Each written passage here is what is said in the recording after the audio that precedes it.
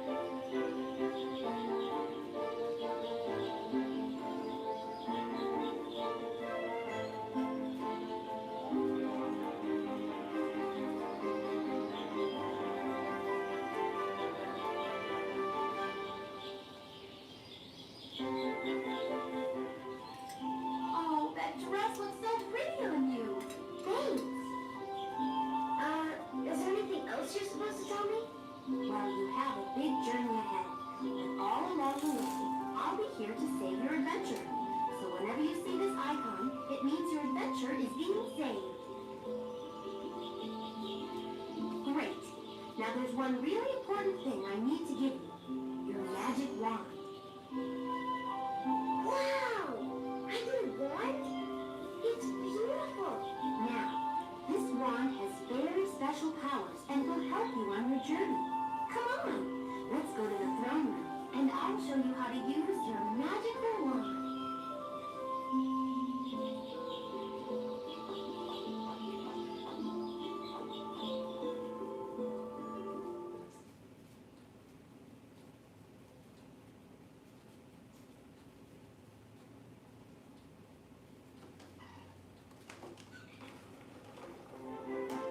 While you're on your journey, you'll come across lots of little green creatures known as bogs. They look pretty harmless, but these troublemakers are responsible for all the bad stuff that's been happening at the castle. Now, the bogs are actually captured butterflies who've been forced to cause mischief, and only your wand can set the butterflies free. I understand. But how does it work? Well, there are two ways to release the butterflies. You can cast magic from your wand, or cover a whole area with magic. Do you want to skip the lessons? Along the way, there will be lots of people and objects you can interact with. They'll all have a Z floating above them. So whenever you see the Z appear over someone or something, walk up and press the Z key to interact with them. Well, are you ready to give it a try? Sure, I'm ready. Press the Z key. Great job. Now, why don't you try practicing? You can talk to the villager and interact with the other things in this room. Just come back here when you're done.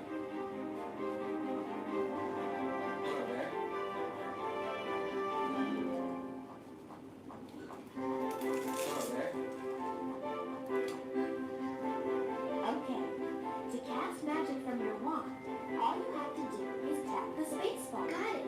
Tap the space bar to cast your magic in the box. Wow, you're a fast learner. Now go ahead and cast your magic on those dogs. I'll be right here when you're ready to keep going.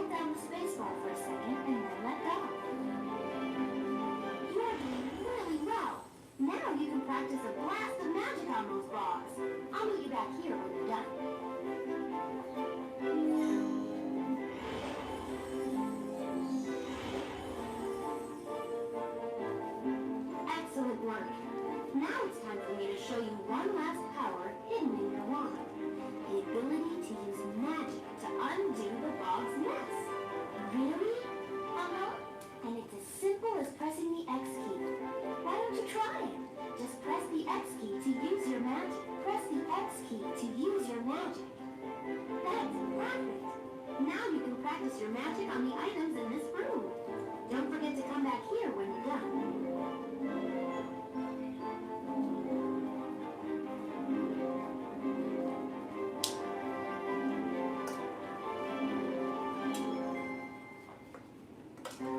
Excellent!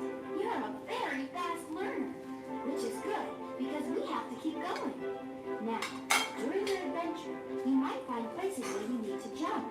If you do, just press the left shift key. Press the left shift key to jump. That's it. Now you're ready to start your adventure. Look, those gems are leading up the stairs. I think we should follow them.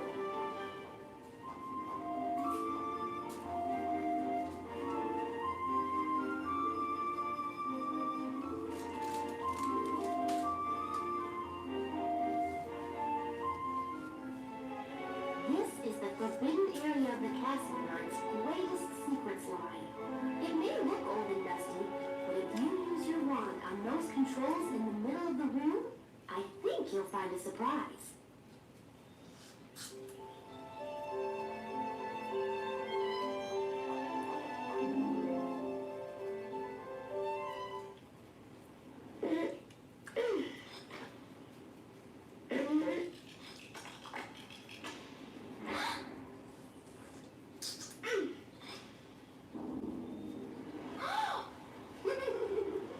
I guess this thing hasn't been used in a while. But don't worry, it's a smooth ride to the bottom from here.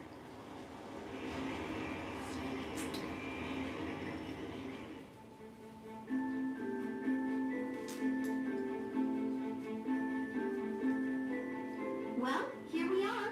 Go ahead and look around. These are secret portals to the worlds of the princesses. The mobs you saw earlier are causing trouble in all of them. Your challenge is to help the princesses within each world. Once all the princesses' kingdoms are safe, our castle and our world will be restored. You can visit any one of the princess worlds in any order. Each of them has 3 chapters. You'll have to complete all 3 chapters to save the entire kingdom. When you're about to visit a princess world, the magical portal will have a small sign by the painting. The sign will tell you if that world is easy, medium, or hard. So be careful. Some of the worlds can get pretty tough. Choose a princess and press the left shift key to enter her world. Don't forget, Ariel's world is a good place to start. Jasmine's world is a fun place to visit, but it's a little tougher. Cinderella's world is rather difficult, but I know you can do it. And Snow White's world is very tough. Be sure you're ready for it.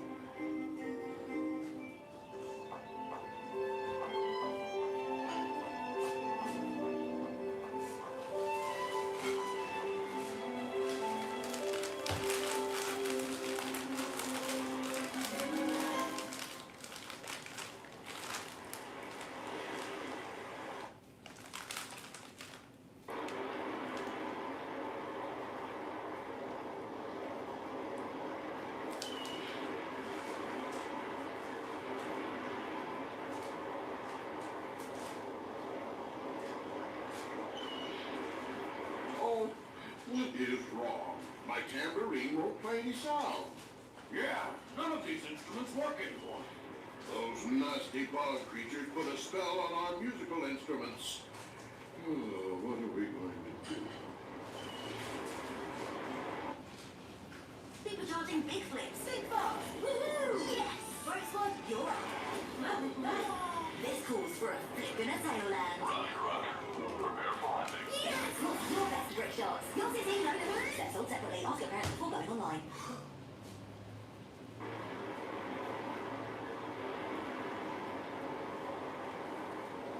Something is very strange here. Why won't the sailors' instruments make any sound? Yes, it is strange. But maybe you can fix it. Try waving your wand. I'm sure your magic will help these sailors get their sound back.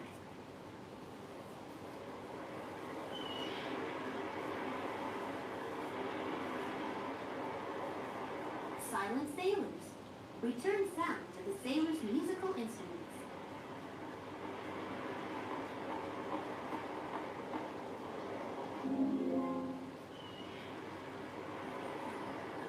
Hurrah!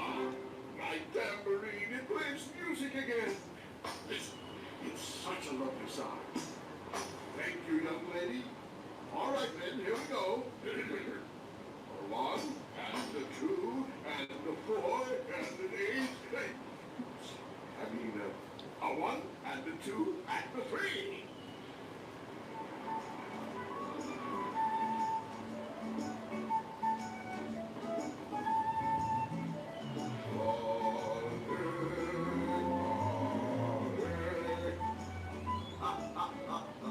I just love to sing.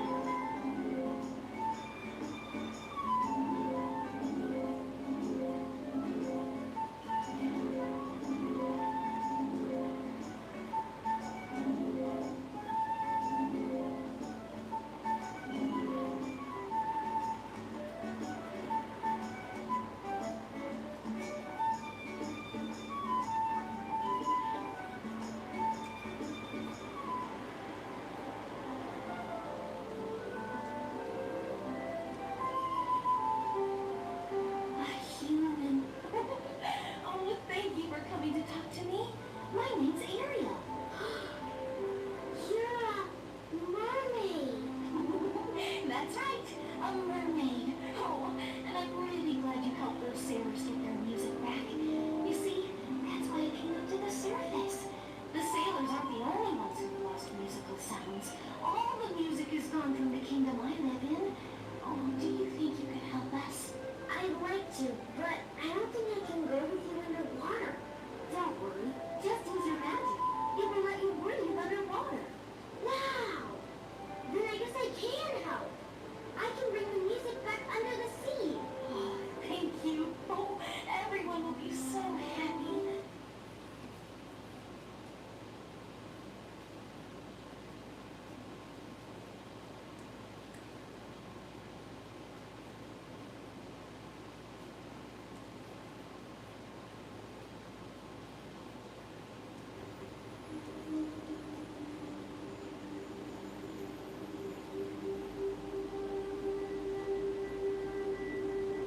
Motor vessel Monsoon. This is Australian warship. Sir. In 2003, a covert investigation of North Korean criminal activities across the globe had its first break. The U.S. State Department led the operation. One of our first very significant actions was with the Australian government to seize a North Korean ship tied into their intelligence service called the Pongsu. We received information that it was going to be leaving North Korea, and it likely had significant illicit drugs on board. I decided I would call the commander of U.S. Pacific Fleet, and lo and behold, we were able to order up an attack submarine to trail this ship. And we trailed that ship all the way down to Southeast Asia into Australia.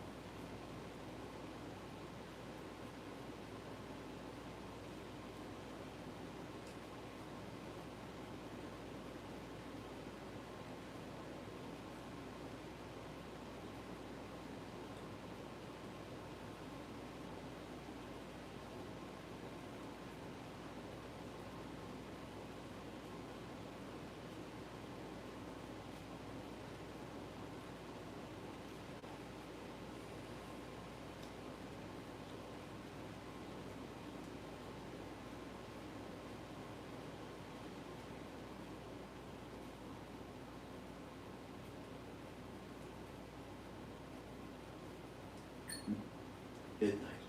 China. Hotel in the east of Dalian. A computer glows on a bedside table in a dim hotel room. Its user sits in a deep trance. For 5 days now, he's been trying to solve a problem. Literally days. He hasn't had much sleep or any real break, besides short trips to the hotel's restaurant to grab some food. He's been working on a simple project. How to create a monster. But so far, he hasn't had much luck, and neither have the other peers assigned for the mission. This is not good. Failure means there will be consequences. The user's name is Park, and he's a programmer. Unlike his Hollywood peers, he doesn't spend days tapping away at the keyboard. Instead, he spends most of his time scouring the internet for clues. What can be the thing that makes the monster work? Surely, someone out there has found the missing piece. Perhaps it's somewhere on hacker forums, or for sale on the dark web. He searches again and again, but nothing. So far, the only thing they have is a leak. Recently, a trove of incredibly advanced cyber weapons was stolen from the NSA and dumped into the wild. But they are useless unless you find a way to make them work with your code, a way neither Park nor his coworkers have found. All they need is... Wait, what was that? Eternal Blue. Somebody reverse engineered Eternal Blue, one of the NSA's top tools. Could this work? He looks through the code. This is wonderful. Thrilled, he gets to work. Several hours later, the monster is almost ready. Park is exhausted but satisfied. With just a few tweaks, the superiors will have precisely what they requested. Finally, he has earned his rest. He turns off the computer and finds a small bed in the room's corner. The next morning, Park turns the computer back on, determined to give the monster the finishing touches. Except, the monster has vanished. Frantically, he searches file by file. Nothing is there. The machine's been wiped clean. A message comes through. His lead, Kanban, in Korean, congratulates him for the hard work. They didn't wait. An order came. They released the monster. Unfinished. Park's panic sets in, but it's too late. The monster is already wreaking havoc, crippling computers in schools, train stations, offices, and hospitals one by one. WannaCry, one of the deadliest malware specimens in history, was released on May 12, 2017, and rewrote cybersecurity for good. After that, there was no rollback. World War II split the Korean peninsula into two parts. Then the Korean War happened, which changed nothing except destroying millions of lives and leaving the peninsula in ruins. It also cemented the unending rivalry between what we know today as North Korea and South Korea. After the war, North Korea was backed up by two powerful parents, the USSR and China. However, in the 1990s, as the USSR collapsed and China opened itself to the world, Pyongyang isolated itself. Reaching out to the USA and its allies meant sleeping with the enemy, so instead, it closed off. Famine and hardships developed quickly, so North Korea had to create its own system to survive, a practice that continues this very day. Crime. It started with counterfeits, everything from Viagra to birth control, and even forged US currency. But as the world became digital, Pyongyang saw the opportunity to take its criminal activities to new heights. Their testing ground was close to home, South Korea. Between 2009 to 2013, North Korea terrorized its neighbor with cyber attacks. At first, they were denial of service, or in simple terms, overwhelming websites with requests to shut them down. But soon, the attacks became more complex. In March of 2013, the North Korean military unleashed a coordinated day of digital strikes against the capital of South Korea, Seoul. It used a type of malware called Dropper Trojan, specifically designed to target South Korean systems. Within hours, 32,000 machines were infected, including 2 major banks and 3 of the largest TV stations. This was clearly not an isolated IT outage. Offices, ATMs, and TVs across Seoul went dark. Dark Seoul. And with it came a revelation. North Korean hackers were no rookies. They were becoming sophisticated, precise, and deadly. Soon, the rest of the world would learn that lesson. A year later, in 2014, Sony Pictures was preparing to release a comedy that mocked North Korea's leader, Kim Jong-un. Pyongyang heard about this plan and did not like it at all. And if they could not yet launch a missile across the Pacific, at least they could strike America's propaganda machine with their growing cyber army. Through a carefully planned spear phishing campaign, North Korean hackers breached Sony. They stole information about the studio staff, unreleased movies, and even private emails between celebrities. Then they dumped it all into the public domain, sparking chaos. A country with only 1,024 IP addresses and limited broadband had just hacked Hollywood. Here, we briefly pause to ask you to subscribe and like this video. We put a lot of effort into our content, and your support will help us grow. Plus, we have other great videos about North Korea, like the Sony hack and the general history of North Korean cyber operations. Feel free to check them out after this video for extra content. Cybercrime had proven itself a powerful weapon for grabbing headlines and disrupting global discourse. But could it also bring profit? Crime had helped North Korea through famine, so perhaps cybercrime could follow its legacy. It was time for pragmatic hacking. By 2015, the banking sector came under attack. Vietnam's Tiên Phong Bank, several Polish banks, and various financial institutions in Mexico and Uruguay all reported North Korean intrusions. But these incidents were just rehearsals for something bigger, the first major financially motivated cybercrime from North Korea, the Bangladesh heist. This cyber heist shook the world for its magnitude. After lurking inside the bank's system for nearly a year, the hackers attempted to steal $1 billion. They sent phishing emails, compromised the bank's SWIFT mechanism, which is how financial institutions send and receive requests for money transfers, and authorized about 36 requests to the Federal Reserve Bank of New York. Fortunately, the New York bank noticed the strange requests and stopped the attack, but the attackers still managed to steal $100 million. The message here was clear. North Korea's cyber operatives were disciplined, persistent, and dangerously effective. In 2016, North Korean hackers no longer surprised the world. People had gotten used to this country making headlines. By that time, tensions between North Korea and the West began boiling, again. Kim was testing nuclear weapons, again. Sanctions piled on, and even China, North Korea's longtime ally, expressed some mild criticism. The world was turning on North Korea, and pressure was mounting on the country. But this time, things were different. They were no longer limited to simple DDoS attacks.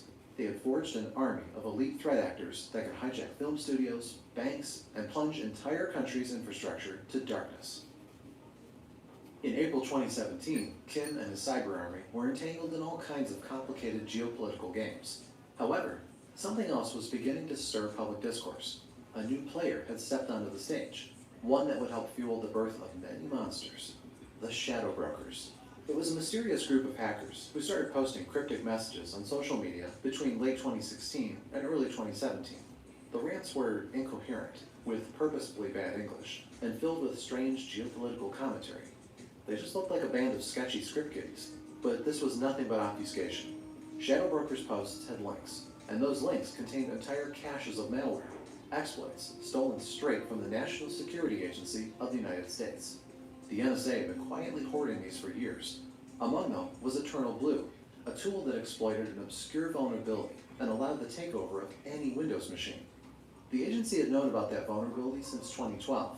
Still, instead of bringing it up with Microsoft to ensure the safety of millions of users, it had chosen to remain silent and developed a tool that took advantage of this situation. In 2017, right before the exploit was leaked, Microsoft finally patched the vulnerability, probably because, seeing their tools stolen, the NSA tipped the company off. Typically, this should have limited the damage.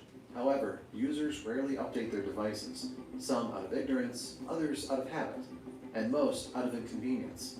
So for most users, the patch came too late. By late April, the exploits were already dissected by security researchers. Back then, if you dipped your toe into the InfoSec community, you probably were aware of how massive this development was, not least because everybody was discussing it. One of the companies joining the conversation was RiskSense, a cybersecurity firm that, like everybody else, published its own take on the exploits. But RiskSense stands out for one thing. It became the unexpected catalyst in the chain of events that triggered WannaCry. Only 3 days before the attack, a senior staff member posted in RiskSense's GitHub, a developer's website. But this entry was not just another write-up of Eternal Blue. He had reverse engineered its code. In a nutshell, he disassembled the complex tool to understand how the exploit worked. That 9th of May, or perhaps a day or two later, North Korean threat actors stumbled upon the post. It was exactly what they needed. With this knowledge, they could learn how to use Eternal Blue and combine it with another exploit, Double Pulsar. to create the ultimate cyber weapon, a ransomware crypto worm that would spread automatically, faster than anything they had ever created. But was this really what North Korea was looking for? Let's go back to Kim and his cyber army now. By late 2016, Kim was growing increasingly frustrated, and by 2017, the tensions peaked. But North Korea wasn't seen as a powerful adversary. Instead, people saw it as a reckless outcast. Perhaps what the world needed was a show of force. Perhaps this was the right time to unleash their shiny weapon. But there was a problem. The monster was not ready. Yes, it was already capable of significant damage, but it was still flawed. Imperfect monsters are dangerous. They can slip out of control if not handled correctly. And maybe the tension and stress made North Korea careless. Or perhaps not. Maybe it was deliberate. Perhaps desperation led them to act fast while they still had a chance. Whatever the case, on May 12th, the malware was unleashed, and in less than a working day, it spread across the world, paralyzing more than 3/4 of it. The world was under the grip of a beast. At least until around lunchtime. WannaCry is regarded as one of the deadliest ransomware outbreaks in cybersecurity history. But the irony is that the malware itself is not particularly advanced. Its true power came from two things: how it infected and how it spread. Both of these characteristics came courtesy of the United States, the staunchest enemy of North Korea. The deadly combination of the NSA's exploits, Eternal Blue and Double Pulsar. Eternal Blue enables remote code execution on unpatched Windows machines. It uses the SMB v1 protocol, a system that Windows computers use to communicate and share files. It is the best known of Shadow Broker's tools, and we explained it in detail in our video about NotPetya, another devastating cyber attack this exploit enabled. Double Pulsar is slightly less known. In the leak, it was bundled together with Eternal Blue, and doesn't really work without a decent penetration tool like that. Because in essence, Double Pulsar is a backdoor, a passage that, when installed, keeps access to the target system, like a tunnel connecting the attacker and the victim. It doesn't cause any damage. In fact, it's designed to be so low profile that it's pretty much undetectable. But through this tunnel, other nastier things can be smuggled. So once inside, once Eternal Blue broke the victim's defenses and Double Pulsar established a tunnel through them, WannaCry deploys its payloads, two simple encryption algorithms that crawls through the system and turns everything they see into gibberish with the .wncry extension. Before finishing the process, the malware deletes any shadow copies in the victim's computer, making the recovery of the files incredibly difficult. Then, the cherry on top, it executes its famous red screen. Oops, your files have been encrypted. If you want to decrypt all your files, you need to pay. You only have 3 days to submit your payment. If you don't pay in 7 days, your files will be lost forever. Send $300 worth of Bitcoin to this address. Just imagine seeing all of this on your computer. Panic is inevitable. The first red screens appeared around 7:44 a.m. in Southeast Asia. Within an hour, it spread to Latin America, and around 10 a.m. UTC, it was already causing mayhem in Spain, France, Germany, and the United Kingdom. Train stations, offices, schools, anywhere with computers woke up with WannaCry's mark. WannaCry is considered self-propagating malware. This is because, unlike most malware, it doesn't need phishing emails or human interaction to spread. Instead, it moves on its own, from one infected computer to others, connected to external and internal networks, all thanks to Eternal Blue. This vulnerability allowed hackers to execute arbitrary code on a victim's computer and install the ransomware. From there, the infected machine would scan local networks and the internet for unpatched systems, breaking into as many as possible. While the malware was spreading all over Europe, it was severely affecting the UK's National Health Service. At first, only a couple of hospitals were hit, then dozens, and at some point,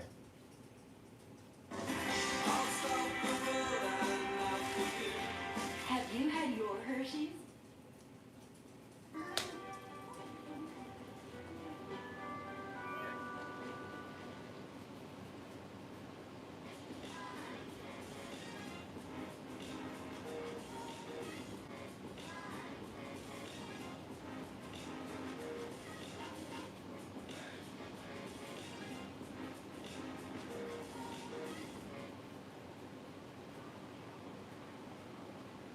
Is that? Yeah.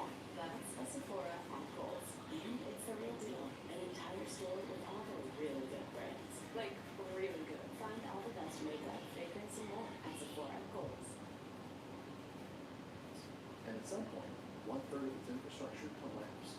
One of the people witnessing this crisis as it unfolded in real time was Tony Bleedo, a doctor working as an emergency consultant in London during the attack. I went to work a locum shift. I was not a regular member of staff in a London hospital. My shift started at midday. I got there just before midday to the consultant's office where a lot of people were sitting around computers. And pretty much as I arrived, the Wi-Fi virus came up on everybody's screen. About the same time, people were getting phone calls from other people in other parts of the NHS. It became clear very shortly that the IT had been significantly compromised. With hospitals nationwide struggling to operate, the medical staff had to adapt to chaos as quickly as possible. It was decided that we would just do what we did before there was IT in hospitals. So instead of having a map on the screen of where every patient was, we took an old-fashioned whiteboard, arm pens, we drew around the department, and somebody was put in charge of that board to record where all the patients were and where they were moving to. We rapidly moved to paper registration and paper note-keeping for patients. While the staff did everything they could to keep hospitals functioning normally, surgeries and appointments were postponed. Hundreds of patients were left in limbo, uncertain when or how their procedures would happen. But I think you need to look at the wider impact as well. Since about 2010, there has been a regionalisation of specialist services. So London, with a population of approximately 12 million, has only 4 major trauma hospitals and a limited number of heart attack centres, and they rely on networks for referrals and for receiving patients. And so that was problematic in that some patients in smaller hospitals have difficulties in getting critical patients to the tertiary centres, because I heard this, but I'm not sure if it's true, that in at least one of the trauma centres, everything apart from immediate life-saving surgery was cancelled because there was no access to the support system that the surgeons required. I'm not sure that's verified, but that's what I heard on the day that non-essential operating had stopped. And I think for a short time there was a pause in invasive cardiac procedures as well in the regional centres. The situation was scary, and it didn't take long for most of the country to get glued to the nearest radios, TVs, and computers. Among them was a UK researcher named Marcus Hutchins. At 2:30 p.m., Marcus had just finished lunch and returned home. He had a few days off, so he was taking it easy. But the moment he opened his computer, the scale of the crisis hit him, and he felt he needed to do something. Marcus recalls the emotions of that day with Jack Resider on Darknet Diaries when he was brought back to his old parents' room. And my first instinct was, this isn't fishing. This is hitting way too many organizations, way too many parts of the same organization. It has to be something bigger. So I went and asked my friend Kathy, can I have a sample of this? And the second I looked at it, I was like, oh, this is bad. As Marcus continued to investigate the malware, he quickly noticed something else unusual. The worm was trying to connect to a random domain before deploying its payload. And when I saw this unregistered domain in the WannaCry code, I was like, nice, this is probably a command and control server. So I registered it. And then I started looking, what can I do with this code? Like, what can I do with controlling this domain? I'm thinking it's a command and control server and maybe we can exploit a vulnerability. But it actually turned out, while we were trying to figure out what is the purpose of this domain, what does it actually do, we had already stopped WannaCry because the domain was a kill switch. With the domain registered, WannaCry couldn't cause any further damage. It didn't erase existing infections, but it did stop the malware's attack. By 1503, the destruction was officially over. Marcus had just become a hero in cybersecurity history, and computers around the world could finally breathe again.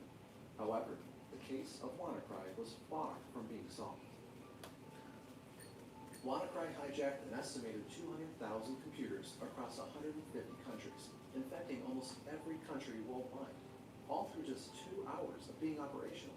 And it could have easily caused more damage, if not for the discovery of the kill switch. Something that makes you instantly wonder, what was the kill switch doing there? And more importantly, what was the real purpose of the attack? The UK police launched an investigation to answer some of those questions, but the mystery only deepened as new details of WannaCry emerged. For example, it was revealed that the scheme generated less than $200,000. a small sum for the scale of the attack. Not only did many victims refuse to pay, but the payment mechanism was essentially useless. Unlike better designed ransomware, WannaCry had no automated system for distributing decryption keys or tracking who had paid and who hadn't. It was odd. Too odd for threat actors who were supposedly in it for the money. This led to a darker theory. Perhaps WannaCry was not about money. The kill switch supported this theory. Some researchers believed it was not meant to stop the worm, but to cover the hacker's footsteps. The kill switch was a way for the worm to understand whether it operated in an organic environment or a sandbox. A sandbox is a virtual computer used to run malware for research purposes. So in this case, if the malware detected a connection to a certain domain, it would shut itself off, assuming it was being studied. However, the creators of WannaCry have been sloppy. The domain was not different for each infection. It was static. So when Marcus registered it, the worm believed the entire internet was a sandbox and shut itself off. If the domains had been different for every computer, the kill switch would have only worked for Marcus, and the infection would have continued spreading. That would be a smart way to design ransomware, the way nearly every known attack works. But in other aspects, WannaCry was pretty sophisticated, and was definitely designed with a lot of care and a lot of resources. So the most logical explanation was that the malware was simply unfinished. Somebody released a testing version instead of the final. The set of circumstances that led to WannaCry was so insane.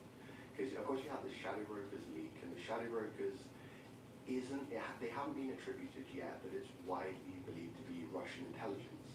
So Russian intelligence hacks the NSA, steals one of their most prized vulnerabilities, leaks it onto the open internet, at which point North Korea pick it up and decide to make ransomware with it, and we're not even to this day sure whether WannaCry was supposed to be released yet.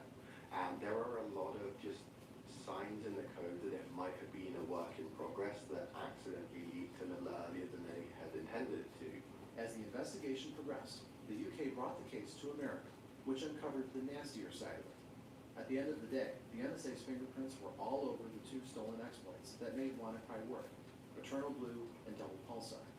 WannaCry's power came straight from America's intelligence, and working together, British and American investigators discovered who was behind the worm. First, the FBI analyzed WannaCry's code and concluded that there were at least two other versions of the malware, dating from February and April of 2017. All three versions shared the same code. No reverse engineer was involved. This was the work of a single group of threat actors. Then came another revelation. WannaCry had much in common with other infamous cyber attacks. The malware data chart matched the one used in the Sony and Bangladesh cyber attacks. Also, the development environment was the same, Visual C++. And while this alone does not guarantee that the malware creators were the same, one discovery made the difference. Several IPs and email addresses were reused across WannaCry, Sony, and Bangladesh. It was like finding that after robbing three separate places, the burglars went to the same warehouse to store the stolen goods. All of these attacks had been perpetrated by the same threat actor, and all the evidence was pointing in one direction: Lazarus Group. Lazarus Group, also known as Guardians of Peace or Who's Team, is believed to be behind most of North Korea's cyber attacks. Jeff White, an investigative journalist, explored this group in great detail and believes these hackers never act independently. They are North Korea's war machine. Some hackers working for North Korea are accused of attacking banks, some are accused of attacking governments or media organizations. So there's this idea that there are different teams. And yes, they will be within the military because North Korea is a highly militarized society. From memory, I think something like 5 or 6 million of its 25 million inhabitants are in the military services. So yes, the hackers will be inside the military. They will be part of an organizational structure. They will have a commanding officer who is controlling what they do. So that's the sort of setup in terms of the hackers. There was one more thing all of these attacks had in common. Tracing them and connecting them allowed the investigators to finally connect the Lazarus Group to a real person, turning what used to be a shadowy organization with ties to North Korea into a group of operatives with faces and names. In the aftermath of the Sony hack and the Bangladesh heist, FBI agents found a shared network of emails that led them to a mysterious user, Kim Kyung-woo. Although this turned out to be a fabricated persona, the alias was actually helpful for the FBI. They connected this alias to Chosen Expo Group, a North Korean front company for state-sponsored hacking. Chosen Expo was initially an experimental venture between North Korea and South Korea.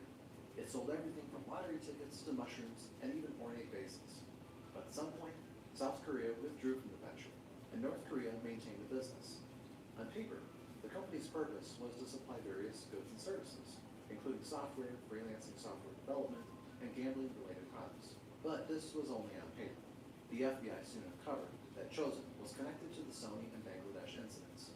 Not only was it using an official government-run email account to target victims, but the logins of Chosen Expo's website were tied to the network of fake email accounts used in the attacks.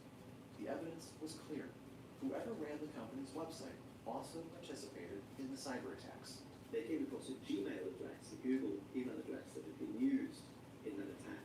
So they issued a warrant to Google and said, we want the data on this account. And they discovered a CV that had been sent by one of the allegedly North Korean hackers to his new employer in China as he was going across the border to work for this company in China. And of course it had his photo and his name and all that kind of thing. And they had this whole correspondence about how this North Korean was looking forward to going over to China, to set up in China and have this new life. Incredible privilege, by the way, to travel abroad as a North Korean. His name was Park Jin-kyuk. Unlike other nicknames and aliases found during the investigation, he did not have a ghostly presence. His birthday, education, language proficiency, and skills were all in the hands of investigators. And this was just enough to build a case. North Korea's cyber army was behind the attacks, and Park Jin-kyuk was the executioner's hand. By the end of 2017, the USA publicly shared that North Korea was behind WannaCry. The press and the White House spoke openly, pointing to Pyongyang, claiming that the reason behind the attack was to generate chaos against the USA and allies, something that North Korea obviously denied. But there was one detail the White House conveniently did not mention. As discussed thoroughly during this video, WannaCry did not have a trigger or respond to one clear event. Instead, it combined various factors, including North Korea's thirst for power, shadow brokers leak, and indirectly, the NSA's obsession with exports. Brad Smith, president of Microsoft, acknowledged this in a post after the incident. In it, he heavily criticized the U.S. and its tendency toward exports, comparing the situation to the U.S. military having some of its Tomahawk missiles sold. This was not taken well in Washington. The U.S. government tried its best to reflect the questions surrounding America's indirect role in WannaCry. And when asked whether the NSA was accountable for WannaCry, their answer was, No, not at all. WannaCry resulted from a chain of events that fueled a peace. The North Korean threat actors could not have completed this peace without the shadow brokers leaks.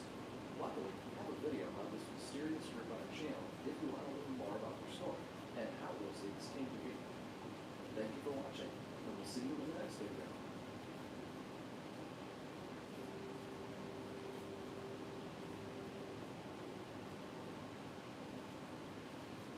So, AI agents are your team's new helpers. Hey, must be ready. And to do their jobs, they need a lot of access. Are you okay with all that access? Of course you are, because you secured your agent's identity with Access. Never-ending possible with that. With our new spicy green meat sauce, starting at $13.99.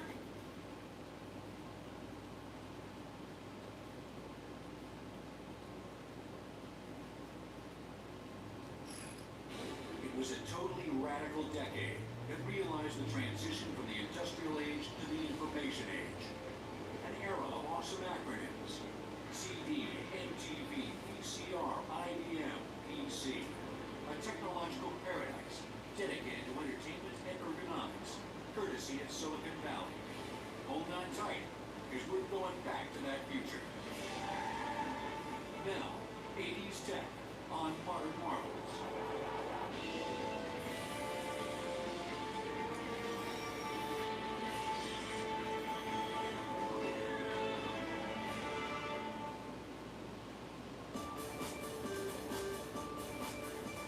It was a decade that rocked our world in many ways.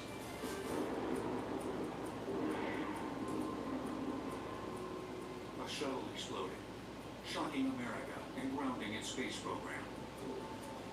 A pandemic was identified, stirring social controversy. Mr. Gorbachev, tear down this wall. A wall came down, ending the 40-year Cold War. And for the first time, the man of the year was a machine. was the 1980s, and despite some tumultuous events, it's remembered as a time of optimism and prosperity. Money seemed to be pouring out of the sky for a lot of people, and for those who chose not to concentrate on the quote-unquote badness that was going on both in the United States and abroad, it was a fun time. Yuppies, hackers, and valley girls created a new language and fashion, as well as the consumer culture that naturally followed. The 80s really kind of came out of that whole concept from the 70s of let's go, let's go, let's go, let's go. It was a decade of attention deficit disorder. It was the amount of product that was out there, and people just kept buying and buying and buying. At their core, all these items had one thing in common. One very small thing that was getting smaller all the time. The integrated circuit, or microchip, or simply the chip. Anything that human beings interacted with could contain a microprocessor and could become, at least in a tiny way, intelligent. So in the 80s, that process first became possible and ubiquitous because the chips got so cheap. Let's rewind, because we learned how in the 80s. What exactly is a chip? A chip is a sliver of silicon, less than an inch square, onto which engineers etch microscopic transistors and connecting wires. The transistors act as switches that control the flow of currents in the wires. The silicon acts as a semiconductor, which allows the transistors to process the binary code of computers, on for 1, off for 0. The number of transistors on the chip determines power and cost. This is a microchip. It is a Z80 processor, very common in the 1980s. It had maybe 10,000 transistors on it. And to understand how revolutionary that is, you can look at this board. This is what we used before there were microchips. Each one of these little cans is a transistor. What you've done is you've taken these big transistors and you've etched them on a tiny piece of silicon, and essentially you've had machines mass produce thousands and thousands of them for pennies each. This is a wafer. It's a 300 millimeter 12-inch wafer. And if you look carefully, you can see there are many squares on this wafer. Each one of these is a fully integrated circuit. And the cost of producing this wafer is constant. In 1965, you could only place 10 or 15, 20 components on a single piece of silicon. Today, the number of transistors that can fit on a single chip is in the billions. The rate of innovation was predicted by Moore's Law. Coined by one of the founders of Intel, Moore's Law basically states that integrated circuit complexity will double with respect to minimum component cost about every 18 months. So as performance doubles, price remains the same. The magic of Moore's Law was the fact that it happened on a regularly scheduled basis. So anybody who was trying to innovate, they would look and say, when will my product be able to come to the market? Oh, it'll come in 2.5 years.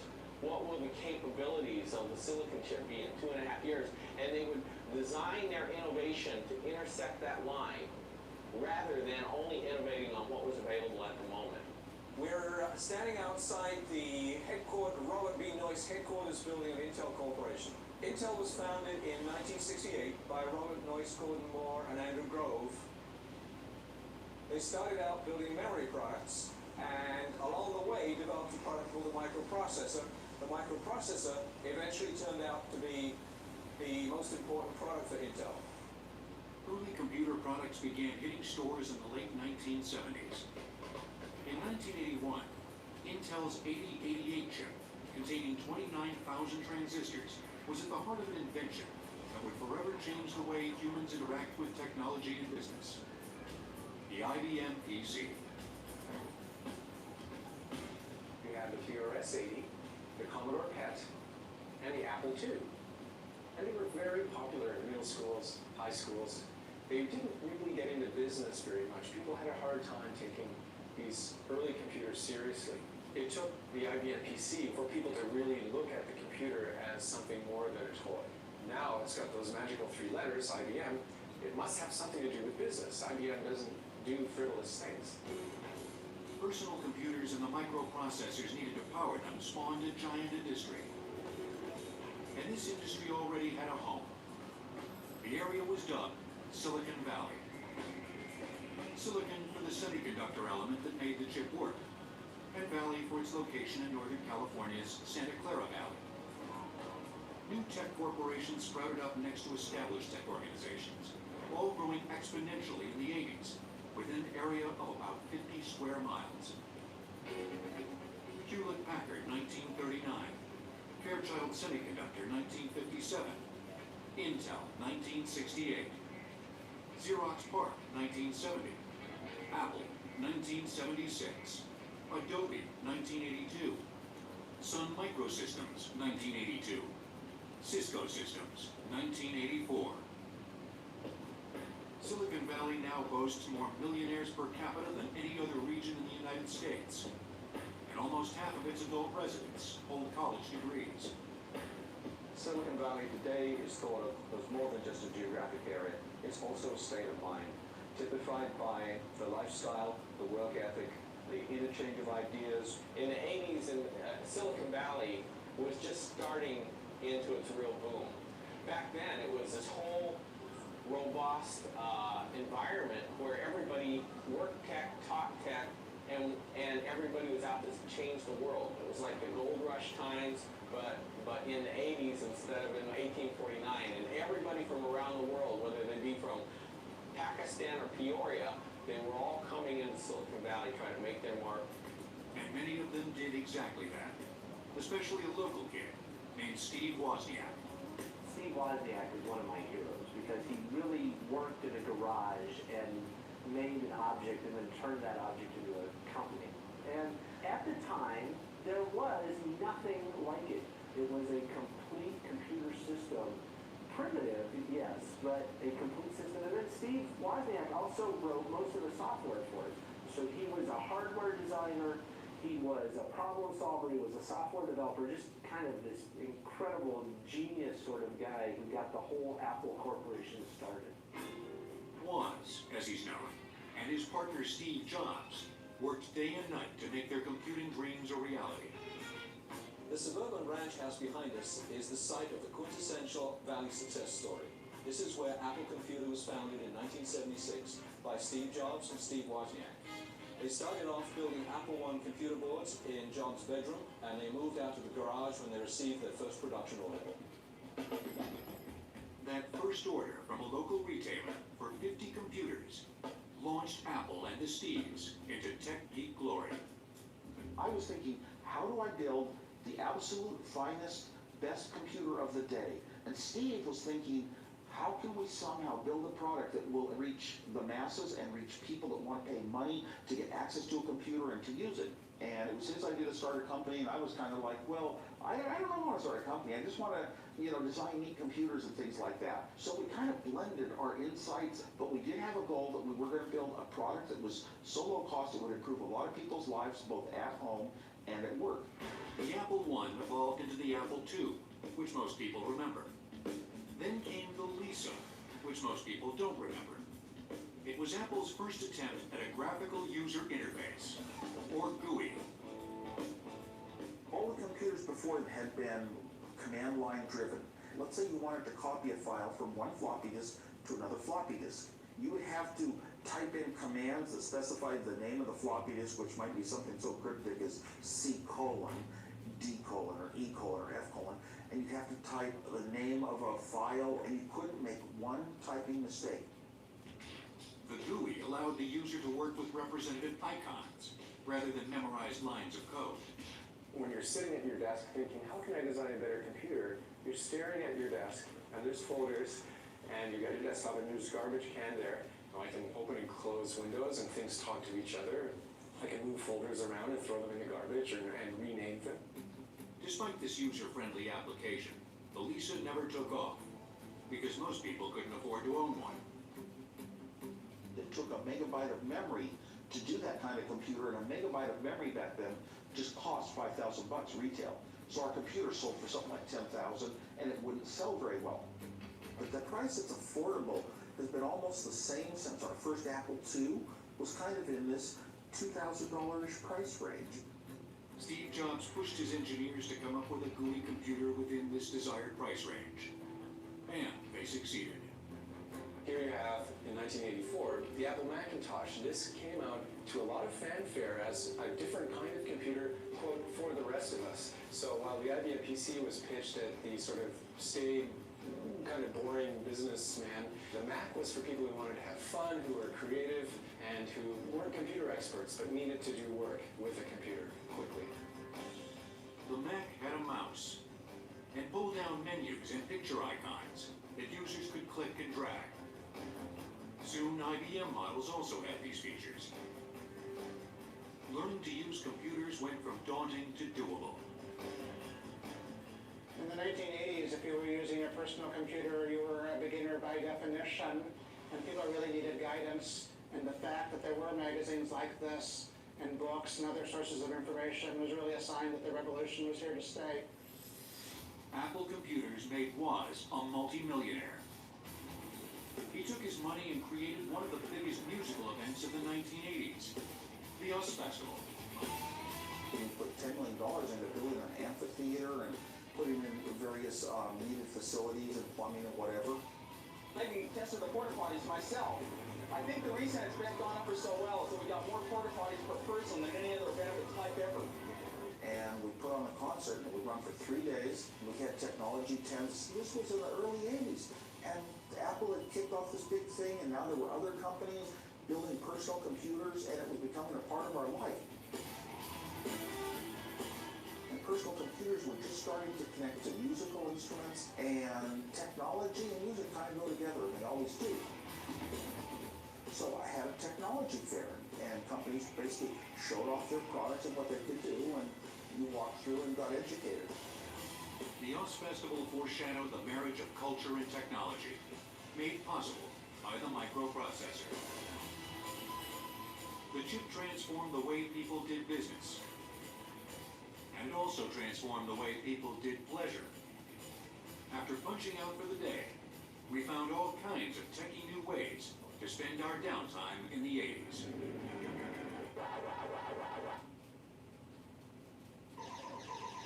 If you were lucky enough to be a kid in the 80s, you might remember spending your allowance at a virtual nirvana called the arcade, bound only by the limits of your imagination and how many quarters you had. Once just a place to play games like skee-ball and pinball, arcades now boasted the newly popular video combat games, where you could single-handedly save the world from aliens by repeatedly pressing a button. But even more popular were character-driven games, like Donkey Kong and Pac-Man. According to Pac-Man's creator, Toru Iwatani, the inspiration for the character came from a pizza with a slice missing.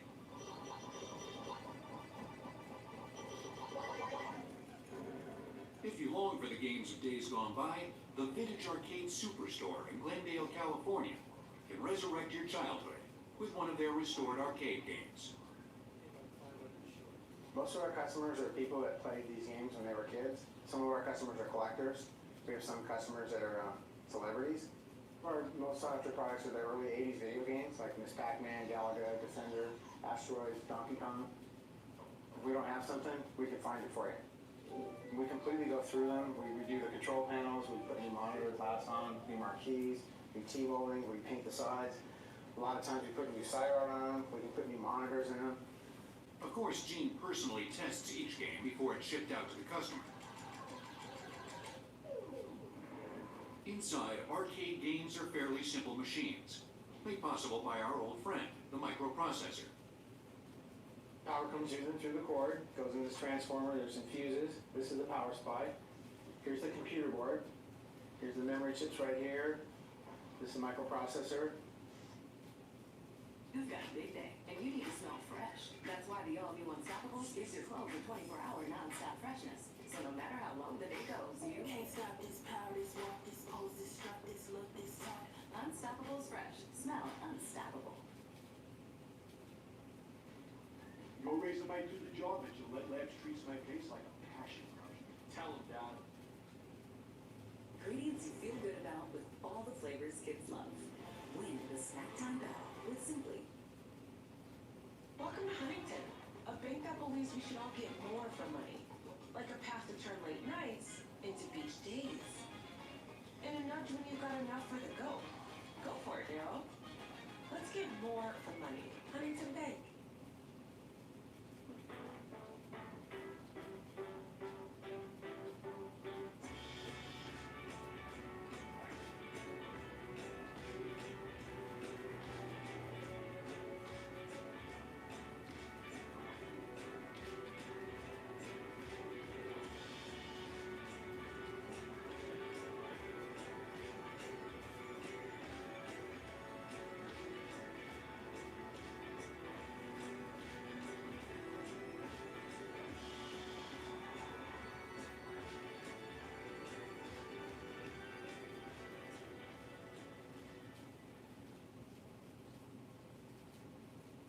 Here's the monitor that displays the image. And then the speakers up here, the control panels in the front, and that's basically what there is in a video game. Arcade game technology helped mesmerize an impressionable new generation. And like many electronics in the 80s, the games became small and cheap enough to come home. Sales of home video consoles like the Atari 2600 boomed. There was some interest on the part of many parents in acquiring home games so that their children would be playing at home as opposed to going out into this unknown space of the arcade where the parents would lose control over their children. From the kids' point of view, the games that were conversions of popular arcade games for home consoles tended to be inferior, technically speaking. Inferior or not, home video games were a hit. Atari founder Nolan Bushnell seemed to have discovered a formula that worked, at least for a while. A 2600 contains a very, very simple microprocessor running at maybe 1 megahertz, and that primitive nature allowed it to handle only games that were two-dimensional with just a few colors and a few little objects that were moving on the screen. Bushnell allowed an open culture of game development, meaning that other companies could produce cartridges that were compatible with the 2600. Some of the games weren't exactly top-notch. As a result of that, Atari, in a way, kind of lost control of that platform. That led in the early 1980s to kind of a collapse of the industry. The game makers that followed, like Nintendo, learned from Atari's mistakes. They patented and coded their consoles and insisted on strict quality control guidelines. Despite some awesome innovations in video games and graphics over the years, we still look back nostalgically on those games from the 80s. If you poll to university students today, more than 50% of them have played with an Atari 2600 still to this day. For some reason, it's maintained its popularity. The Atari 2600 nailed a certain kind of interactive play experience that's possible on a very simple platform. They're really timeless games. The games weren't your thing, and you may remember other television-related breakthroughs. MTV, CNN, and HBO were a few of the specialty cable channels making a big splash on the tube. But you couldn't possibly watch everything. Or could you? Enter the VCR. It allowed people to capture television and not have to schedule their lives around their favorite program anymore, because now they could go and throw a tape in the machine, set a timer, record, and go out and do whatever they needed to do. Despite the fact that the clock always seemed to think it was midnight, VCRs enabled us to record a show at its regularly scheduled time and then watch it later. And it sounds so simple today, but that was a big deal at that time. The phenomenon that resulted was this notion of time shifting. Of course, the other thing that happened, people found the fast forward button, and then they could skip through commercials or parts of the program they weren't interested in. Consumer VCRs were introduced in the mid-1970s, but few households actually had one until the 1980s. In 1990, over 200 million VCRs were sold worldwide. When you were buying one in the early days, you had a big decision, which was, did you want Beta, which was Sony's tape format, or VHS, which was from JVC, and the two formats were completely incompatible.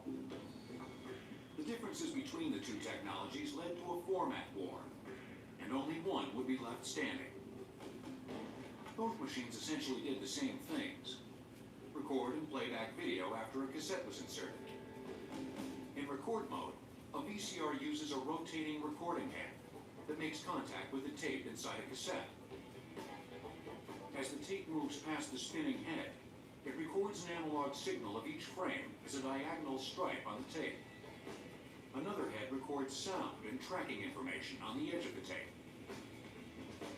In playback mode, the rotating head lines itself up with the diagonal stripes by using the tape's tracking codes. As the head rotates over the stripe, it reads the information for the image and sends it to the TV. A separate head reads the sound. The similarity between Betamax and VHS ends there. Betamax had slightly better quality because it used a larger head to read the tape. And that larger head meant that they could put a little more detail on the tape and get a little better clarity. And that limited the tape's maximum length to 60 minutes when the Betamax decks first came out. VHS was able to fit up to 2 hours on a tape, and because most movies fit in a 2-hour tape, that gave JVC a big advantage in the home rental market. Video rental stores popped up on every street corner, and it soon became common to rent a movie on tape and watch it from your couch. Unlike Sony, JVC saw an advantage to licensing their technology to many other electronics manufacturers. The competition lowered VHS prices, attracting more and more buyers. And there were two other reasons that VHS emerged victorious. VHS tapes were cheaper and they were more widely accepted in the marketplace. And then there was a force that isn't talked about so much, and that's the fact that most video stores had the front part of the store where you rented Hollywood movies, and then a back room where you could rent other material of a pornographic nature. This was the first time that people could actually watch these works of art in their own homes, and that caused an explosion in that particular industry. Since that industry pretty much standardized on VHS, it drove a lot of what was happening in the front part of the video store as well. It was the final nail in the coffin for the Betamax home VCR market. 80s technology helped us kick back at home, but products like the Walkman and cell phone showed us that we could get tech to go.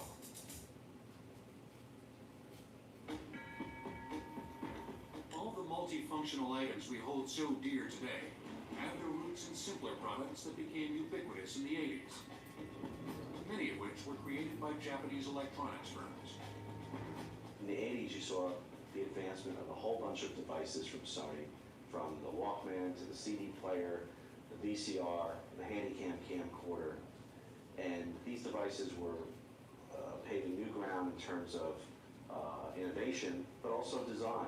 And then we saw other Japanese-based electronics companies follow Sony. In fact, there are one or two that have sort of referred to Sony as their R&D department. Nowhere was Sony's leadership more pronounced than in the realm of music reproduction technology. You started with home stereo systems. Those were shrunk down to a boom box, which you would carry on your shoulder and blast everyone around you. And then came this, the Sony Walkman, which was just a total revolution. You could take your own songs, mix them onto a cassette, load them into a Walkman, stick it in your pocket, and the headphones made it sound incredibly good. It was made possible by magnet technology that allowed them to shrink the headphones down to a very small, lightweight package. Standard headphones at the time weighed about 14 ounces and covered the entire ear. Sony was able to miniaturize headphones to about 1.5 ounces by replacing ferrite magnets with much stronger and smaller samarium cobalt magnets. The Walkman sends an electrical signal carrying the sound wave that the headset must reproduce. The signal creates a magnetic field in the coil that attracts or repels the samarium cobalt magnet. The coil's movement causes the headset's diaphragm to vibrate, creating the sound waves that you hear. It was the first time people could listen to music, any music they wanted to, anywhere, anytime, any place, frankly, without disturbing anybody else. It seems very simple today, but at the time it was pretty revolutionary, and it really did create a whole movement in terms of lifestyles and behaviors and the way people entertain themselves. But you still had to carry around those clunky tapes that degraded over time. Even the Walkman couldn't save the ill-fated cassette. Because in 1982, Sony, with some help from Philips Electronics, upped the ante yet again with the compact disc. For decades, we had wax and then vinyl discs, and then we saw the 8-track tape, which was eventually obliterated by the cassette tape. And as we come into the beginning of the 1980s, we're left with two common formats, the cassette tape and the vinyl LP. These were both replaced in the early 1980s by this, the compact disc. The CD is a total revolution, and it's a revolution for two reasons.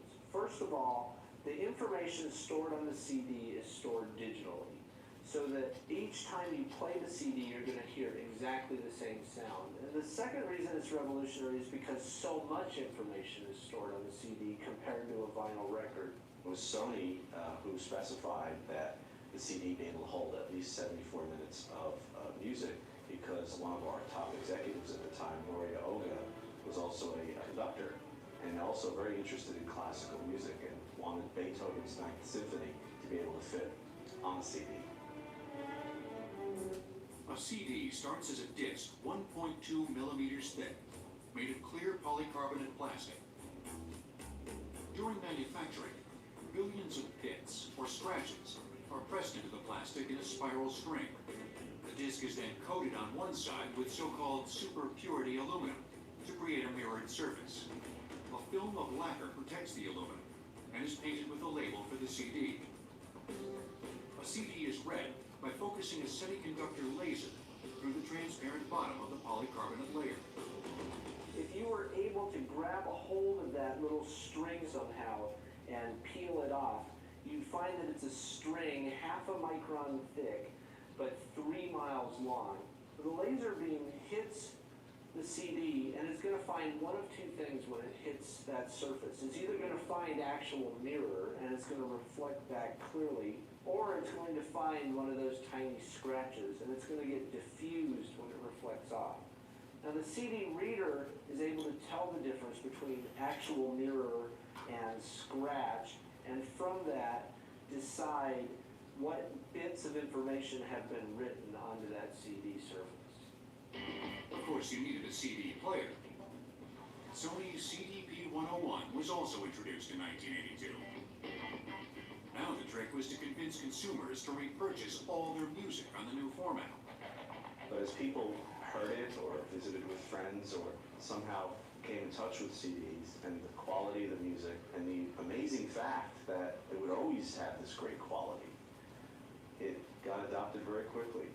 Also, we came out later with the Discman, which was a CD-based version of the Walkman, making CD a medium for portable music enjoyment.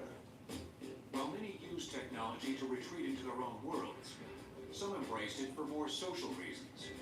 The first commercial portable cellular telephone, Motorola's Dynatac 8000X, showed us that we could stay in touch on the go. You had the normal telephone, then you had the car phone, and then you had the beginning of the portable cell phone. And we look at this now as totally comical because it's so gigantic. It weighs about 2 pounds, but this, at the time, was possibly the coolest object that a person could own. It cost about $4,000, maybe $1 or $2 per minute to use it. But it had no cord, and that's what mattered most. Like modern cell phones, the brick was basically a sophisticated radio system. When you dial a call, your phone sends a radio message to a cell phone tower nearby. The tower sets up the call with 2 frequencies. One frequency for your voice, and the other for the voice of the person you're talking to. This radio system can transmit on hundreds of different radio frequencies, so each tower can handle dozens of calls at once, without one call interfering with another. If a phone is moving, its signal transfers from one tower to the next, spaced about 2 miles apart. Cell phones eventually went from analog signals to digital, and like everything else, they got smaller, faster, and thankfully cheaper. Prompting that all-important 80s question, who are you going to call? Pocket tech was here to stay, and it proliferated into all forms of entertainment and communication. But was there a downside? The more technology we get, the more it becomes embedded in us, the more we're plugged into our iPods, the more we're on the cell phone. Maybe there's less and less reality in our lives and more mediation of reality through these electronic devices. The 80s got us digitized, downsized, and on the go. When we had so many toys, we needed a cool car to transport them all. And in 1981, a visionary vehicle showed us a portal to the future.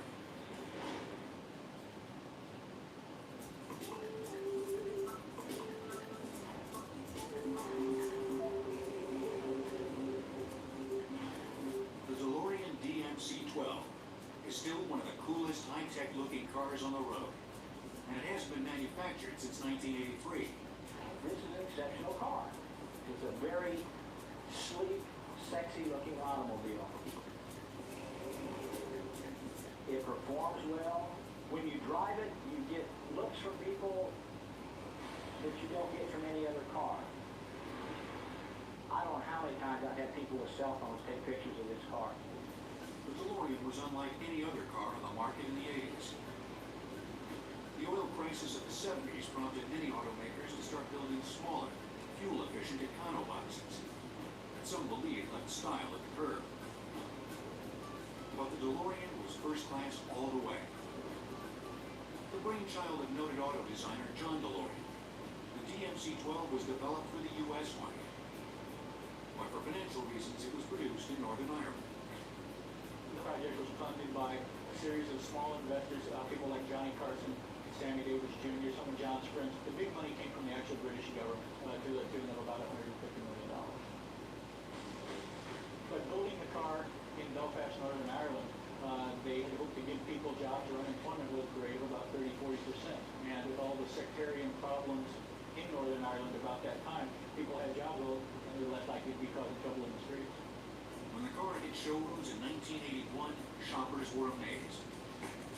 Initial sales were fantastic. Cars were flying off the dealership lot. Everybody wanted to be the first on their block. And it wasn't unusual to see them selling for as much as $10,000 with a sticker. The car's space-age design and virtual celebrity status ensured that it lived up to its slogan. One of the taglines in all the advertising for the DeLorean was "Live the Dream." And to a lot of people, that's what John DeLorean himself was doing. He was a self-made man, married a supermodel, and now had his own car company. The whole idea was to live this dream. But the dream was short-lived. The company hit hard times in 1982. Can't have any conversation about the DeLorean without talking about some of the controversy. The car was underpowered. The car was overpriced. Some people didn't like the styling. Mirroring its maker, the DeLorean had a flashy exterior. People questioned what was underneath. Cars weren't selling. Interest rates were very high for cars, things like that. And John DeLorean needed money. He was persuaded by one of his neighbors to get involved in a financial deal that he later found out involved the importation and trafficking of cocaine. As most people now know, this was a sting operation.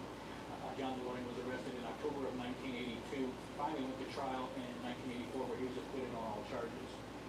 I never ever believed I could be brought into a situation like this. Of course, when you're arrested, it's on page 1. When you're found not guilty later on, it's on page 6. I still have people to this day say, is John DeLorean still in jail? But not realizing that he never did any time. 2,000 pounds, 2,052, 250, 252, 500. His company went under in 1983. Sold at 6,250. Just because they no longer mass-produce DeLoreans doesn't mean you can't get one that's brand new. Ish. DeLorean Motor Company in Houston, Texas, can build you one of these heavy metal babies out of never-been-used components. A completely remanufactured car is one that will strip completely to a bare frame and then we'll rebuild using all brand new parts. So essentially getting a brand new 25-year-old car. These unused parts, engines, transmissions, exterior panels, and all, were sent here from the factory when production halted in 1983. They also refurbished used DeLoreans for their original luster. It's not unusual for a car to come to us in just completely run down, worn out condition and for us to turn it into a car like this one here. We'll refresh the interiors, we'll rebuild drivetrains, we'll do body work, whatever it takes to make the car look as good as it did back in 1981. And the price tag? A good rule of thumb is it takes $25,000 to have a good running, reliable, daily driver, nice looking DeLorean. Doesn't matter if you buy one for 15 and you put 10 in it, or you buy one for 25 that's already finished. A good pre-owned car is therefore going to run somewhere in the mid-20s. But if you want one made with new parts, prepare to pay somewhere in the low 40s. Even stripped down, the DeLorean doesn't look like most other cars. Here we have one of the DeLorean chassis in its bare form. In the front, very well protected from a front or from a side impact, we have the fuel cell, which because it's so well protected, it really plays into the safety theme that John DeLorean was known for. The chassis is kind of unique in that it's a mild steel coated with epoxy, and that's to keep it from rusting. Under the hood is a rear-mounted 2.8-liter Peugeot Renault all-aluminum engine. Today, there's also an optional performance package upgrade, which includes a new exhaust system, headers, dual catalytic converters, and a new muffler. And when you put pedal to the metal, the Bosch K-Jetronic mechanical fuel injection is what actually meters the flow of fuel from the fuel tank into the combustion chamber through the fuel injectors. A lot of the cars from the late 70s, early 80s all had carburetors. This is one of the earliest cars to use a form of fuel injection. on top of the chassis sits the fiberglass underbody, onto which the stainless steel panels are attached. Unlike most cars where you have body panels welded to the car, on a DeLorean, all the panels bolt on. So it's real simple to do any kind of panel replacement. You can bolt the panels on and you can bolt the panels off and you're ready to go. It's safe to say you won't see too many other stainless steel cars on the road, because this metal is about 5 times more expensive than the more common mild steel used for most cars. Once you're done admiring the unusual exterior, grab a door handle and flip her open. One of the unique things about the DeLorean is obviously the dual wing doors, which open upward. They need 14 inches of clearance, which is less than a regular automobile.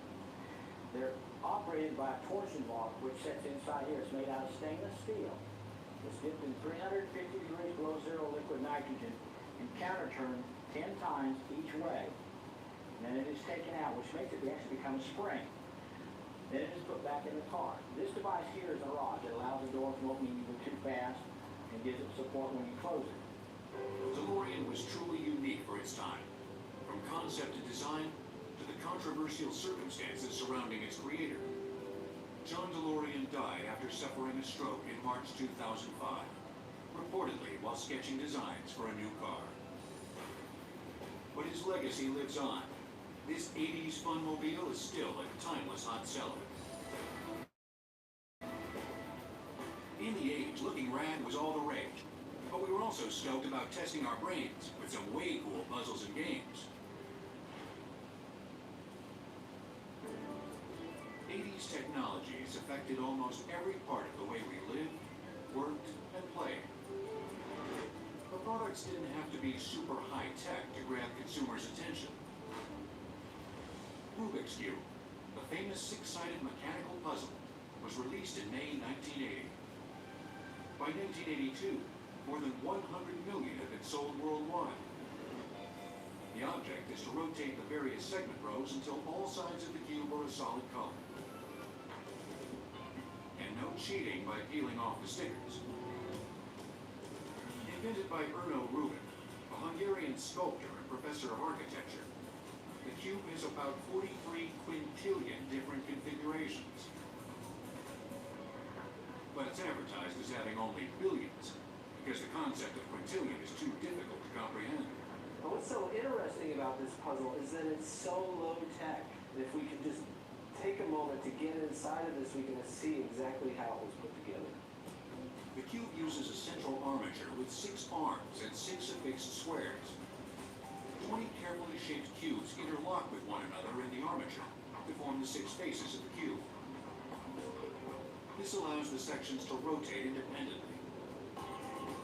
Despite the vast number of possible positions, some algorithms have revealed 22 moves as the fewest necessary to solve a jumbled cube.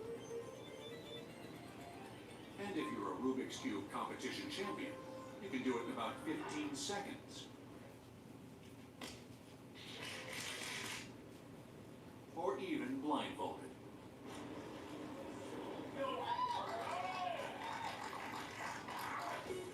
To date, retailers have sold 300 million Rubik's Cubes and imitations, reportedly making it the world's top-selling toy. My grandmother had a Rubik's Cube in her house, and I didn't ask her to get it for me. Everyone became fascinated by putting these colored patterns back together. Why? I don't know. But there is an attraction that people have with consistently testing themselves. Another 80s toy that tested our skills was the Simon. The Simon was like a lot of the games in the 1980s in that it was really primitive, but it was also really addictive. It was an electronic memory game, and it would give you a series of flashing lights and tones, and you needed to be able to repeat the pattern. Invented by electronic games guru Ralph Baer, it was based on the children's game Simon Says. Simon's a computer. Simon has a brain. You either do what Simon says or else go down the drain. Not only did you have to test your memory, you had to test your speed and agility. Because the farther along in Simon that you went and the higher levels you got, the faster it went. What was revolutionary about it was that it was one of the very first electronic games that had a microprocessor built into it and that normal people could afford. So that microprocessor had to remember the sequence that had already been displayed and then generate a new random number that would tell it what to display for the next element of the sequence. You can still buy a Simon today.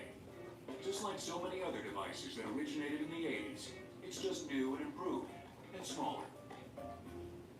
Everything we have in our home, the advances that we've had in home electronics, all began with devices that became standard in the homes of the 1980s. People don't really realize that the 80s really were as long ago as they were, simply because the devices that we had then, we're still using now. We're just making it better. In December of 2005, PC World published an article called The 50 Greatest Gadgets of the Past 50 Years. And it's one of the most popular things we ever did because people are so passionate and nostalgic about the gadgets in their life. A lot of the ones that they like best are the ones that were really popular in the 1980s, such as the Simon, which was 38 on our list, one of the first popular electronic games, as well as Motorola's original Dynatac cell phone, which was number 35 on the list. And the number one item on the entire list was Sony's original Walkman, just because it's the device that started the personal music revolution. Devices popularized in the 80s spawned a lot of revolutions. And as engineering innovation continues its symbiosis with ever-increasing computing capacity, who knows what those devices will morph into next? But it's sure to be totally awesome.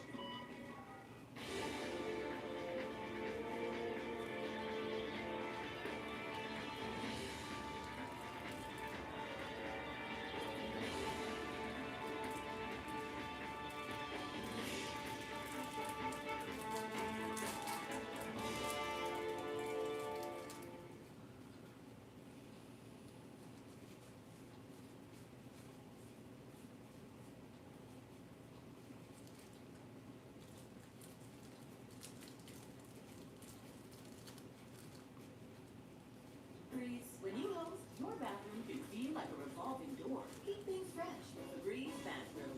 It's an outlet-free air freshener that fights odors for 45 days. So even after every flush, you know your bathroom smells amazing. It's time to rethink what a complete multivitamin can do. Like support you as you perfect a new track. Taking Central Silver daily makes slow cognitive aging up to 60%. Rethink cognitive aging with Central.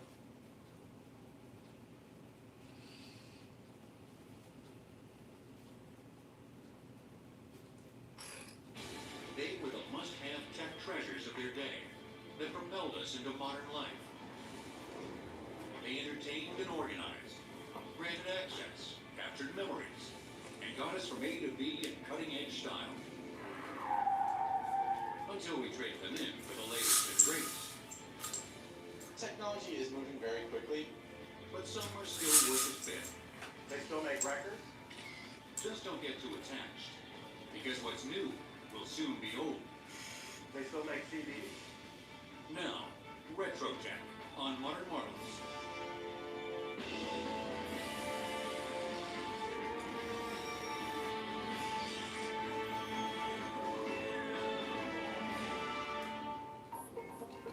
Not that long ago, these relics were parts that lived inside our favorite gadgets.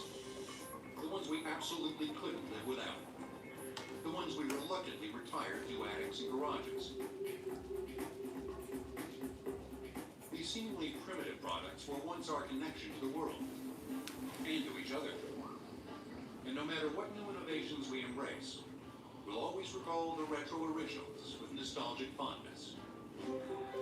Remember that cumbersome cathode ray tube TV set and its annoying antenna? Since the 1940s, this icon was your ticket to a world of news and entertainment. We didn't pay for anything. Advertising paid for everything. You didn't have a cable box. You didn't have wires connecting it. You didn't have a satellite dish. To get that free TV signal, you either had an aerial roof antenna or a pair of rabbit ears sitting atop the set. The CRT TV owes its size and heft to the large tube and the lead-laden glass screen that protects the viewer from the harmful X-rays generated inside. In a CRT, the cathode is a heated filament. It sits in a vacuum inside a glass tube.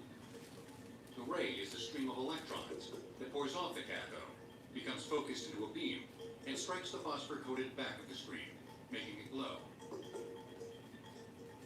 A magnet guides the beam as it sweeps 525 horizontal lines across the screen. Odd-numbered lines first, then the even, which makes up a video frame. This happens 30 times every second to create the picture. This is a standard version of a CRT TV. It's a semi-fishbowl on the front of the screen, so it is a little bit more reflective as far as light goes. It's a little bit bigger on the back. It's a little bit heavier, and it's going to take up a little bit more space on your counter or shelf. Did he say a little heavier? TVs back then, I would say at least 150 to 200 pounds to lift, so you need two strapping panels to lift that for you. Now, an old lady can lift one of the flat screen TVs. 40 or 42-inch screens weigh about 35, 40 pounds. The original television signal was analog, and it looked decent enough. Because frankly, we didn't know any better. Today, that analog signal isn't just obsolete. It's actually on the extinct list, thanks to the digital revolution powered by the binary code of ones and zeros. An analog signal is a wave. Think of it as a up and down wave that's coming to you versus ones and zeros. The benefit of digital is we can continually increase how tight we pack those zeros and ones to get increasing high fidelity. In other words, high definition television today will be considered in 10 years low definition. Digital TV broadcasts began in the late 1990s.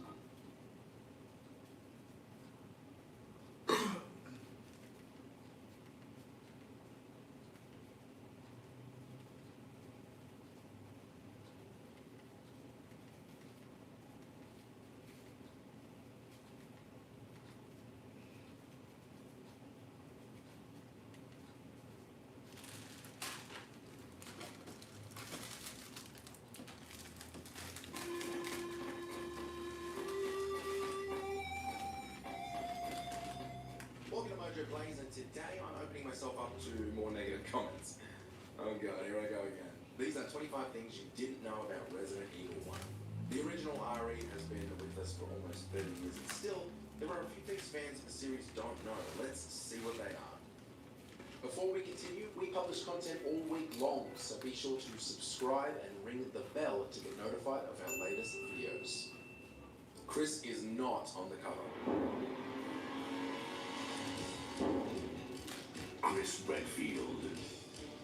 The cover art of the game is nearly as legendary as the title itself. It features a solitary soldier clutching a massive shotgun, staring down an unseen horror with a freakishly popped eye Why does nobody ever talk about that? Anyways, for years, fans assumed the figure was Chris, pointing to his familiar attire and role as the central protagonist. However, the truth is different. The man is just that, some man. According to the artist, the figure was designed as a composite creation, embodying the eerie tone and atmosphere of the game, rather than any particular individual. Easy one to start with. Let's see if I can get you with the next one.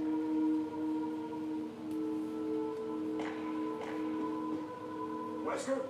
Jill? Secret cutscene.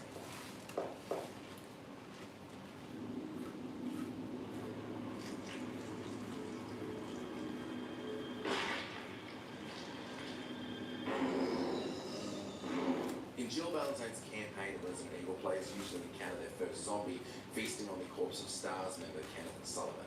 Ooh, yummy. But if Jill heads back to the lobby twice before entering the hallway, the creature won't stay put. It crashes into the dining room instead.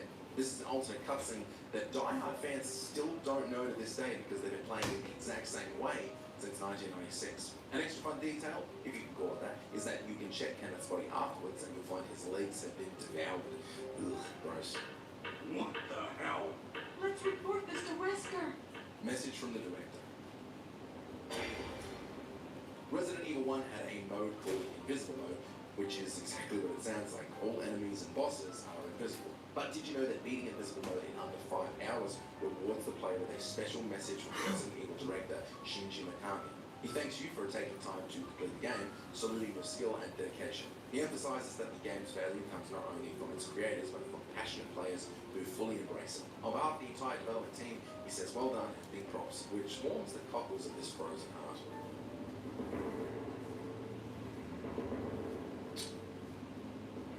Additional characters cut.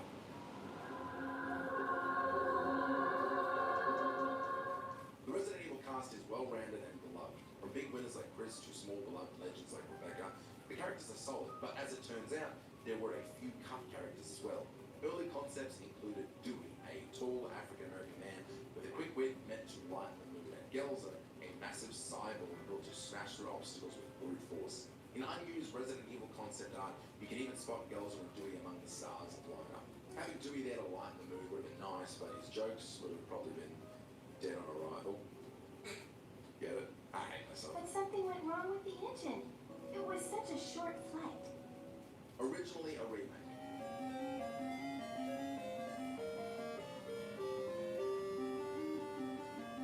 I only just discovered this while looking into terrifying horror games of the 80s for another Mojo list because I'm a company man now. But did you know that Capcom had a terribly difficult RPG about a Japanese horror film crew exploring a haunted mansion called Sweet Home? Resident Evil actually began as a planned remake of Sweet Home, but the project eventually evolved into its own beast. Still, the creepy mansion, puzzle solving, resource management, and multiple endings all trace back to Sweet Home. Crazy. Several versions.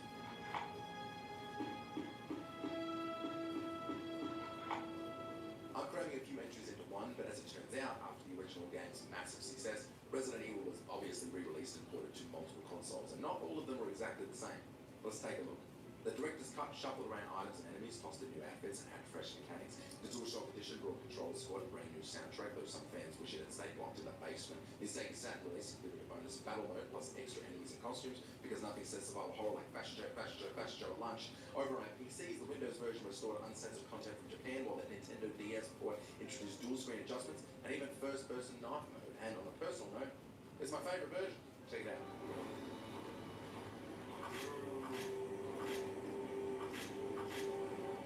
Resident Evil 2 Elite.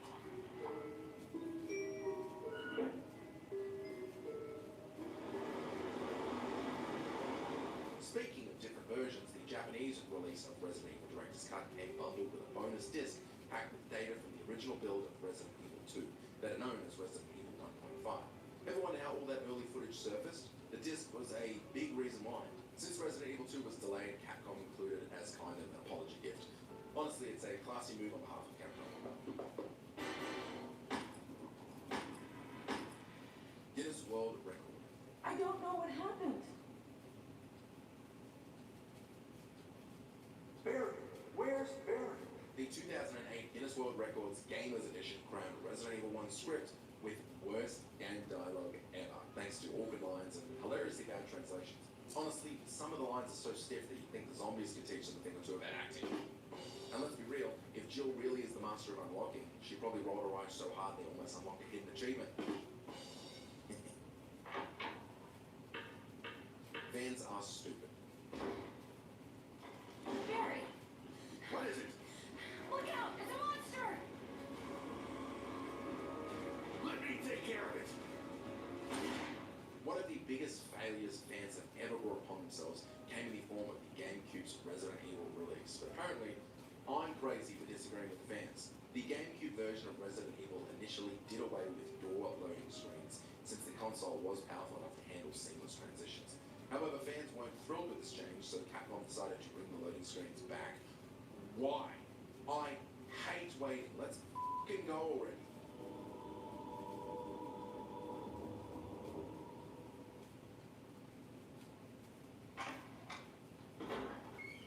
Resident Onimusha.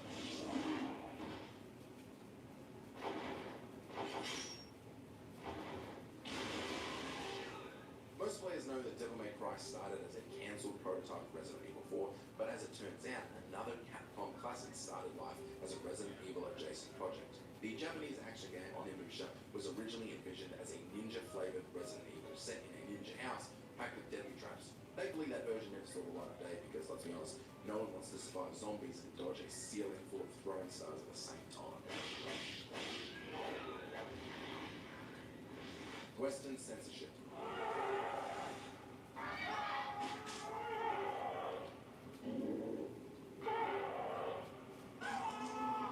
Western censorship is nothing new for Resident Evil. While traditionally it's the Japanese versions of RE games that get censored, this time it's the opposite. The version I experienced as a kid had some censored material that was so much different from the Japanese version. The FMV that played when encountering the first zombie had a shot of Kenneth Sullivan's decapitated and torn apart head dropping to the floor in the Japanese version. Also, when a hunter enemy slices you, Chris or Jill's head would get fully decapitated. Good stuff, Japan. We are the champions. Much like Kojima being a huge cinephile and filling all his games with film references, RE has a few nods to the legendary band Queen. Ever heard of them? Chris's alternate costume jacket features a phrase made in heaven, a nod to Queen's final album of the same name. In Resident Evil 2, Claire's jacket follows the same style and reference. You can even spot Chris's jacket in the office in both Resident Evil 2 and 3. Claire's jacket in Code Veronica, while similar in colour and design, instead reads Let Me Live, referencing the third track on that album. Additionally, Billy's tattoo in Resident Evil 0 translates to Mother Love, the fourth track from the same album. Also, Freddie Mercury died in 1991. That means nothing, but I don't know. I thought we could get a conspiracy going together. Zoom, zoom, zoom.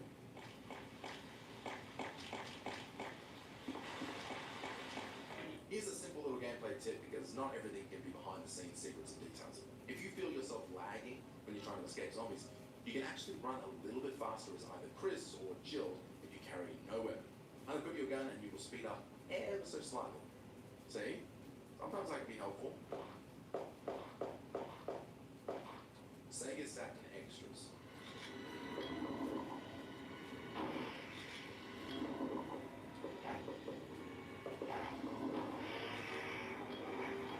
For those who haven't tried the Sega Saturn port, it comes loaded with some pretty awesome extras. Think of it as the N64 Resident Evil 2 before Resident Evil 2. It's surprising how much better it is. One of the highlights is fighting a zombie version of Wesker in the unlockable battle game because apparently Wesker wasn't annoying enough. On top of that, there's a ridiculously tough gold version of the Tyrant lurking around, proving that Resident Evil is so extra that there's literally a monster that glitters while murdering you. It's like Twilight, but less sexy. So, You'll find every last member of the UT6.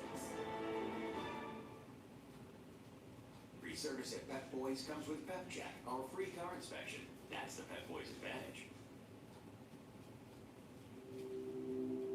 The socks that change socks. Your everyday basics with a little something extra. Get 20%. You know, I've been thinking about the show. For the next 30 days. Food talk.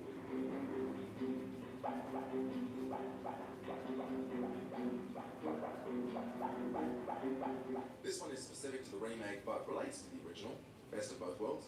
There's an Easter egg in the computer lab where you need to type in passwords to unlock the B2F door. If you enter mole, the password from the original Resident Evil, you'll hear Tofu speak. Don't get too excited though, it won't actually open the door. I guess even Tofu has limits. Apparently being a sentient block of soy doesn't make you as cool as it sounds.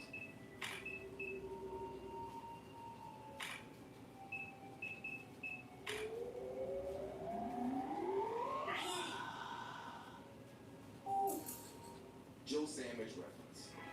Jill? Is that you, Jill? What happened?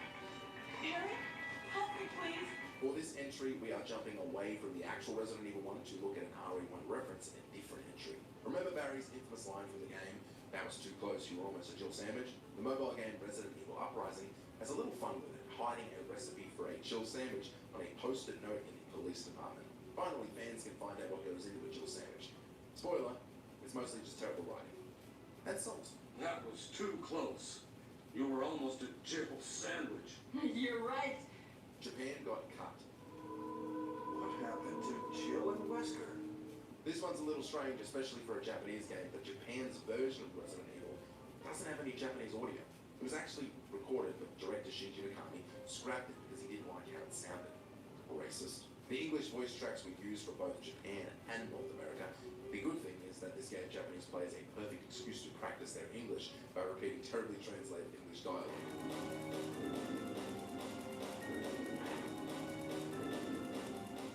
Shinji Mikami.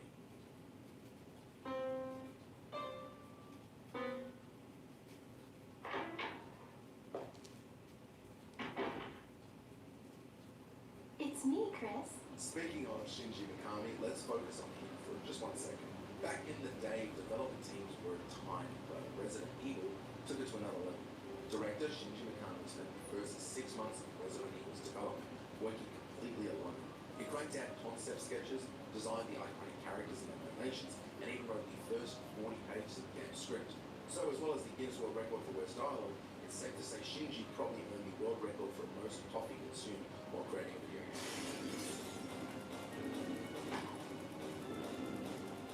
Bloody messages.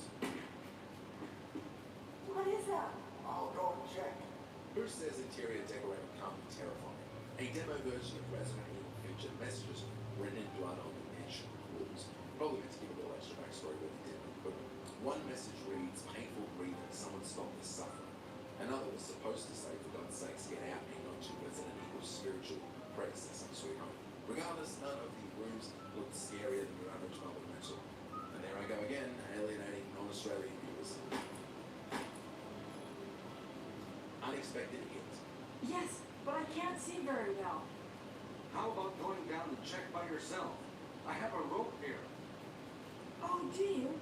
Well, then I'll try to go down using the rope. Much like Hideo Kojima with Metal Gear Solid, the creators of Resident Evil didn't expect much when Resident Evil first came out. Producers estimated it would only sold out 200,000 copies. The team was unsure how horror game would catch on, but as it turns out, Capcom ended up selling several million copies, going slightly over the rest of it. Turns out people love running from zombies and cramped mansions. Who knew? Inspired by horror films. Who needs a haunted mansion when you have classic horror films like The Shining? Well, The Shining heavily influenced the revival design of the Resident Evil mansion, so yes, you can do either. From the unsettling wallpaper to bold, almost psychedelic colours, the connections are visually substantial. Zombie films were another big inspiration for RE. George Romero's classics and Italian undead freaks like Zombie pushed the creators to craft their own terrifying take on The Walking Dead. Basically, Resident Evil is like a love letter from horror cinema, with a side of chainsaws, brick wallpaper, and probably too much reliance on taking choice. The name was chosen in context.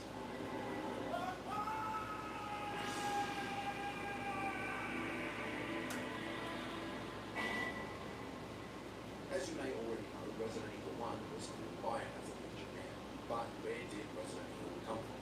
Currently, Biohazard is already taken the US, so the original Japanese title couldn't be used overseas. To solve the problem, Capcom held a company-wide contest to come up with a new name, which ultimately gave us the iconic Resident Evil title.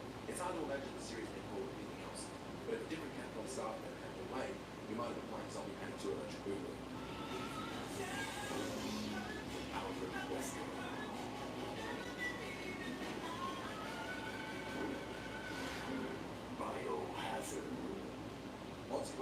most important.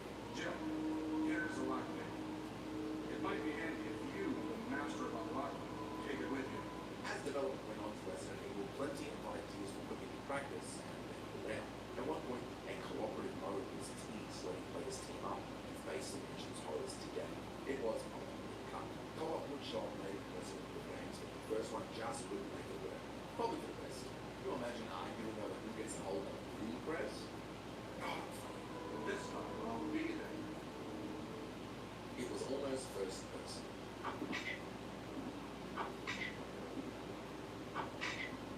Like I said before, throughout development, the gameplay for Resident Evil created a lot of experimentation. The team even toyed with a first-person perspective to lean more into supernatural elements. Think ghosts and magic straight from the hip or the eye. Director Shinji Mikami ultimately switched to a third-person perspective with fixed cameras after playing the horror game Alone in the Dark.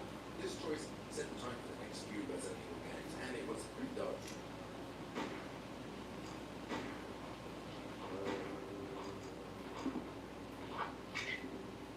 Game Boy Color version.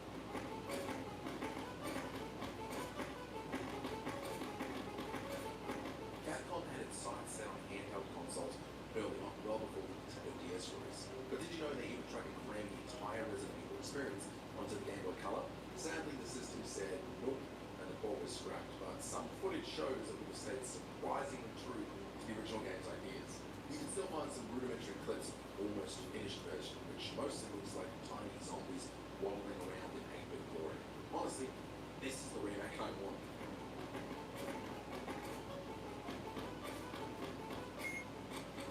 Did you enjoy this video? Check out these other clips from Mojo Plays. Be sure to subscribe and hit the bell to be notified of our latest videos.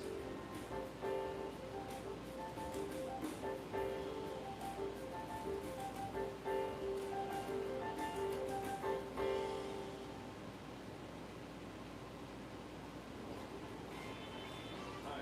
24 and ultra? Racing for an ultra? Don't forget, there's always no line.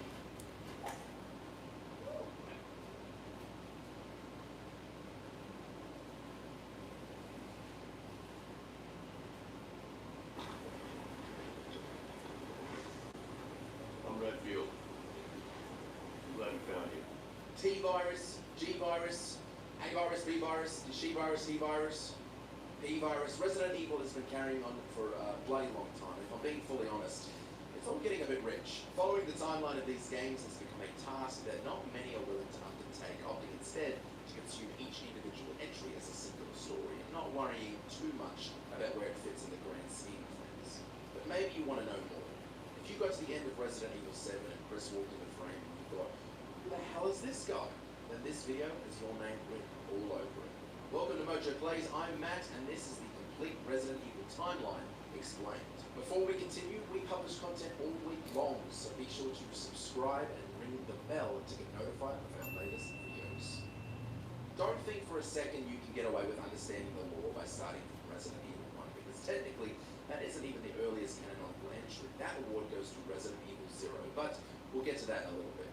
The Resident Evil timeline begins long before the events of the games, way back in 1919, where 100 years before she became our antagonist in Resident Evil Village, Mother Miranda lost her daughter to the historically devastating Spanish flu.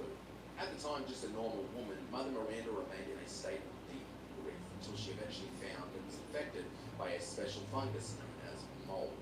For something that would change the course of history, it's worth noting that the mold was just hanging out in a cave, just chilling. It's not from Mars or something, it's just there. But this ain't the mold you find beneath a leaky shower. This mold fungus changes its host's genes, turning them into powerful superhumans with regeneration capabilities, plus physical enhancements out the wazoo. Some even gain the power to control other mold-infected individuals. The mold under my kitchen sink, however, just gives me a cough. So that's pretty From there, she made it her mission to use the mold to revive her daughter. The idea was that she could create a superhuman to serve as a vessel for her child to take over. So she started experimenting on the residents of a nearby village. You know, like a crazy person. Miranda would eventually meet a man by the name of Oswald E. Spencer in the 50s, who she mentored in the process of her experiments to flame his already fired-up passion for human mutation. While Mother Miranda was focused and driven by the desire to resurrect her daughter, Spencer was far more interested in reaching the next stage of human goal was the key to this. This difference in driving goals is what led to them parting ways. Spencer, along with Edward Ashford, James Marcus, and Brandon Bailey, would soon find the progenital virus in West Africa. And once again, a virus that changed the course of history was just hanging out in some flower in Africa. Why do these people keep f***ing with viruses? Also, what are the chances that the man Mother Miranda mentored after she herself discovered an otherworldly entity-controlling virus would find another otherworldly entity-controlling virus? Also, why are Chris's arms so big? I'm getting off topic. After discovering the virus, Spencer would create and serve as CEO and president of the Umbrella Corporation. Let's jump to the 1960s, where two important projects are underway. They were known as Project W and Project Code Veronica. Both had somewhat similar goals, as they intended to create enhanced individuals using the research from that same virus Spencer discovered in Africa. The Code Veronica project was a little different and a little bit more rich white people be like. The objective was to create a successor of the Ashford dynasty after the death of Alexander Ashford's father, leaving him with the only surviving family member. It led to the births of Alexia and Alfred Ashford.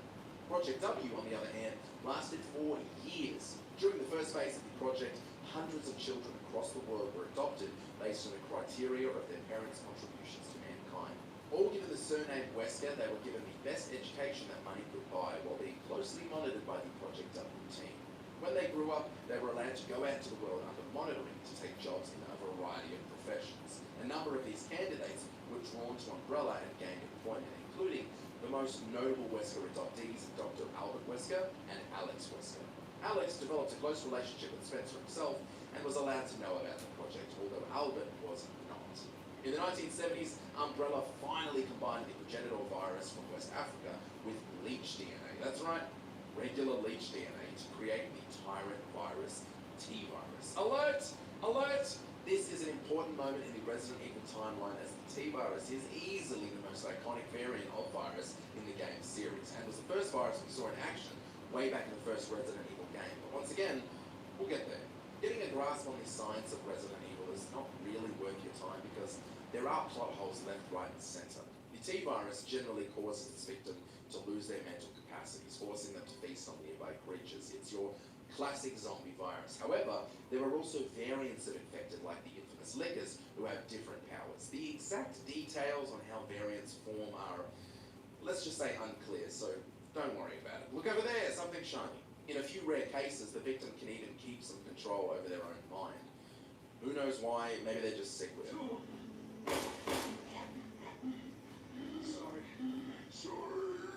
After Spencer betrayed and eventually killed virologist James Marcus, a young Umbrella scientist by the name of William Birkin, important name, and Albert Wesker take the research to the Arklay Mountains. Wesker is also an important name, but I'm now realizing I don't want to do that every time an important name is mentioned. Just pay attention, you slackers. Remember the Ashford kids who were born through the Project Code Veronica? The ones who were created to continue the dynasty of this almost extinct family? Well, one of those kids, Alexia Ashford, would go on to create the T Veronica virus in the 80s to use on her kind of father, Alexander. It went swimmingly and nothing bad happened to anybody ever. Oops, he's been turned into a monster. Yikes. Well, nothing to do now but use it on yourself and go into a deep cryo sleep. Good night, Alexia. Take care. It's worth noting that after living with the T Veronica virus long enough, the infected subject will eventually begin to get their mental faculties back. I don't know if that's totally relevant, but now you know, so you know. Moving on, William Birkin's role in Umbrella became more significant. During that time, he created both the Hunter and the Tyrant, introducing bioorganic weapons, or BOWs, to the universe. Then, he discovered the Golgotha virus, or G-virus strain, and began working on that. The big difference between the T-virus and the G-virus is that the G-virus doesn't make zombies. It mutates victims so heavily that they no longer resemble anything human. It's also regenerative, so expect limbs to grow back. By the way, I recorded that 4 times because I can't say the word regenerative. Regenerative. Admittedly, we did just spend a whole lot of time going over events that came before any of the games, but that was over 100 years of deep and extensive lore compiled into a few minutes. So eat a bag of farts and don't forget to subscribe.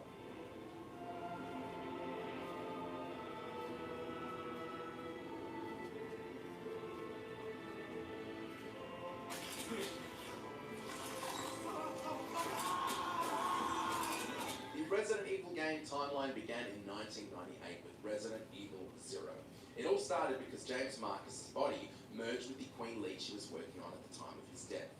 Now, we haven't got time to unpack that sentence any more than that, so I'm just going to give you 2 seconds to digest it. Okay, great. The monster that was created from this merger made one particular attack on a train where it infected all passengers with the T-virus. This train was where we first met Rebecca Chambers, notable member of the STARS Bravo team, STARS being the Special Tactics and Rescue Service. Rebecca was on the train to capture prisoner Billy Cullen. After the Team Umbrella set in had all perished and the train had begun moving again, Rebecca and Billy were forced to work together to stop it before it crashed. At the climax of the game, and after ending up in an abandoned Umbrella research facility with the T-virus monsters, they killed what was left of Marcus before escaping the lab, which Wesker then blew up. Rebecca had formed a bond with Billy, and realizing there was more to his story than she'd originally thought, she let him go free. She then made her way towards the Spencer mansion where the first game of the series, Resident Evil 1, was about to take place.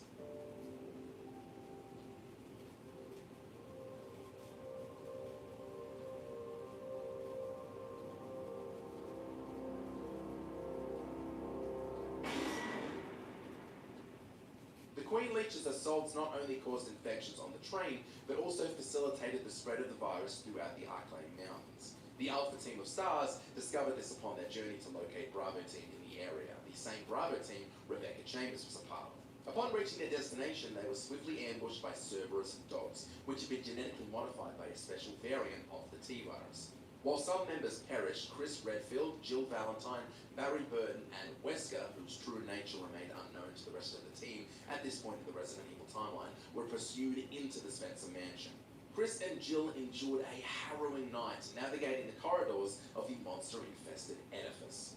By the way, is it obvious that I used the thesaurus to find the word edifice, or is it believable that I'm that clever? Asking for a friend.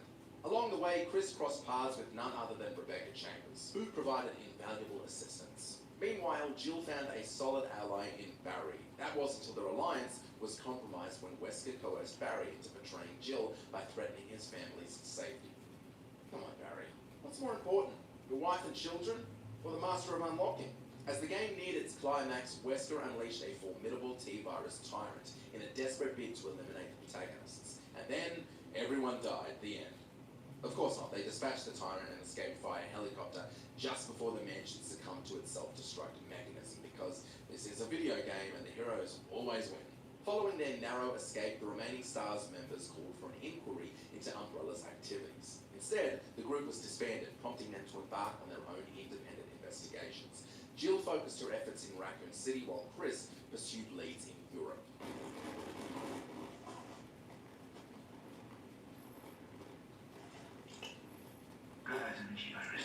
Not long after the events of Resident Evil 1, Umbrella's relationship with William Birkin deteriorated, prompting the company to seek his removal from the project.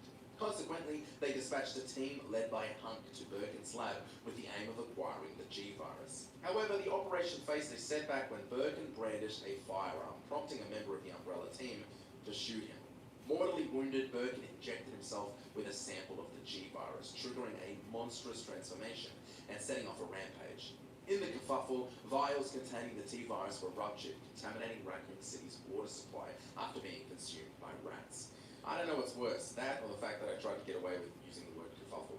Hunk emerged as the sole survivor of Umbrella's team, escaping with a small amount of the G-virus. The resulting outbreak in Raccoon City laid the groundwork for the events of Resident Evil 2 and 3, which unfolded side by side. The second game taking place around the location of the police station and the underground Umbrella research facilities, and Resident Evil 3 taking place across the rest of the city. Jill in Resident Evil 3 found herself in the heart of the unfolding catastrophe, a burning city and zombies all around, but her immediate concern was Nemesis, Umbrella's specialized tyrant dispatched to eliminate the remaining STARS members. Not to be confused with Mr. X from Resident Evil 2, who was also dropped into Raccoon City to recover the G-virus and eliminate whoever got in his way. Despite her efforts to evade Nemesis alongside Brad Vickers, their escape attempt ended in tragedy with Brad's demise, and what a demise it was. Subsequently, Jill reluctantly collaborated with the Umbrella Biohazard Countermeasure Service, UBCS, to flee the city, only to find themselves relentlessly pursued by Nemesis. Jill's encounters with the creature resulted in infection and incapacitation. Meanwhile, Leon Kennedy in Resident Evil Evil 2, ignoring warnings to steer clear, ventured into Raccoon City for his first day as a member of the Raccoon City Police Department. If there's another man more dedicated to a job he's only just started, I certainly haven't met him. Claire Redfield also arrived in the city, leading to an unexpected partnership between the two as she was searching for her brother Chris. Remember Chris, one of the STARS members from the first game? Claire's path intersected with Sherry Birkin, a daughter of William Birkin, who was afflicted with the virus. Claire accepted her own mission to find a cure for Sherry, while Leon encountered the enigmatic Ada Wong, who was also investigating Umbrella. With assistance from Sherry's mother, Claire developed a vaccine for the infected girl, while Leon faced betrayal from Ada, who gave the old Irish goodbye with a sample of the G-virus. Leon, Claire, and Sherry narrowly escaped the lab before its destruction. Back in the Resident Evil 3 timeline, UBCS member Carlos administered a cure to Jill, enabling her recovery amid the impending government decision to eradicate the outbreak with a nuclear strike. With time running out, Jill and Carlos embarked on a desperate bid for escape and a final showdown with Nemesis, bringing an end to the terror that was Raccoon City. Most of the spin-off games in the series took place between the events of Resident Evil 3 and 4, commencing with Resident Evil Survivor. During this phase of the Resident Evil chronology, the primary protagonists were deeply committed to dismantling Umbrella. Leon dispatched Agent Ark Thompson to Sheena Island, an enclave under the corporation's control. Vincent Goldman, overseeing operations there, orchestrated an outbreak upon learning of Thompson's intrusion, aiming to cause a distraction to conceal his activities. Despite grappling with amnesia, Thompson overcame substantial obstacles, ultimately icing Goldman's tyrant like a birthday cake and rescuing 2 children stranded on the island. Time for Resident Evil Code Veronica. Several months following the Raccoon City incident, Claire embarked on a quest in Europe to locate her brother Chris. Remember Claire and Chris, Resident Evil 1 and 2? Keep up. Captured by Umbrella, she was transported to Rockford Island, overseen by Alfred Ashford, the other of the 2 children who were born to continue the Ashford dynasty we were talking about earlier. I think this is going pretty well so far, don't you? I'm not confused yet. I'm confused. During the game, Alfred would masquerade as his cryo-sleeping sister intermittently. Despite her captivity, Claire found herself entangled in yet another T-virus outbreak. Teaming up with newfound ally Steve Burnside, she attempted a daring escape from the island, albeit intercepted and redirected to an Antarctic outpost. Meanwhile, upon learning of Claire's predicament, Chris journeyed to Rockford Island for her rescue, only to encounter the formidable Albert Wesker, now imbued with superhuman abilities, courtesy of a unique T-virus strain. Although no longer affiliated with Umbrella, Wesker remained a powerful and constantly annoying leader. After thwarting Wesker, Chris proceeded to the Antarctic to aid Claire, and despite their valiant efforts, they were unable to save Steve, who sacrificed himself for Claire's safety. Chris and Claire confronted and killed the resurrected and monstrous Alexia after she awoke from her prior sleep.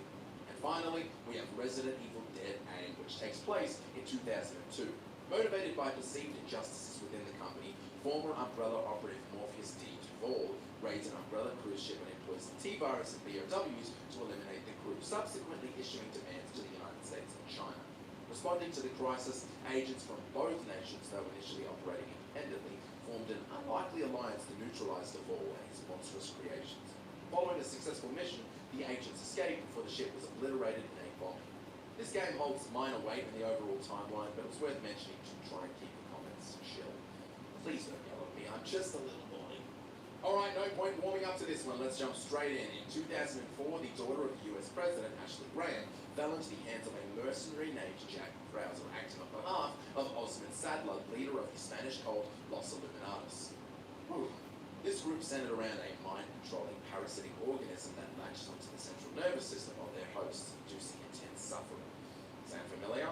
Well, this wasn't a T-virus or a G-virus, this was Las Plagas, which translates to the pests in English. Once implanted, the parasite alters the host's physiology, enhances strength and resilience, with some individuals undergoing mutations. Additionally, it renders them susceptible to control by the dominant plaga. Again, sounds familiar. Ashley becomes a host for the parasite, part of a plan to return her to the United States and manipulate influential figures to serve Sadler's agenda, which, if we can take a second here, is one of the most ingenious evil plans I've ever heard of. In response, the president dispatched Leon Kennedy from Resident Evil 2, now working for United States Strategic Command, to retrieve his daughter. Initially tasked with a simple extraction, Leon faced complications due to Ashley's infection and the overwhelming number of infected cold members.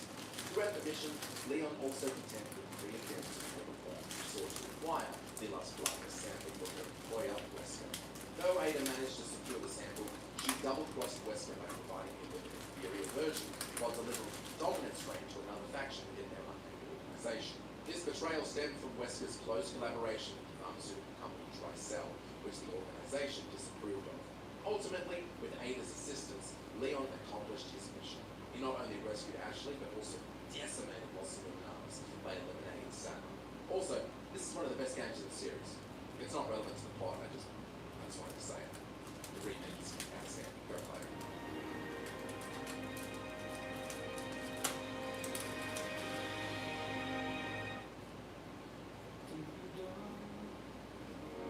It's a new day. It's a new life.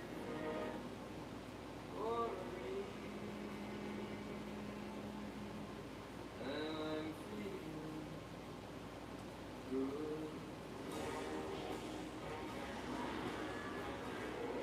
Vacations will never be the same. Welcome to the Four Parks of Universal Orlando Resort. Who's ready to break down that? I started posting math lessons on TikTok.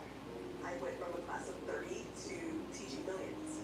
Now I get messages from teens who want to be teachers, engineers, or who just finally get it. Now it's parents, grandparents, even teachers, all finding new ways to connect with math.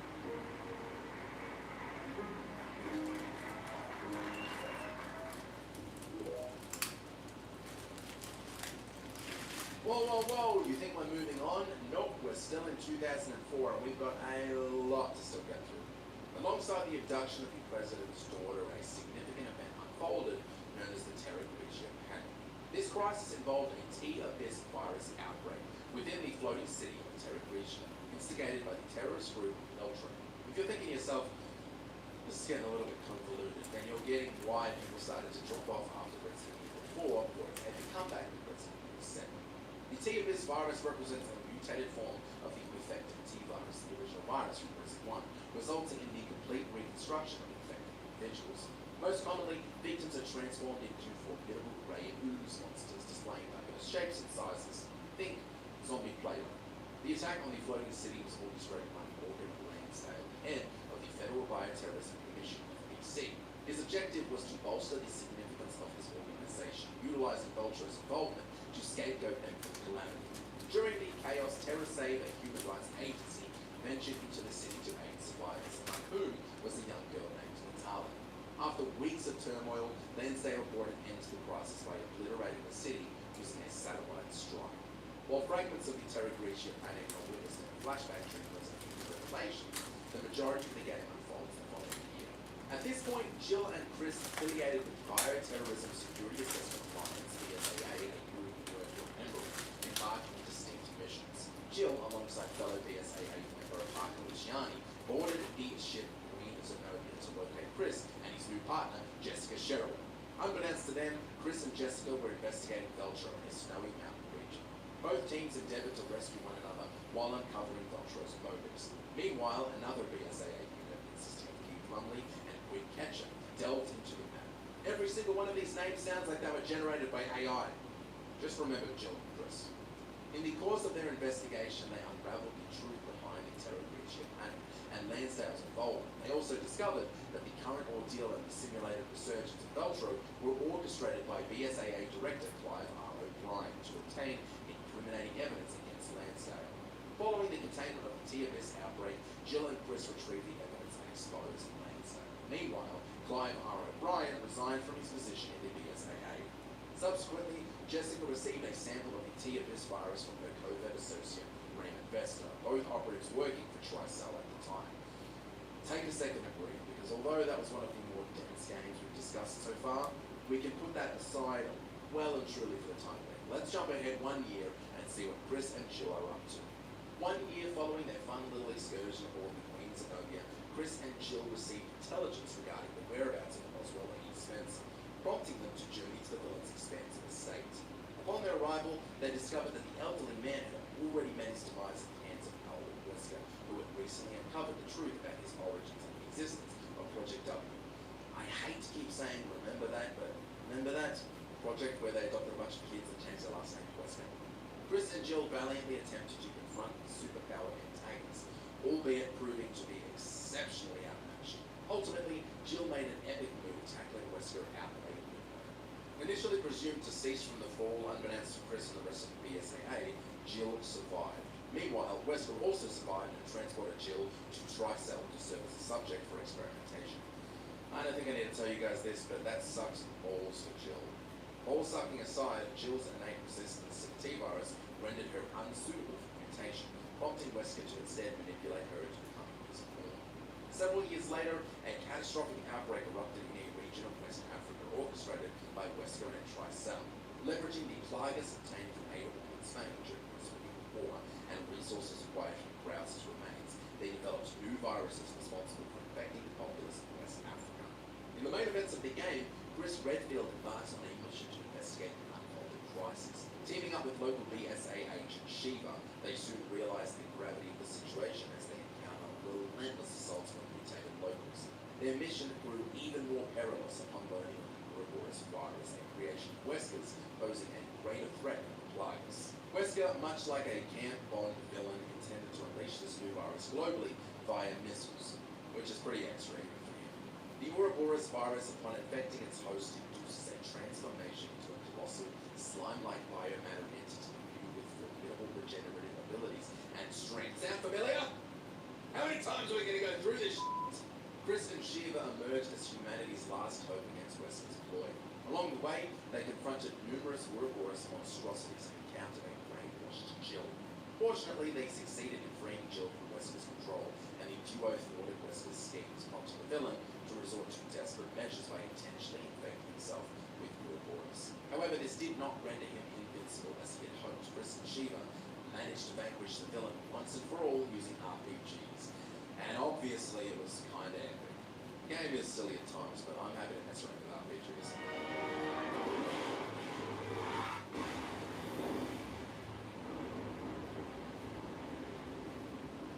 I don't fully have my head wrapped around the order of what happens in Barry's section of this game when aligning with Claire's section of the game, as well as the extra missions, so I'm just going to mash it all together because honestly it doesn't f***ing matter. While Albert Wesker finally met his demise, Alex Wesker remained alive and her presence known in 2011.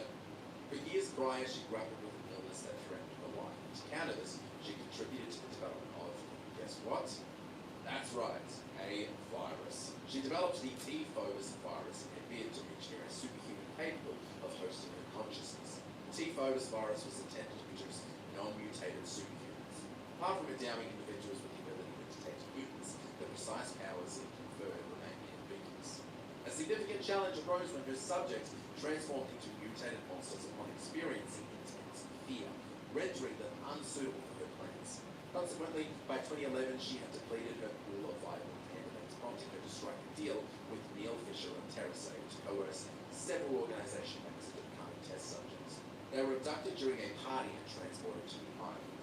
Among these abductees was Claire Redfield and Moira Burton, the daughter of Barry Burton from Resident Evil 1. Upon awakening on the island, Claire and Moira were led by Alex Wesker, posing as an overseer under the false claim of aiding their escape so she could subject them to further tests. Throughout their ordeal, they encountered other test subjects, most of whom met untimely ends. Besides Claire and Moira, the sole survivor was a young girl named Natalia.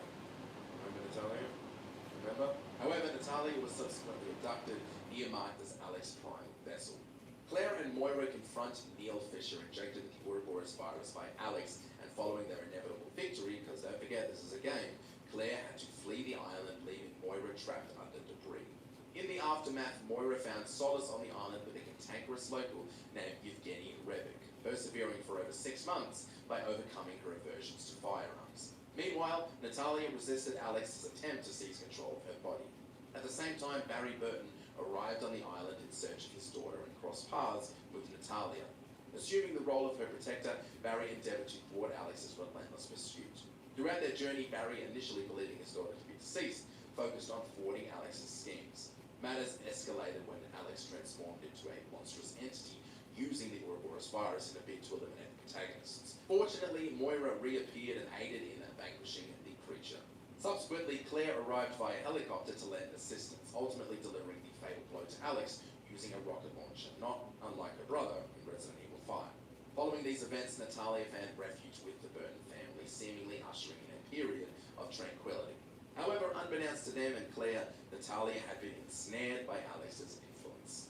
I've been writing the script for 2 days now, so I'm struggling to come up with jokes, but that's totally fine for this entry because Resident Evil 6 itself is a joke. Boom! Gotcha! Each Resident Evil 6, you suck. In the years preceding the events depicted in Resident Evil 6, Carla Hardemay's devised the chrysalid virus, C virus. Yep, we're up to C now. The C virus was made for Derek Simmons, an operative of the family and former aide to the US president. The C virus, akin to the G virus, but more stable, induces significant mutations in its victims, granting them enhanced regenerative abilities, blah, blah, blah, blah. But what is different is it retains cognitive functions, allowing them to obey commands and wield weapons. Initially, Carla held Simmons in high regard until he deceived her into undergoing an experiment to resemble Ada Wong, whom Simmons harbored an obsession for. Enraged by this betrayal, Carla severed ties with the family and founded Neo Umbrella, instigating an outbreak in Edonia in 2012.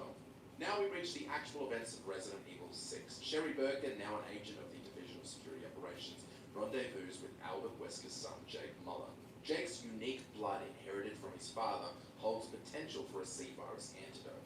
Their meeting is abruptly interrupted by the Ustanak, a formidable creature, leading to their capture by Neo Umbrella and transportation to China. Simultaneously, Chris Redfield and his team are in Edonia endeavoring to contain the outbreak. Encountering Carla, misidentified as Ada Wong, they fall into her trap, resulting in heavy casualties among Chris's allies. A year later, Simmons covertly infects the US president, sparking an outbreak in Tall Oaks to suppress any disclosure of government involvement in the Raccoon City incident. Leon Kennedy, president in Tall Oaks, survives and resolves to thwart Simmons. Pierce Nivens shakes Chris from his despondency, rallying him to combat the global bioterrorist threat. China grapples with the largest C virus outbreak, drawing all protagonists to confront Carla and Neo Umbrella. Leon and Helena neutralize Simmons, who succumbs to Carla's infection, transmuting into a colossal BOW. Jake and Sherry cooperate to vanquish the relentless Ustanak, and Chris and Pierce confront House, a monstrous BOW capable of global devastation. Pierce sacrifices himself, injecting the C virus to destroy House and halt the threat. Ada Wong confronts Carla, terminating her and dismantling her research. With the villains vanquished, a vaccine is developed, utilizing Jake's blood to quell the C virus outbreaks. This game is wild, and I'm done talking about it. Remember way back at the start of this video when we talked about that lady, Mother Miranda from 1919, whose daughter died, the one who discovered the mold? Well, guess what? She's finally entering the plot. Years before, where Resident Evil sits in the timeline, a crime syndicate called The Connection made a deal with Mother Miranda. She gave the mold and the DNA of her daughter to help with the young girl's revival. They used this to create bioweapons in the form of children with mind control and capabilities. Their best result was Evelyn, who became a target for organizations committed to stopping bioterrorist threats such as the BSAA and the newly formed Blue Umbrella. So in 2014, her makers hid her and tried to transport her somewhere safe using a cargo ship. Yet during the journey, there was an outbreak of mold. She infected the entire crew, who all ended up dying except for Mia Winters, the wife of our Resident Evil 7 and Resident Evil Village protagonist, Ethan Winters. After the ship crashed in the bayou, a man named Jack Baker found Mia and Evelyn and brought them into his home. This was a mistake, as the latter would infect his entire family, turning them from cheerful and friendly folks into monstrous psychos akin to a sleep paralysis demon. Jack's daughter Zoe managed to avoid being controlled, and Jack's son Lucas wasn't infected for too long, as the Connections found and injected him with a serum to stop the mind control. Afterwards, they had him spy on his family so they could see how things were progressing. The infected Baker family then spent the next several years abducting people to add them to their mold clan. Those who showed resistance were killed. During this time, Evelyn became more unstable and began to age rapidly. Thus, Resident Evil 7 begins, and we know absolutely nothing about what we've just discussed, so forget I said it. In 2017, Mia sent an email to her husband Ethan, convincing him to come to the Baker house. Once he got there, the horrors began. He had to contend with a litany of mold monsters, most notably the various members of the Baker family. At first, he even had to fight Mia, who was continually dropping in and out of Evelyn's control. It's worth noting that Mother Miranda and the Connections are all people and ideas tackled in the following entry, Resident Evil Village. We learn more about this world and how plot points from Resi 7 either retconned or simply revealed in that following entry. One of these plot points is that in one of his early tussles with Jack, Ethan was killed. He didn't realise though because the mold infected and resurrected him. Like we said, he wouldn't find out that he's not really human anymore until years later. While roaming the house looking for a way to save himself and possibly Mia, Zoe contacted him. She helped him traverse the estate by giving him important intel and advice. The two would eventually figure out a way to create a serum for the mold infection. Ethan had 2 shots of the stuff, but was forced to use one on Jack Baker to stop his rampage. In canon, he then used the other on Mia instead of Zoe. Evelyn wasn't done with the Winters, and after Mia rejected her, she wanted to kill both her and Ethan. However, Ethan managed to inject her with a toxin and turn her into a giant beast that he ended up killing with the help of Chris Redfield, now working with Blue Umbrella. Ethan then got evacuated from the area alongside Mia, who Blue Umbrella had already rescued. In the subsequent DLC, we learned that Chris's mission didn't end with the rescue of Ethan and Mia. He was also ordered to arrest Lucas due to his ties with the Connections. Therefore, the protagonist headed into the mines to find his target. He had to deal with plenty of traps and tricks from Lucas, but in the end, Chris managed to stop him, even though his initial objective of arresting the guy was no longer possible. In another DLC, we see Joe Baker, another member of the Baker family that remained uninfected, who was living nearby and had no idea what had happened. When he discovers the situation, he fought through the remaining mold monsters to find his niece Zoe and became determined to save her. And he got the chance, as Umbrella had created a treatment for the infection, although getting the full dose and administering it became tricky because his brother Jack Baker, still somehow kicking, tried to stop him. In the end, Joe managed to put him out of his misery and save Zoe.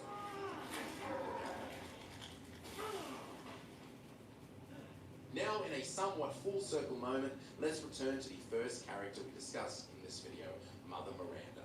Despite conducting extensive tests over the years, she had yet to discover the perfect vessel for her daughter by 2021. Her experiments resulted in a plethora of untamed creatures known as lichens. Additionally, she had a select few mutants with remarkable capabilities. Alcina Demetrescu, Donna Benevento, Salvatore Moro, and Karl Heisenberg, all of which I've definitely pronounced wrong. While possessing special abilities and superhuman traits, these mutants did not meet Miranda's criteria for her daughter's vessel. Consequently, Miranda appointed them as her lieutenants. Miranda eventually identified a suitable candidate in Rosemary Winters, the daughter of Ethan and Mia. Given Ethan's connection to mold and Mia's history with the substance, Miranda recognized the potential of the infant as an ideal vessel. Upon learning the whereabouts of the Winters family through an alleged BSAA leak, Miranda abducted Mia and placed her in a village under her control.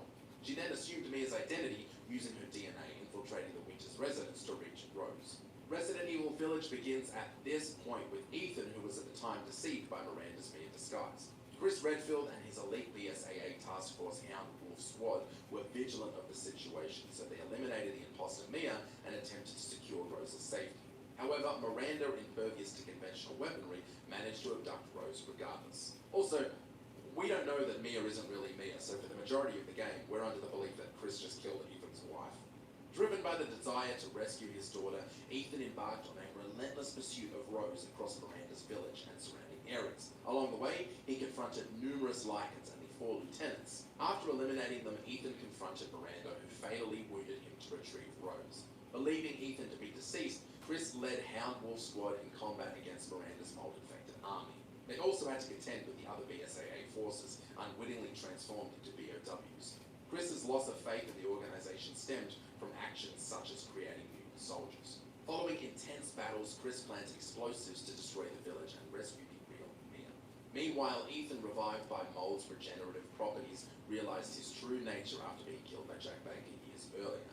Despite this revelation, Ethan selflessly sacrificed himself to save Rose by detonating the explosives, obliterating the village.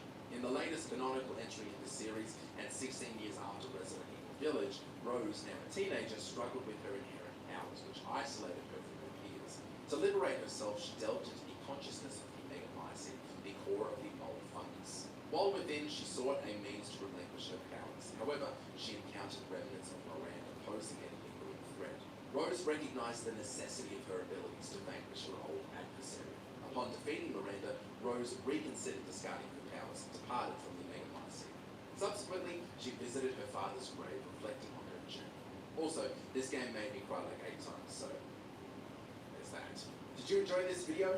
Check out these other clips from Mojo Plays. Be sure to subscribe and ring the bell to be notified of our latest videos.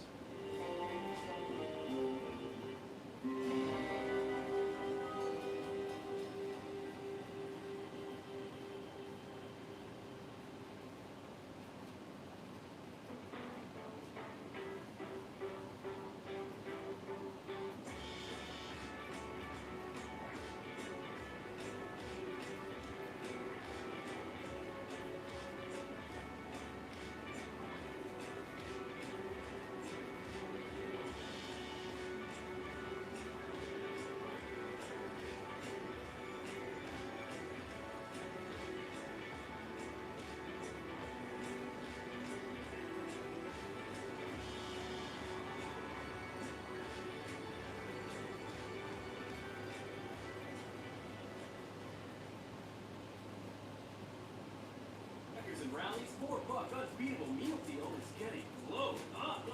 Yeah, I brought the drive-thru baby today. Let's go. Yes, I see you do. Get Glow's barbecue jack burger with fries, drink, and dessert. Just $4. Watch me cook. Build your meal deal. A quarter-pound crushing cheese double, spicy chicken, or Glow's new barbecue jack burger. Only at Checkers and Rallies. Easy. Easy.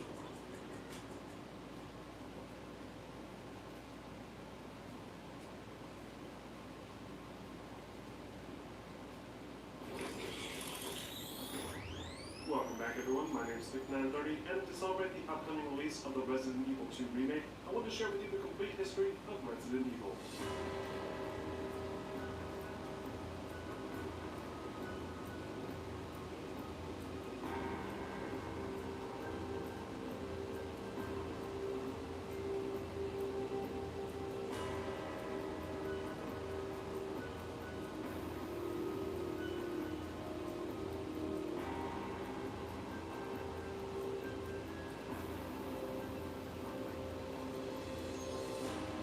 Resident Evil, also known as Biohazard in Japan, is a survival horror game franchise that puts a heavy emphasis on enclosed spaces, limited supplies, and plenty of monstrous enemies. The series is often credited with being the start of the horror genre in gaming, and while this isn't necessarily true, it's understandable why the mistake is often made. Resident Evil helped define the genre, and has been the benchmark for what makes a good survival horror game for over 2 decades. And while the franchise may have had a bit of an identity crisis throughout the 2000s with more of an action-oriented approach, it still managed to redefine gaming norms, and has continued to be one of the most influential gaming franchises of all time. But in order to better appreciate how this series has managed to persevere after 23 years, we're going to start by looking back at how the series started with the first entry in 1996. In 1993, Takuro Fujiwara, creator of Capcom's first game, Sweet Home, proposed that the small team of developers create a remake of the game, using the advanced 3D graphics of the then-new PlayStation platform. He elected Shinji Mikami to lead the project, who was initially against the idea due to his lack of interest in horror. Mikami then spent several months creating a prototype, which was initially designed to be a first-person shooter game, but after seeing the excellent work done in one of the world's first horror games, Alone in the Dark, decided to borrow the idea of a fixed camera in order to take advantage of the pre-rendered backdrops and create a more realistic-looking atmosphere. The development team would then continue to expand throughout development, with multiple ideas cropping up in prototype builds that would never see the light of day, including a full cooperative mode and the ability to change weapons without needing to use the inventory menu. Many of these ideas would eventually find their ways into future Resident Evil games, but it's interesting to see the remnants of these decisions, like the dual character storyline, still present in the final product. Resident Evil finally released for the PlayStation 1 in 1996, and despite expectations being low due to the unusual survival horror concept, the game sold well past Mikami's expectations, and was the first game to ever be referred to as survival horror. The original Resident Evil takes place in the outskirts of the fictional Raccoon City. Players either control Jill Valentine or Chris Redfield, who are both members of a special police rescue team called STARS. After losing contact with Bravo Team, Alpha Team is sent in to investigate. But after being ambushed by several mutated dogs, Alpha Team is separated, and most of the members are forced to take shelter inside an old abandoned mansion. It's here where most of the game takes place, as Jill or Chris, depending on which character you decide to play as, search the mansion for clues to the mysterious murders and uncover the truth about what caused the outbreak. The story is heavily inspired by the original Sweet Home game, in addition to classic Western zombie films like Night of the Living Dead. And aside from some poor localization issues that resulted in some really bad dialogue between characters, it's one of the less convoluted storylines in the series. The events of this game would go on to define the series, with the mansion essentially being the catalyst for the overarching plot, and is often referenced throughout many of the games. Resident Evil's gameplay is what really sets it apart from other games in the late 90s though. Unlike most shooter games, Resident Evil utilizes a fixed camera angle, requiring players to move their character around the environments without knowing what to expect around the corner.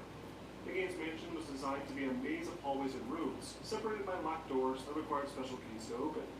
As the player progresses throughout the story, more doors can be opened, creating new pathways and cutting down on travel time, while also introducing brand new challenges and enemies. Most of the enemies are standard zombies that shamble down the hallways and require multiple shots to kill. But other, less conventional enemies will require much more, and often can kill the player very quickly. Players can heal themselves using items like health sprays or herbs, which can be combined with other herbs to enhance their effects. But items and the inventory need to be managed very carefully due to the severely limited inventory space. Players will need to balance weapons, keys, ammunition, and healing items in their inventory, and only bring what they absolutely need, which keeps the player on the defensive and helps to retain the desperate horror aesthetic. Players can always store extra items in item crates that are in set locations around the mansion, and save their progress with typewriters, assuming that they have an ink ribbon available. This strict inventory mechanic, claustrophobic combat, and unsettling camera design help to shape Resident Evil into a truly unique horror experience that would go on to define the entire survival horror genre, paving the way for games like Dead Space, Bioshock, The Last of Us, and even influenced the film 28 Days Later. In order to create a more convincing horror environment, the designers behind the original Resident Evil decided that instead of creating low-polygon 3D environments, they would rely on pre-rendered background images. Interactable items in the game were still rendered in 3D, including the game's several characters, which were animated manually rather than being built using motion capture technology. The original Resident Evil released on PlayStation 1 and was re-released a year later with reworked item placement and was advertised as an uncensored version of the game. The game was then released on several other platforms including the Sega Saturn and Windows PC, with various remakes and re-releases several years later. The original Resident Evil was met with phenomenal critical acclaim and is currently sitting at a 91% on Metacritic and was nominated several times as Game of the Year in 1996.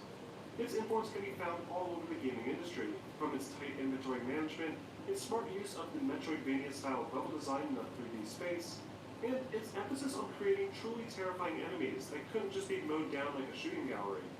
The franchise exceeded both Mikami's and Capcom's expectations, and became one of the best-selling games of 1996, cementing the IP as one of Capcom's many flagship franchises, and development for the sequel began only a month later. Development for Resident Evil 2 began almost immediately after the release of the original game, and borrowed many of the same design philosophies. However, creative differences between Mikami and game director Hideki Kamiya caused significant delays. An early build of the game featured many of the same concepts as the final version, with players exploring a police station in the heart of Raccoon City as one of the two completely brand new characters, Leon Kennedy and Elza Walker. But Mikami wanted the sequel to be the conclusion to the Resident Evil storyline. Obviously concerned with how this would affect the franchise's longevity, supervisor Yoshiki Okamoto hired a professional Hollywood screenwriter to pen the script, resulting in massive rewrites. The Elza Walker character was transformed into Claire Redfield to link the original game to the sequel, and the game took on a more action-oriented approach to appeal to the Western audiences. These changes pushed the release of Resident Evil 2 to 1998, and to keep fans happy, Capcom released a director's cut version of the original game that featured some reworked item placement and gameplay tweaks. Finally, in January 1998, Resident Evil 2 hit store shelves, and would become one of the most successful entries in the franchise. In Resident Evil 2, players would take on the role of either Leon Kennedy, a rookie cop, or Claire Redfield, Chris Redfield's little sister. While attempting to visit the city police station to check up on Chris after the events of the first game, the two heroes stumble into a massive zombie outbreak in the heart of the city, and are forced to separate after crashing their vehicle. The game starts immediately with players surrounded by zombies on the street, and are forced to seek shelter in the nearby Raccoon City police station. From here, the game takes on a very similar tone to the original title. Players need to uncover the mystery of what happened, while also solving puzzles and defeating various enemies. Resident Evil 2 featured two plot lines, each following one of the new protagonists, that would occasionally interconnect. However, the story does take an unexpected turn towards the end, which greatly expands on the lore behind the series and opens the franchise wide to a slew of new stories surrounding government conspiracies, secret organizations, and cover-ups. The plot in general is like the first game, but feels greatly expanded and heavily inspired by Hollywood cinema. This focus on action also had a slight impact on the way the game played as well. Resident Evil 2's gameplay features far more action than before, with players facing off against much larger groups of enemies. Ammunition, while still limited, felt more common, and encounters with enemies were often difficult to dodge. The police station is crawling with zombies, often blocking hallways and even reaching through windows in certain areas. New enemies like the infamous Licker up the difficulty curve substantially. In fact, according to series creator Mikami, Resident Evil 2's difficulty was designed to be much harder to discourage game rentals.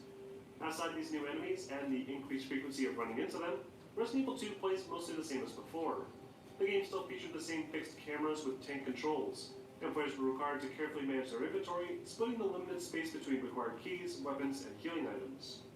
Players could also leave helpful items behind, which could be picked up later when the player is given control of the new character.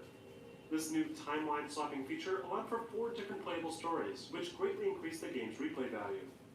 Visually, Resident Evil 2 was made using the same technology as before, with the team at Capcom taking pre-rendered backdrops and superimposing low polygon models and characters over top of them. In the early build of the game, nicknamed Resident Evil 1.5, the characters featured significantly less polygons, allowing there to be far more zombies on screen at once. But after the game's redirection, the team decided to up the number of polygons used on the protagonist, resulting in a limited 7 zombies per scene requirement in order to keep the game stable. Still, this was enough to create vastly more stressful sequences than what were available in the original game. And thanks to some smart level design and camera work, the 7 zombie limitation made it seem like you were being chased by hordes of zombies in the streets. Resident Evil 2 was met with high critical acclaim, with many praising the multiple storylines and more Hollywood-focused aesthetic. However, a few reviewers noted the outdated control scheme and poor voice acting work. Still, despite all this, Resident Evil 2 was a massive success, becoming one of the most popular titles on the PlayStation platform and inspiring an unusually large volume of spin-offs and sequels.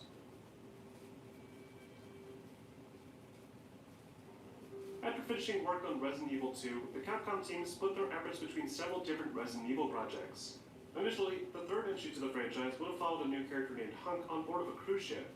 However, the impending release of the Sony PlayStation 2 forced Capcom to completely abandon the project, and they elected to make Aoyama side project the next main installment. Aoyama and his team were working on a Resident Evil 2 spin-off that featured a new storyline that would follow Jill Valentine as she explored the streets of Raccoon City. Unlike the previous games, Resident Evil 3's level design focused mostly on the city streets, and was much larger in scope, with players capable of utilizing alleyways and storefronts to bypass roadblocks and large groups of enemies. New to Resident Evil 3 was the terrifying Nemesis, a towering creature that would frequently jump out at the player and chase them around. Nemesis was directly inspired by Terminator 2's main antagonist, and was an unstoppable force that took away any bit of comfort the player might have had revisiting the Raccoon City police station. Outside of trying to escape from the city and the immortal Nemesis, the game's narrative doesn't really do much to push the Resident Evil story forward. It's one of the shorter entries in the main series, and doesn't really come off like a true follow-up to Resident Evil 2, which makes sense considering it wasn't initially intended to be. From a gameplay perspective, Resident Evil 3 made some minor improvements, benefiting the more action-oriented approach to the gameplay. The number of enemies on screen was once again slightly increased, and various traps like explosive barrels could be used to deal with enemies. The game's puzzles were simplified to make room for more action, and a new dodge move was incorporated, allowing players to avoid taking damage when being grappled by the enemy. To keep the increased amount of combat balanced with the limited inventory, Resident Evil 3 introduced the ability to craft ammunition, using a portable bullet-making device and gunpowder items found in the world. Combining the gunpowder types would create different types of ammunition, just like how the herbs function, and ammunition overall felt more plentiful. RE3 also introduced a new choice mechanic, where players were forced to make split-second decisions that could greatly affect the game's storyline. Visually, Resident Evil 3 made some notable improvements. The resolution of the game's pre-rendered backdrops was slightly improved, and the variation of zombies increased, with some zombies looking like ordinary civilians, police officers, or even having different body types. Resident Evil 3 was received with high praise from its audiences. Fans loved the expanded scope of the game environment and the slightly improved combat mechanics, and the introduction of Nemesis was a much-needed addition that introduced a new level of fear to the franchise. However, some critics felt the story failed to deliver, and the reused assets like the police station were indicative of the development team cutting corners. Still, considering this game was never meant to be anything more than a short spin-off title, Resident Evil 3 is a worthy sequel, and a great bookend to the original trilogy on the PlayStation 1.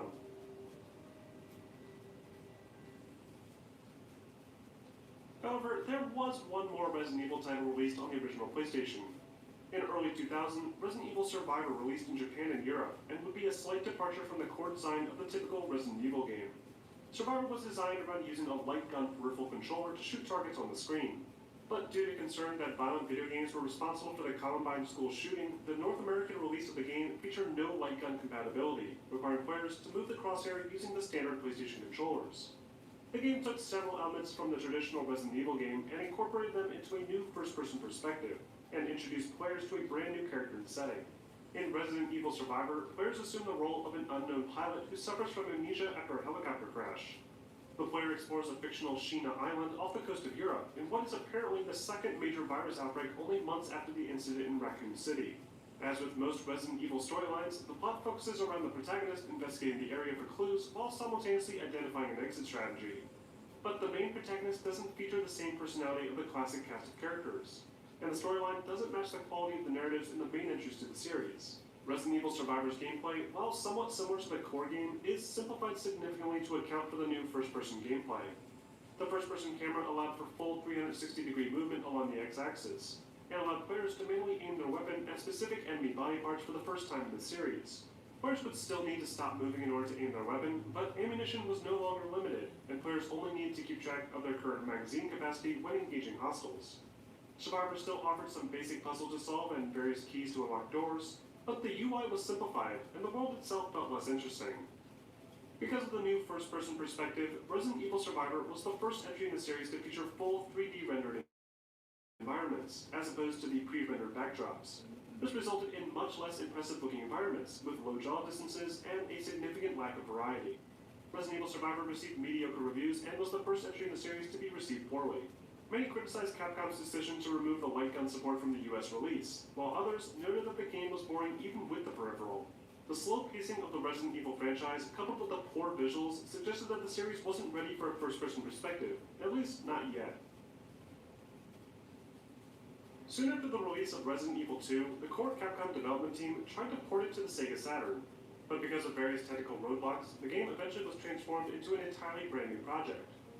Resident Evil Code Veronica was intended to be the real Resident Evil 3, but due to the development for the new console platform and a publishing deal with Sony, the game was instead renamed to appear as a spin-off game, while the Nemesis game was given the official Resident Evil 3 title.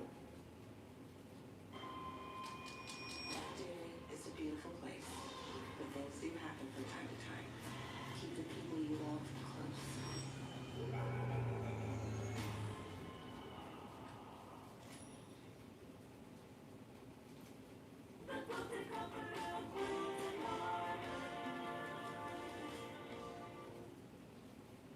Extremely grateful for the Friedman firm. I would highly recommend them for any employment matter.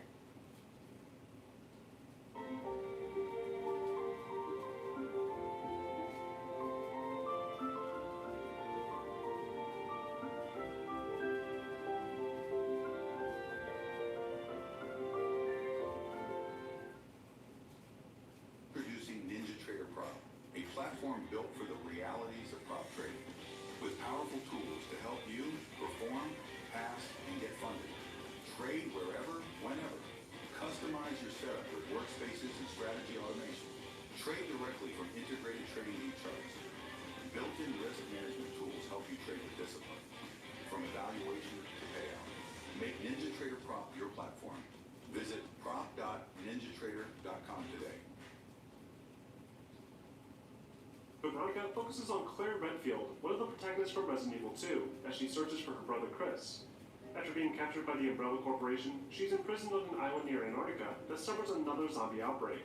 Much like past stories in the series, Code Veronica sees the main character exploring a small environment, searching for clues that explain what caused the zombie outbreak, while also locating a way to escape.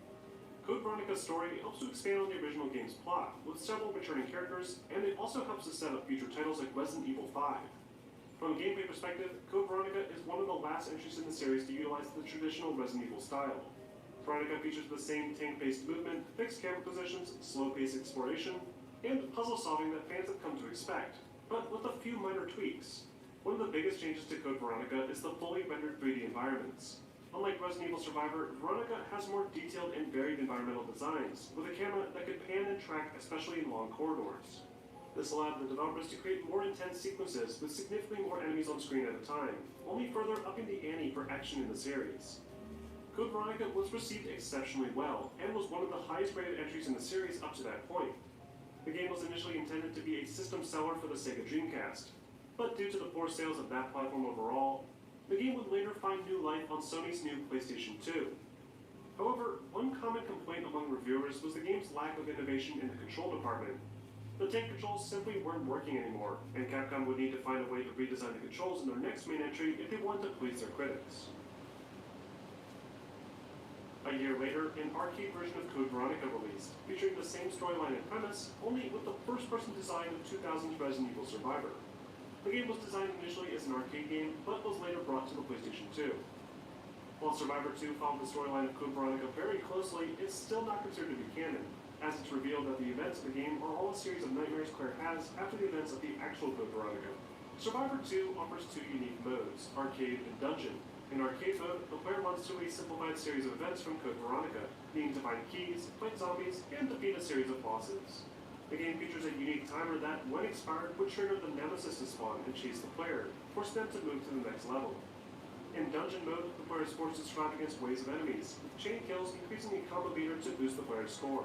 Visually, Survivor 2 felt like a step back, likely because it was designed more for the arcade cabinets rather than the PlayStation 2. The game featured a distracting UI that didn't fit the theme of the series, and the overall experience felt like a cheap knockoff. Survivor 2 received abysmal reviews, even worse than the original Survivor game, and was another example of Capcom trying to milk the franchise dry. In 2001, another spin-off Resident Evil title released, this time for the portable Game Boy Color. Resident Evil Gaiden was an isometric take on the classic series, with combat being triggered when in close proximity to the enemy, and requiring the player to initiate an awkward quick-time event to attack. The game's narrative features the return of Leon Kennedy and Barry Burton as they explore a cruise ship that suffered a zombie outbreak. Gaiden features a dumbed-down version of the classic exploration and item management, while also needing to contend with several zombies. But due to the limitations of the hardware, several compromises had to be made, especially to the combat. Walking into an enemy would trigger a first-person mode, with a small target moving back and forth along the line, requiring the player to fire the weapon whenever the target was within range of the enemy. It's a painfully bad design choice that made the game a chore to play. Resident Evil Gaiden was received poorly by most critics, with many saying the game's storyline was buried under poor visuals and weak gameplay designs.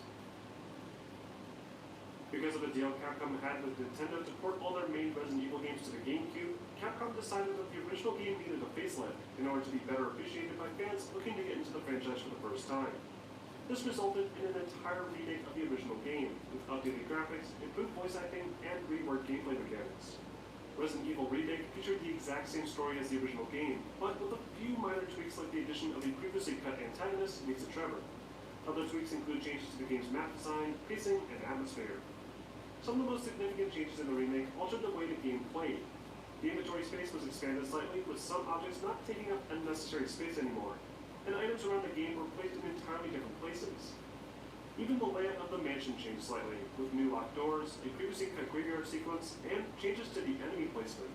The dogs, for example, which are infamous for scaring the crap out of people in the original game, now jump out at the player later on, keeping even veteran players on their toes.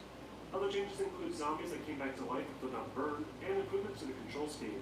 In order to more easily develop the game for the GameCube, Capcom decided to use pre-rendered backdrops again, just like the original PlayStation classics. This allowed the small team to more easily recreate the environments, and add in special enhancements to help the environments look more realistic, like various particles and moving props. The camera would pan slightly just like it would in Code Veronica, but was still set in fixed positions in line with the original style. This remake of Resident Evil was met with positive reviews all around, with fans praising the improved visuals and faithfully recreated game world that pays tribute to the original without being a direct copy and paste job.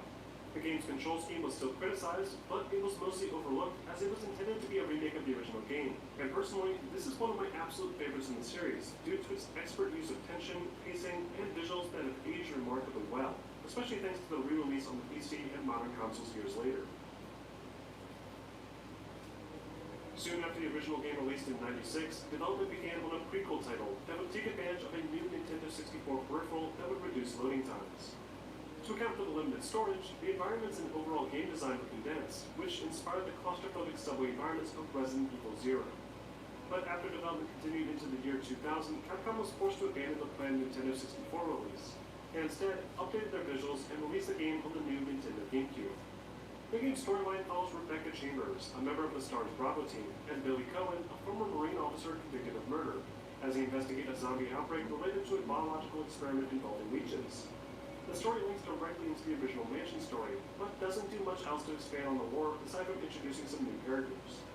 Zero plays mostly the same as the past entries, but the game's inventory system was reworked, with the storage chests being removed entirely, forcing players to drop unneeded equipment on the ground instead, cutting down on the constant back and forth that fans have come to expect.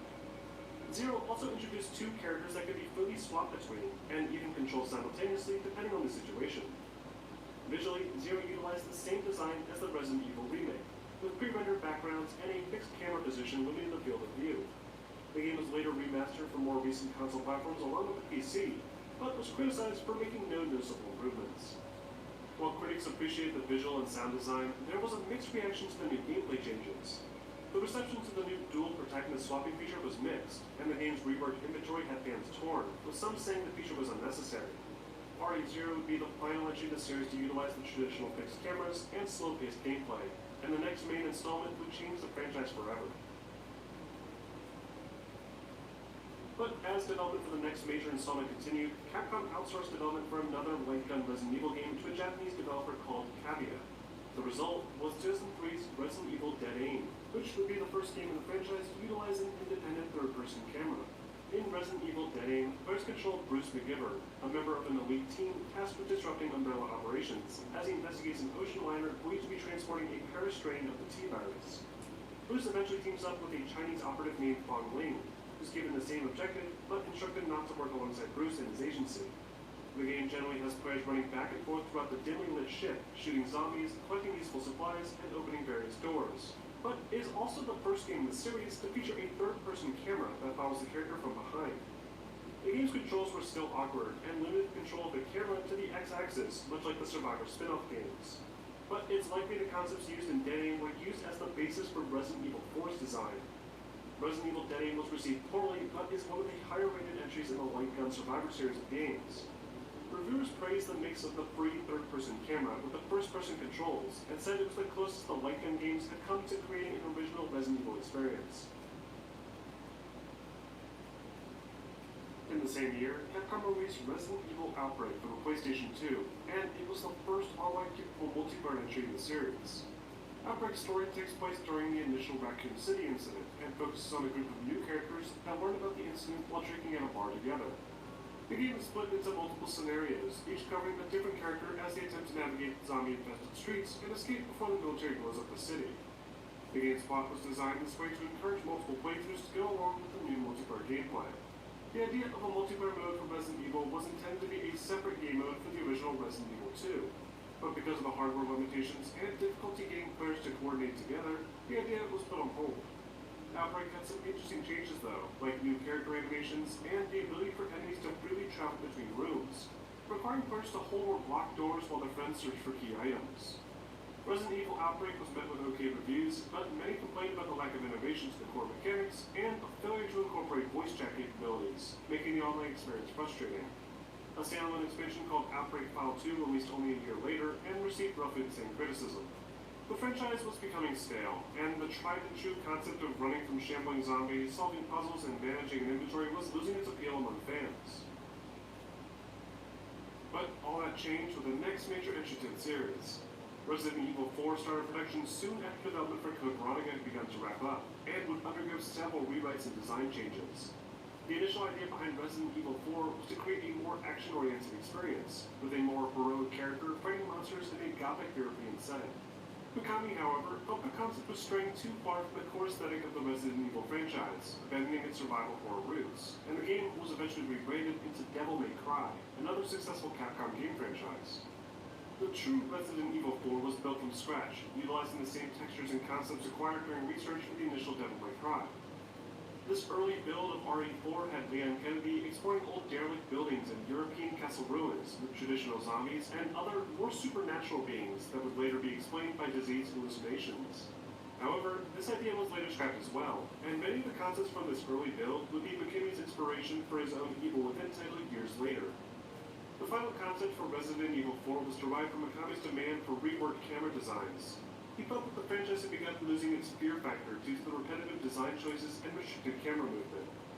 Mikami also pushed for more streamlined combat mechanics and more action-oriented gameplay. The result was Resident Evil 4, one of the most influential third-person action games of all time. In Resident Evil 4, players control Leon Kennedy 6 years after the Raccoon City incident, as he searches for the daughter of the President of the United States. His search brings him to a small village in Spain that falls victim to a new outbreak called Las Plagas, that turns the local residents into violent shells of their former selves. Unlike all the previous entries to the series, Resident Evil 4 doesn't feature traditional zombies. And a lot of the enemies have taken on a different style. The game's plot and writing took on a different approach too, with less inspiration from American cinema and more in line with gothic horror. Resident Evil 4's gameplay not only changed up the franchise's copy-and-paste design that it's relied on for nearly a decade, but also helped to influence the design of almost every third-person game since. RE4 introduced a full third-person camera system that allowed players to freely look around Leon's character model and aim along both the Y and X axis. The over-the-shoulder aiming mechanic allowed players to see their target clearly, and is still used in third-person shooters like Gears of War, Uncharted, and hundreds of other games today. Resident Evil 4 also introduced the QuickTime event, requiring button presses coinciding with the contextual prompts appearing on screen. Resident Evil 4's popularity caused several franchises to incorporate similar features into their games, and the more action-oriented approach became the new industry norm. Resident Evil 4 took full advantage of the Nintendo GameCube, with full 3D rendered environments and a beautifully realized art direction. The number of hostile NPCs on screen increased substantially, with massive hordes of angry villagers ambushing the player, and the scale of the game was increased considerably. It was received with exceptionally high critical acclaim, and is considered by many as one of the most influential video games of all time. Despite the massive departure from the series' traditional survival horror roots in favor of a more action-oriented style, Resident Evil 4 transformed the gaming scene and influenced hundreds of games with its incorporation of QuickTime events and the offset third-person aim design. Despite the overwhelming success of Resident Evil 4, series creator Mikami decided to part ways with Capcom and began pursuing other projects with new studios like Clover Studio and Tango Gameworks. Mikami's departure and the success of Resident Evil 4 would inevitably cause the franchise to depart further from its roots, as it embraced the more campy, explosive action that Capcom felt was the key to the franchise's future success. 2 years after the game-changing Resident Evil 4, Cavia released an exclusive Wii title called The Umbrella Chronicles, once again attempting a peripheral-based shooter experience in the world of Resident Evil. But unlike the Survivor series, Umbrella Chronicles was completely on rails, meaning players were not given the option to explore at their own pace. Umbrella Chronicles didn't try to tell a new story, but instead was an arcade-focused shooter experience that let players revisit classic scenarios throughout the history of the franchise, including the original Mansion incident and the Raccoon City outbreak. Because of the new on-rails design, Umbrella Chronicles didn't allow for any free movement, and the classic puzzle-based inventory management was completely abandoned. Instead, players would need to shoot multiple enemies on screen and occasionally choose between two paths, while also looking for optional weapon pickups along the way. The Umbrella Chronicles was met with okay reviews, with most critics applauding the fun, intuitive action experience. But many found the game to be another quick cash-in title to hold fans off until the next big installment.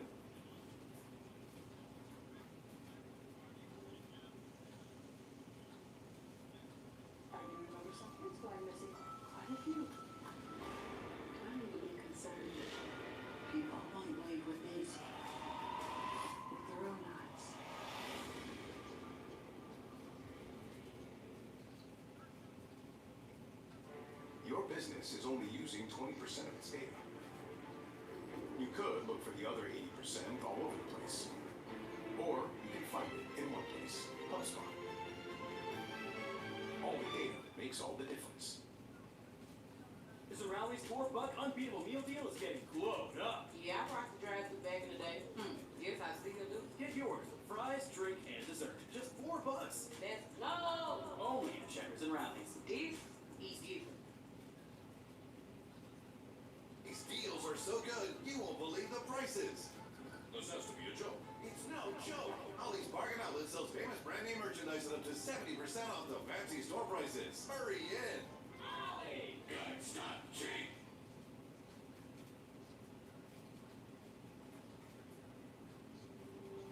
After Mikami's departure, new development leads stepped in to helm the upcoming follow-up to Resident Evil 4.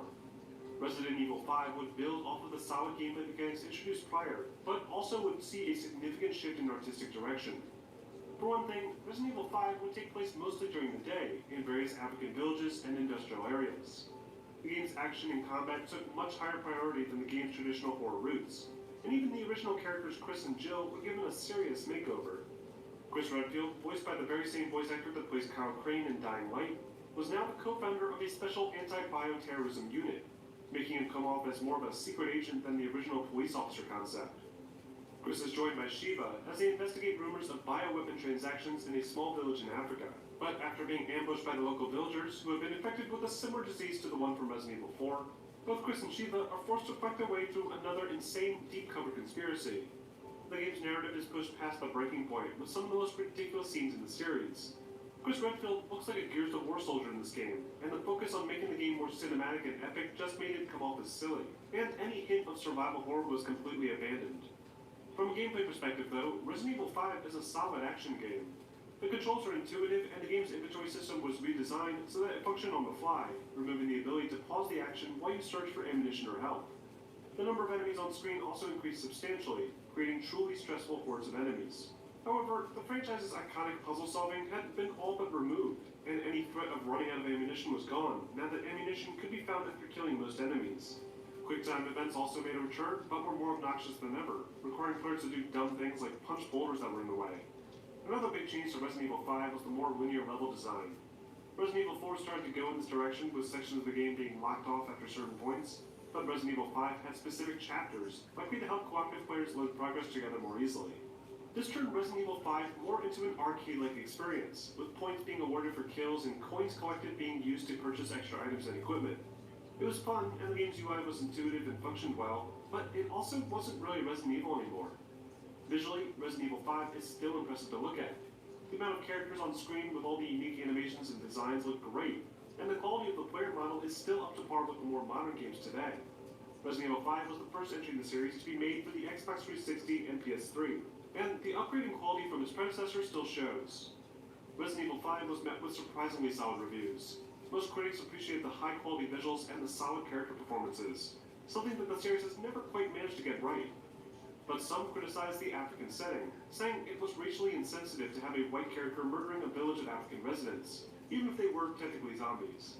This controversy, and the game's massive departure from survival horror, didn't necessarily hurt the overall reception though, as Resident Evil 5 became one of the best-selling titles in the entire franchise, and has only just been beaten for the best-selling Capcom game by Monster Hunter World in 2018. This overwhelming success convinced Capcom to continue to build more action-oriented sequels, and admittedly, based on the sales and reception alone, this was probably the right decision. But the tone would soon change with the next group of titles in the series. Resident Evil Dark Side Chronicles released around the same time for the Nintendo Wii, and featured more classic scenarios from past Resident Evil titles. Dark Side Chronicles would take players through the events of Raccoon City again, in addition to the island from Code Veronica, and two completely brand new scenarios that serve as a prequel to the story of Resident Evil 4. The Dark Side Chronicles would once again be an on-rail shooter experience that utilized the Wii's motion controllers to aim weapons, but a few changes like weapon customization and a new shaky camera were implemented to make the experience more immersive. However, the camera concept ended up hurting the game's presentation and made for an uncomfortable experience. While it was cool seeing the police station updated with more modern visuals, Dark Side Chronicles was still met with mixed reviews, and would be the last attempt at a peripheral-based shooter experience in the franchise. 2 years later, Resident Evil The Mercenaries released for the Nintendo 3DS handheld device, and featured a sort of dumbed-down version of the gameplay mechanics from Resident Evil 4. The game didn't have any story and was more of a quick pick-up-and-play arcade experience that didn't do much to improve on the franchise as a whole. But during production of Mercenaries, the same team was also working on another 3DS title called Resident Evil Revelations. Revelations was the series' first attempt to return to the survival horror aesthetic in years, while also retaining the more modern control scheme introduced in RE4. Revelations takes place after the events of RE4, and helps to piece together the narrative leading into Resident Evil 5. It features Jill Valentine again, only now she's a member of the newly formed anti-bioterrorism unit on board of an abandoned cruise ship infested with soggy, zombie-like creatures.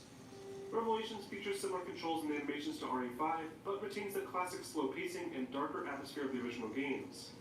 Players could also aim their weapon while moving for the first time in the series, though the overall player movement was still slow enough that it retained the claustrophobic feel. Unfortunately, due to budget problems, Revelations was forced to release prematurely, with a substantial amount of content cut from the final build. The game managed to earn positive review scores, however, the game's tendency to dip back into its more action-oriented design kept it from being the full return to form, and the main entries to the franchise were still not ready to go back to being horror games. Continuing to expand the IP, Capcom contracted Slant 6 Games to work on yet another spin-off title called Operation Raccoon City. Slant 6 Games was best known for the contributions to the less-than-stellar SOCOM title for the PlayStation 3, and unsurprisingly, their take on the Resident Evil series was just as poor. Operation Raccoon City returns to the infamous Raccoon City incident again, only in a sort of non-canonical timeline, where a group of Umbrella operatives are sent in to clean up the mess and hide any evidence of Umbrella's involvement in the outbreak. The game's narrative does absolutely nothing to advance the franchise's lore. It feels more like fan service than anything else, with occasional cameos from characters like Leon and Claire. Raccoon City's gameplay marked the biggest departure for the franchise's horror roots to date, with a full cover-based third-person shooter design inspired by the fast-paced alien shooting action of Lost Planet.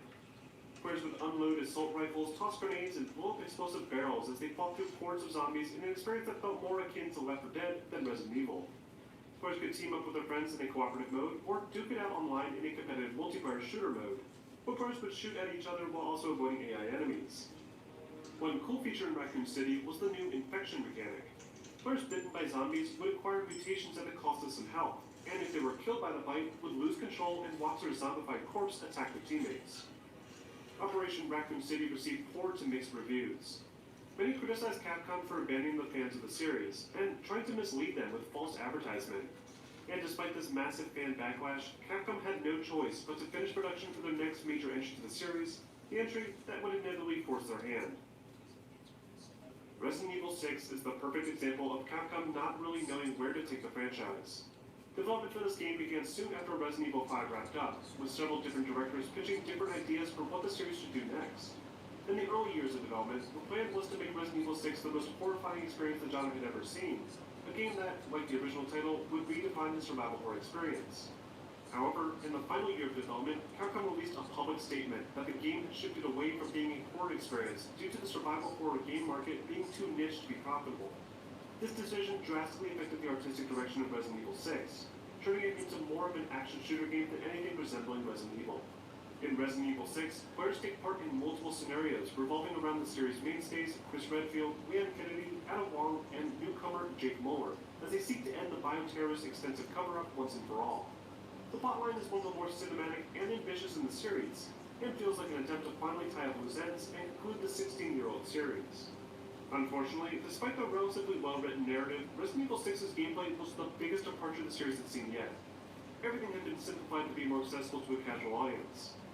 The game starts off immediately with needless quick-time events that don't appear to match the action on screen, and quickly devolves into a series of linear action set-pieces with excessive amounts of explosions. The initial scenario involving Leon starts off promisingly, with a dark college campus filled with zombies, giving off a serious Resident Evil 2 vibe. But that changes only a few minutes in, when you're faced with non-stop zombie-killing action, with set-piece defense events and situations where you're forced to sprint through zombie hordes. This only gets worse in the other scenarios, where the action is intensified tenfold, and the pacing just feels all over the place. Visually, Resident Evil 6 didn't make very many improvements over its predecessor, which can likely be explained by the last-minute changes that were made. Though the animations and new zombie gore system were a noticeable improvement, and I'm curious how many of these assets have been carried over for the Resident Evil 2 remake. Resident Evil 6 was met with poor reception all around. Many stated that the experience was too big of a departure from the survival horror. Others who weren't as interested in the original series of games stated that the experience was poor by itself, due to the poor implementation of quick-time events, an over-the-top story, and mindless action without any substance.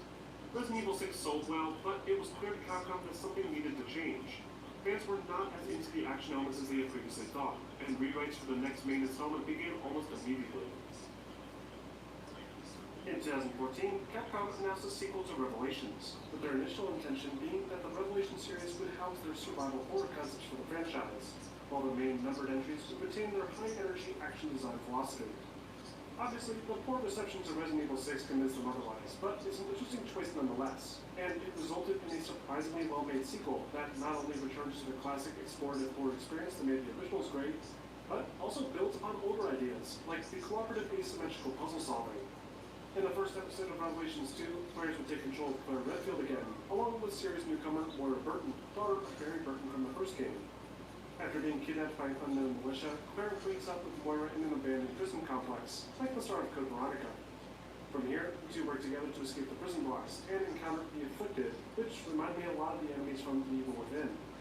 The story is one of the more interesting ones, and gives us a little more insight into Claire and Barry's activities prior to the supposed end of the plot in RA6.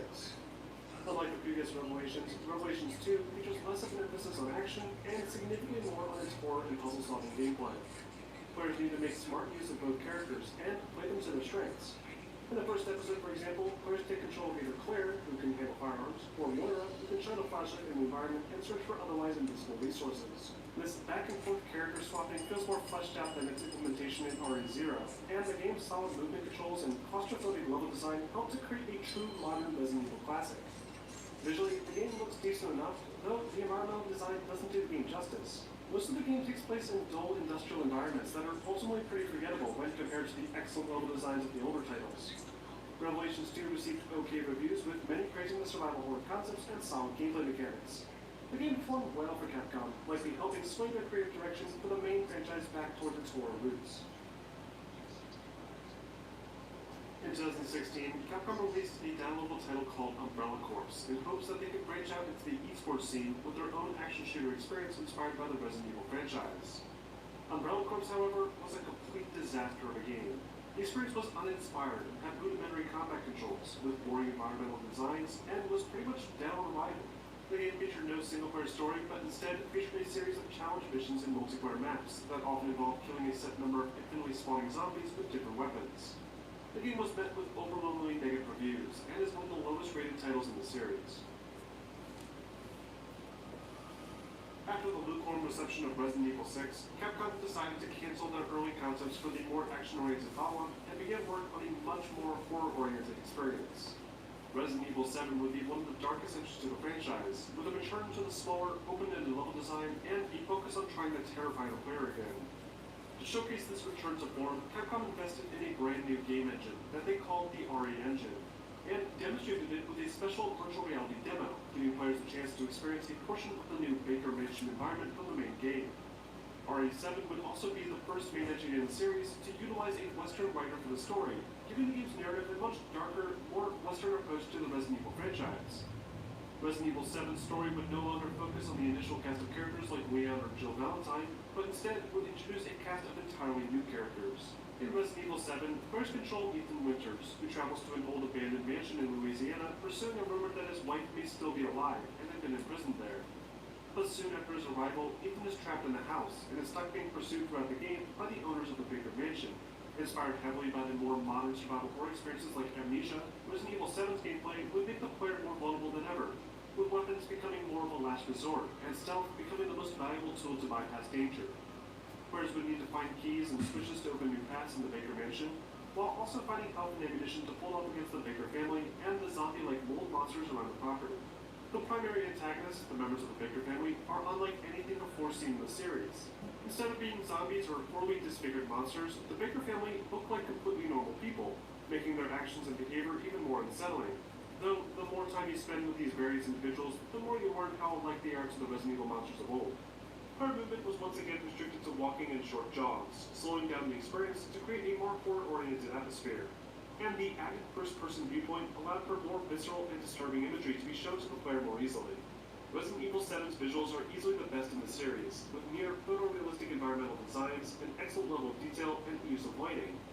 The game also featured a virtual reality option for users on the PlayStation VR, getting players even closer to the survival horror action. Resident Evil 7 was met with good reviews all around, making a return to form for the classic survival horror franchise. Fans loved the well-designed Baker Mansion and the horrifyingly fresh narrative, in addition to the well-implemented first-person camera perspective. Resident Evil had finally returned to being the benchmark for quality survival horror, and the positive fan reception to this decision inspired Capcom to take it a step further and remake one of the series' defining entries. The idea of remaking Resident Evil 2 had been talked for years, but wasn't officially announced until fall 2015. After this initial announcement, information regarding the remake was non-existent, with many fearing that the project had been scrapped. But finally, during Sony's E3 2018 conference, a full trailer showcasing a full remake of Resident Resident Evil 2 was revealed, showing off a near-perfect recreation of the environments from the original game. However, rather than attempting another fixed-camera remake like the original Resident Evil remake, Capcom decided that this new remake would need a more modern camera design in order to create a unique and more horrifying experience for both fans and newcomers alike. The PlayStation is laid out almost exactly the same, but with some minor tweaks like new rooms, different doors, and keys opening in a different order. The environments are much darker thanks to the actual real-time lighting effects, and the story will be much more immersive, with more fleshed-out narratives for all the game's characters. Resident Evil 2 aims to bring the horror back to the zombie shooter genre, and if successful, could be one of the very best entries to the Resident Evil franchise, emphasizing the core experience that made the originals timeless classics. Resident Evil has had a long and highly influential run.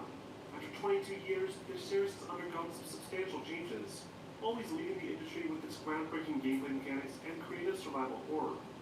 It's great to see a franchise that's drifted so far away from its initial great design choices come full circle and begin redefining the genre once more. But it's still unclear where Capcom plans on taking the franchise next.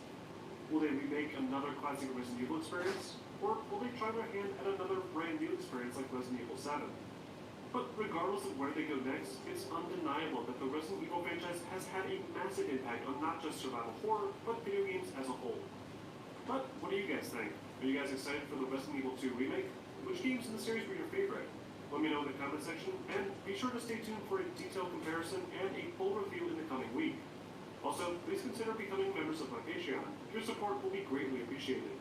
And don't forget to like and subscribe for more videos posted every week.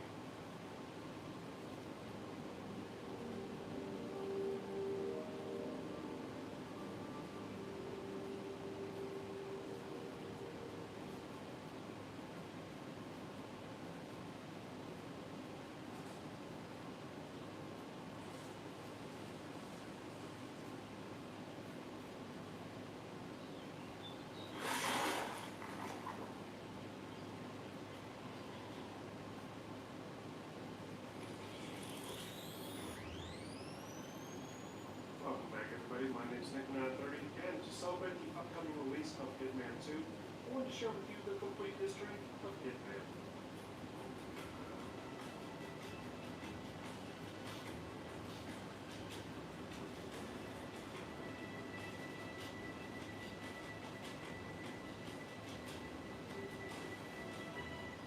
Hitman is a stealth action series with a heavy emphasis on executing the perfect hit. The series is known for its sandbox approach to stealth gameplay, with players capable of utilizing a variety of weapons, items, and tools to get closer to their targets, in addition to disguising themselves in a large assortment of different outfits, ranging from classy suits to chicken costumes. Despite the Hitman franchise existing for nearly 20 years, it's managed to retain much of its original style, due mostly in part to the original developers still overseeing the series, in addition to an incredibly loyal fan base. So, how did the franchise manage to retain its identity after all these years? Well, to answer that question, let's take it back to the year 2000, with IO Interactive's first Hitman title, codenamed 47. In 1998, a group of Danish video game developers called Rito Moto joined forces with Nordisk Film Studio to form a collective video game development studio called IO Interactive. With this newfound culmination of efforts, the team began brainstorming projects to begin working on, with Rito Moto wanting to pursue a large-scale fantasy MMO, but Nordisk Film requested that they focus on a smaller-scale action shooter instead, to minimize risk and resources. The team agreed and began work on a fast-paced shooter game that would take inspiration from John Woo action films. Due to an interest in the rise of 3D-based hardware on the PC platform in the late 90s, IO Interactive decided to build a PC-exclusive title and utilize their own in-house engine called the Glacier Engine. This engine featured effects beyond what other game developers had been able to accomplish, with things like cloth simulation effects and, most importantly, ragdoll body animations. These ragdoll animations drew attention from Jonas Anaroth of Eidos Interactive, who then negotiated a deal between the two studios and agreed to publish the title. Thanks to his work on stealth action titles like Thief and Deus Ex, Jonas recommended that IO Interactive stop pursuing their John Woo shooter concept and instead focus on slowing the action down into something more methodical, to really showcase the visual effects they managed to develop. This resulted in a complete shift in mentality, as the simple shooter game that IO had previously intended to make would end up becoming one of the most unique stealth action series in the gaming industry. The team began designing missions tailored towards player choice and experimentation, with players needing to eliminate specific targets while also keeping a low profile. Players would need to neutralize guards and drag their unconscious bodies around corners, and various other key elements like picking up disguises would materialize from there. The player character was initially planned to be just a simple hired gun, but because of technical restraints, the developers struggled to find a way around getting the character's hair to look correct. They eventually decided to remove the hair from the player model entirely, and added the signature barcode to the back of his head to help the model look more interesting. This resulted in the birth of the character Agent 47, a professional killer clone that wore a clean black suit and blood red tie. The game, originally called Hitman the Game, was renamed Codename 47 to call attention to the unique character that I had created. Agent 47 is the result of cloning experimentations made by Dr. Otto Wolfgang Ortmeyer. Ortmeyer was obsessed with the idea of genetic recombination and shared his ideas for a cloned super army with 4 of his friends from the French Foreign Legion. Intrigued, each of the 4 friends donated some of their DNA for the project, thus becoming the 5 Fathers. Ortmeyer then purchased an asylum in Romania to run his experiments out of, and began work on creating the ultimate soldier. Ortmeyer was eventually successful after his 47th attempt, but the 4 other fathers were growing impatient and demanded the promised clone warriors. At the start of the game, Ortmeyer helps Agent 47 escape the cloning facility, and then, through the International Contract Agency, or ICA, begins issuing hits on the other 4 fathers. Codename 47's gameplay is focused entirely around executing these hits. Players will start each mission with a short briefing from the ICA, often detailing the target and giving some helpful intel that will be crucial in completing the mission, and spending earned revenue on necessary equipment, some of which is required to complete certain tasks. While not nearly as open-ended and experimental as the newer entries to the series, Codename 47 still offered large open-ended environments with several NPCs ranging from civilians to armed guards. Players could knock out unsuspecting NPCs, take their clothes, and sneak right past the enemy without being noticed, but would also need to choose the right disguise for the right situation to avoid suspicion. If the player did happen to be detected, then an alarm would sound, and all the enemies throughout the level would go on high alert, often killing 47 with a few shots. Going in guns blazing was always an option, but often a suicidal one, especially considering the alarm often triggered the primary target to flee, sometimes leaving the area completely and failing the mission. This, on top of the lack of manual saves, made the game excruciatingly difficult, even for the more seasoned stealth action game players, and required a fair amount of practice, and because of the randomized AI pathing and objective locations upon restarting a mission, a fair amount of luck. Still, Hitman Codename 47 was an incredibly inventive new game. Attempting to pull off the perfect kill made the game infinitely replayable, and the open-ended level structure and unique signature kills made it more interesting. Visually, Codename 47 offered several unique and rare concepts that not only looked cool, but also greatly benefited the gameplay. First, there were real-time mirrors, which could be used to spot enemies around corners. Codename 47 is also often credited to be the very first game to utilize ragdoll physics. This is a false claim, as the first reported use of ragdoll physics was in 1997, with a licensed Jurassic Park video game called Trespasser. Still, the ragdolls in Codename 47 were impressive, and are what convinced Eidos to publish the project, and what eventually led to the series turning into what it is now. Codename 47 was received okay by critics, but was ultimately criticized for sloppy execution, and a steep difficulty curve due to the lack of a proper mid-mission save system. Codename 47 was an excellent concept, buried under some needless shooting galleries and bad design choices. But thankfully, gamers were willing to look past the shortcomings and loved the new anti-hero Agent 47. In 2002, IO Interactive addressed the biggest complaints from the original game and created a worthy sequel called Hitman 2: Silent Assassin. Hitman 2 helped to establish many of the core aesthetics that are still present in the series today. After struggling to develop the original PC exclusive due to the lack of experience with PC titles, IO Interactive agreed to make Hitman 2 a multi-platform title, with the PlayStation 2 being the lead platform for the game. This allowed the developer to focus more on refining the gameplay, and resulted in a far more solid experience. Hitman 2 takes place shortly after the first game, as Agent 47 attempts to find meaning to his life. He eventually begins working at a church in Sicily for his friend Father Vittorio, in hopes that religion might be the answer to his problems. However, a Russian crime lord named Sergei Zaborodko kidnaps Vittorio in hopes that would draw 47 out of retirement. This plan was successful, as Agent 47 immediately seeks out the ICA again, and begins completing various contracts in return for funding and information regarding the whereabouts of Vittorio. The story isn't nearly as focused as it was in Codename 47, with Agent 47 basically giving up halfway through, and just completing missions to pay off his debt to the ICA. Again, the story is decent, but is a very minor part of the series, with the gameplay being pushed as the primary focus. Hitman 2's gameplay showed a significant improvement over its predecessor, with a ton of new features and a much smarter level design that fully took advantage of Agent 47's ability to disguise himself. The game's stealth mechanics were greatly refined to allow the player to more easily pursue a clean approach. Agent 47 was now capable of crouching, allowing him to hide behind cover and sneak up behind enemies silently. The level variety in Hitman 2 far surpassed its predecessor, with a ton of unique and fun locations to sneak around in, including a fancy mansion party, an Italian villa, and even a Japanese fortress. Unlike the first Hitman game, Hitman 2 featured more signature kills, like being able to poison a target with a poorly prepared fugu fish, which made the levels more replayable than ever. However, the game is also significantly more difficult than the original game, with much longer and more complex objectives. Silent Assassin introduced a ton of new weapons, including melee weapons, silent firearms, and even a non-lethal poison that could be used to incapacitate guards temporarily. Players could also switch their viewpoint to a first-person view if they preferred, which made for easier target acquisition in combat. Other improvements included a more useful level map, which displayed real-time NPC positions, and a redesigned detection system with a suspicion indicator that would rapidly bounce around the closer you were to being made by an enemy.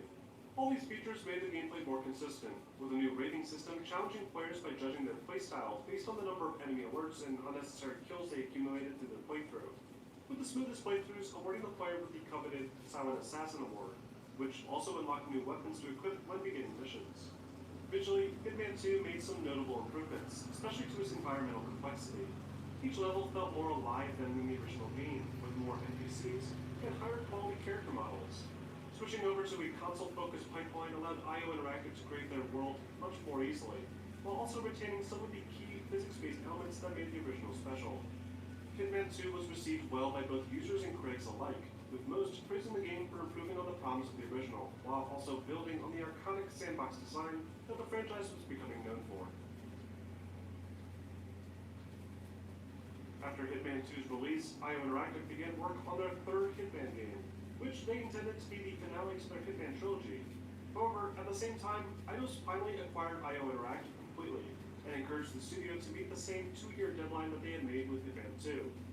Due to the strict scheduling, IO Interactive realized that their planned Hitman 3 would never reach its full potential in time, and instead of canceling it or rushing it out the door, decided to split up into 2 teams, with the smaller team building 2004's Hitman Contracts. Using the same game engine used for Hitman 2, the small crew took a bunch of old missions from the original Hitman game and remastered them, with updated visuals, better pathing, and all the more refined gameplay features. This, on top of a few brand new missions, made up a bulk of Hitman Contracts, and allowed the core IO Interactive team to work on other projects while also keeping Eidos happy.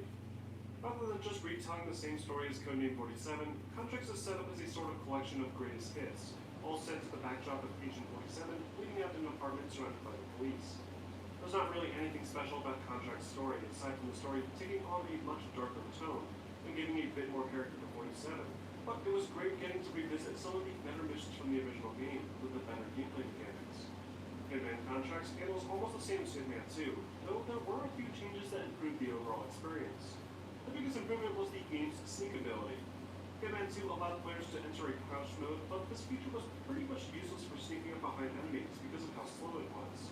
Contracts sped up the sneak mode, making it a much more practical option. The anesthetic tool was also replaced by a non-lethal syringe, further simplifying something that wasn't properly explained in Hitman 2. On top of these improvements, Contracts also introduced some very well-made levels, on top of the remastered ones, of course. Levels like the Meat King's Party and Beldingford Manor demonstrate the direction that IO Interactive planned to take future Hitman missions, with large, expansive areas filled with a large variety of locations and NPC types, which really played to Hitman's strengths. Because Hitman Contracts utilize the exact same game engine as Hitman 2, the visuals are practically identical between the 2 games. Interestingly though, every mission in Hitman Contracts takes place at night, with some of the remastered levels featuring new ring effects. While this was likely done to save on development time and resources, it also works well with the game's story, considering Agent 47 is frequently fading in and out of consciousness in a dark apartment room while he's recalling these past missions. Hitman Contracts wasn't received as well as Hitman 2, with many finding it odd that developers were already releasing a greatest hits type collection game rather than a true sequel. Others praised Contracts for delivering the same great gameplay from Hitman 2, but with some new and classic levels to explore. Ultimately, Contracts was just a game to keep investors happy, and looking back, it definitely comes off that way, especially considering what the true Hitman 3 would be like.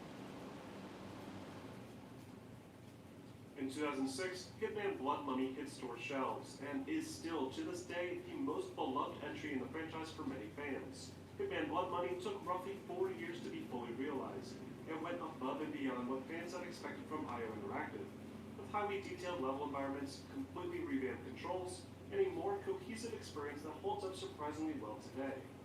In Hitman Blood Money, players once again assume the role of Agent 47, in one of the more complex storylines in the franchise.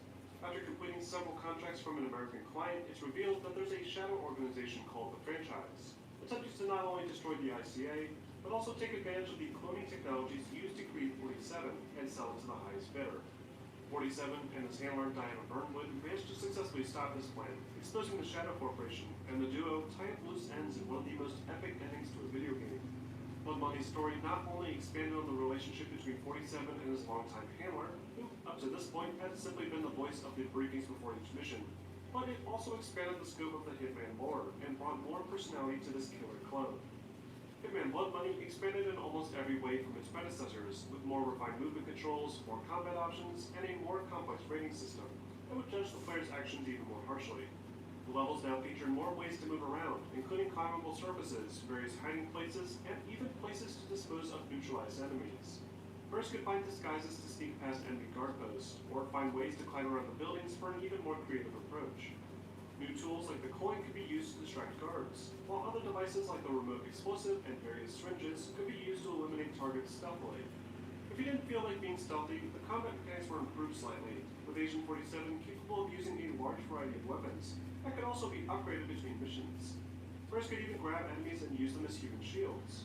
Thanks to a new notoriety system, players need to be more careful with their actions, avoiding witnesses, and were even encouraged to eliminate targets by making it look like an accident.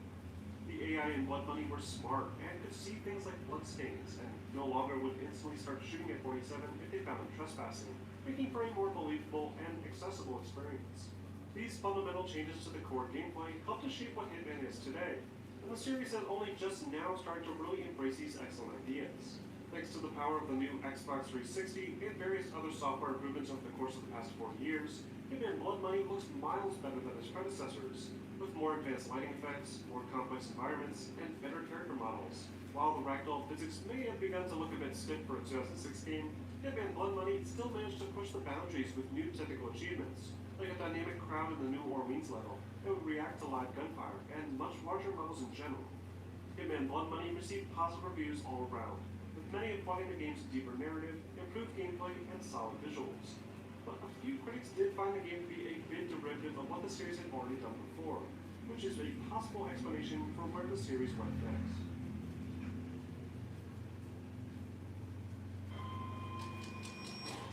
It's a beautiful place, but things do happen from time to time. Keep the people you love close.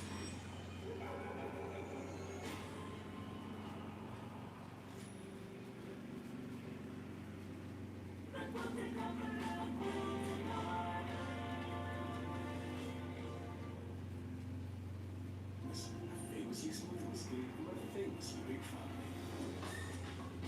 Meet Julia. She rolls with whatever's thrown her way. She's nearly as smooth as a James Lounge.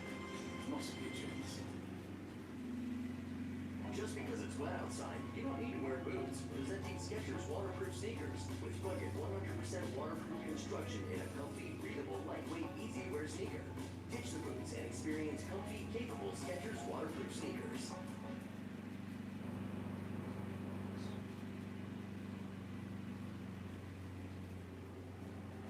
After the success of Hitman Blood Money, IO Interactive announced a brand new IP called Kane and Lynch, which would feature a cooperative shooter heist experience, likely inspired by original concepts they had prior to the creation of Hitman. The Hitman property went silent as IO Interactive were pushed to make other titles like 2009's Mini Ninjas to reach a broader demographic. Soon after this title was revealed, both Eidos and IO Interactive were purchased by an even bigger company, Square Enix, but this supposedly had no impact on IO's creative freedom. After several rumors and trademarks being filed back and forth, IO Interactive finally revealed Hitman Absolution, which would release in 2012. Hitman Absolution is probably one of the most ambitious, narrative-driven Hitman experiences in the franchise. It takes Agent 47 completely out of his comfort zone by tasking him with assassinating his killer, Diana Burnwood, right at the start. From here, Agent 47 goes off the grid, feeling betrayed by the agency and also needing to protect a young girl named Victoria, who is later revealed to have also undergone experimentation similar to 47. The story feels more emotionally driven, with 47 coming off as even more of a legend than ever before, and expands greatly on the character, despite him being mostly a shell of a man. Unfortunately, this cinematic-driven narrative also negatively affected the gameplay to some degree, removing the more open-ended level designs that the series had become known for. Absolution, while seemingly the same as its predecessors, felt stripped down, with less freedom when it came to eliminating targets. This is due mostly to the more linear level designs. A majority of the levels in Hitman Absolution didn't even feature any targets to kill, but instead were connector levels, often branching one large area to another. Rather than casually walking through parties in disguise or sneaking into casinos, Absolution had 47 sneaking around back alleys and derelict buildings, avoiding the police and blending into crowds Jason Bourne style. There's still plenty of really cool moments throughout the game, but the overall vibe of the game had gone from being a Hitman sandbox to a cinematic one-off deal. The replayability of the game had been reduced significantly. Even the levels that felt more open-ended and featured actual targets to kill seemed too straightforward, with only a handful of practical ways to kill your target and about 30 ridiculous options that nobody would even think to try. That being said, the refined game controls and movement felt much more polished than anything seen in the series up to that point, and the enemy detection system was much more clearly translated to the player, with clear indicators on screen that would notify a player when they were being spotted. Players also no longer needed to rely on having a sedative syringe or anesthetic to knock out NPCs, but can now simply grab them with their bare hands and subdue them. Players can also grab enemies from cover and even pull them out of windows. Combat mechanics, something that has always been a part of the series but never properly implemented, felt much smoother in Absolution, and made getting spotted equal parts frustrating and fun at the same time. Players can now snap to cover, peek out to fire, and even blind fire their weapons around corners, making for a more visceral combat experience. On the easier difficulties, players could even activate a special instincts mode, which enabled them to see enemies through walls, slow down time, and allow them to select targets and initiate a cool multi-kill takedown. The inventory system was reworked and simplified, with players now only capable of holding a few weapons and a handful of tools found in the environment. Advanced game mechanics like metal detectors and being able to pack a sniper rifle into a suitcase were removed, and 47 would now have what many fans refer to as magic pockets, with large firearms stored magically inside his coat. The disguise system was also reworked, with players still capable of wearing a large assortment of different NPC clothing, but because of the smaller level scope and limited variety of enemies in certain areas, the disguises felt pretty much useless. In Absolution, NPCs wearing the same clothes as 47 would be able to see through his disguise, and the only way to sneak past them undetected would be to hold the Instincts button, which would have 47 attempt to blend in for a short time. This felt counterintuitive to one of the franchise's core gameplay elements, and discouraged disguises altogether. In fact, there were even challenges added in, like Suit Only, that required the player to complete levels without ever changing disguises, only further pushing the series away from what made it special to begin with. Love or hate it, Hitman Absolution still featured some phenomenal visuals that still hold up relatively well today. Textures were incredibly detailed, and things like Agent 47's bald head were finally perfectly rounded, rather than looking like a bunch of polygons. Hitman Absolution addressed some of the complaints with Hitman Blood Money's derivative design by making a more narrative-driven experience that was also more accessible to a broader audience. On the surface, it's a cool stealth action video game that was received well by critics, but fans and even members of IO Interactive felt that the series was beginning to drift away from what made it unique in the first place. And thankfully, the next main entry to the series would aim to right the course. Despite the high critical acclaim Absolution received, the game ultimately failed to meet Square Enix's unrealistic sales expectations, and they began to reevaluate IO Interactive's development pipeline. From now on, the Danish video game development team would focus entirely on the Hitman property, and franchises like Kane and Lynch were effectively abandoned. As IO Interactive began pre-production for the next major installment of the Hitman franchise, Square Enix Montreal developed a mobile game called Hitman Go.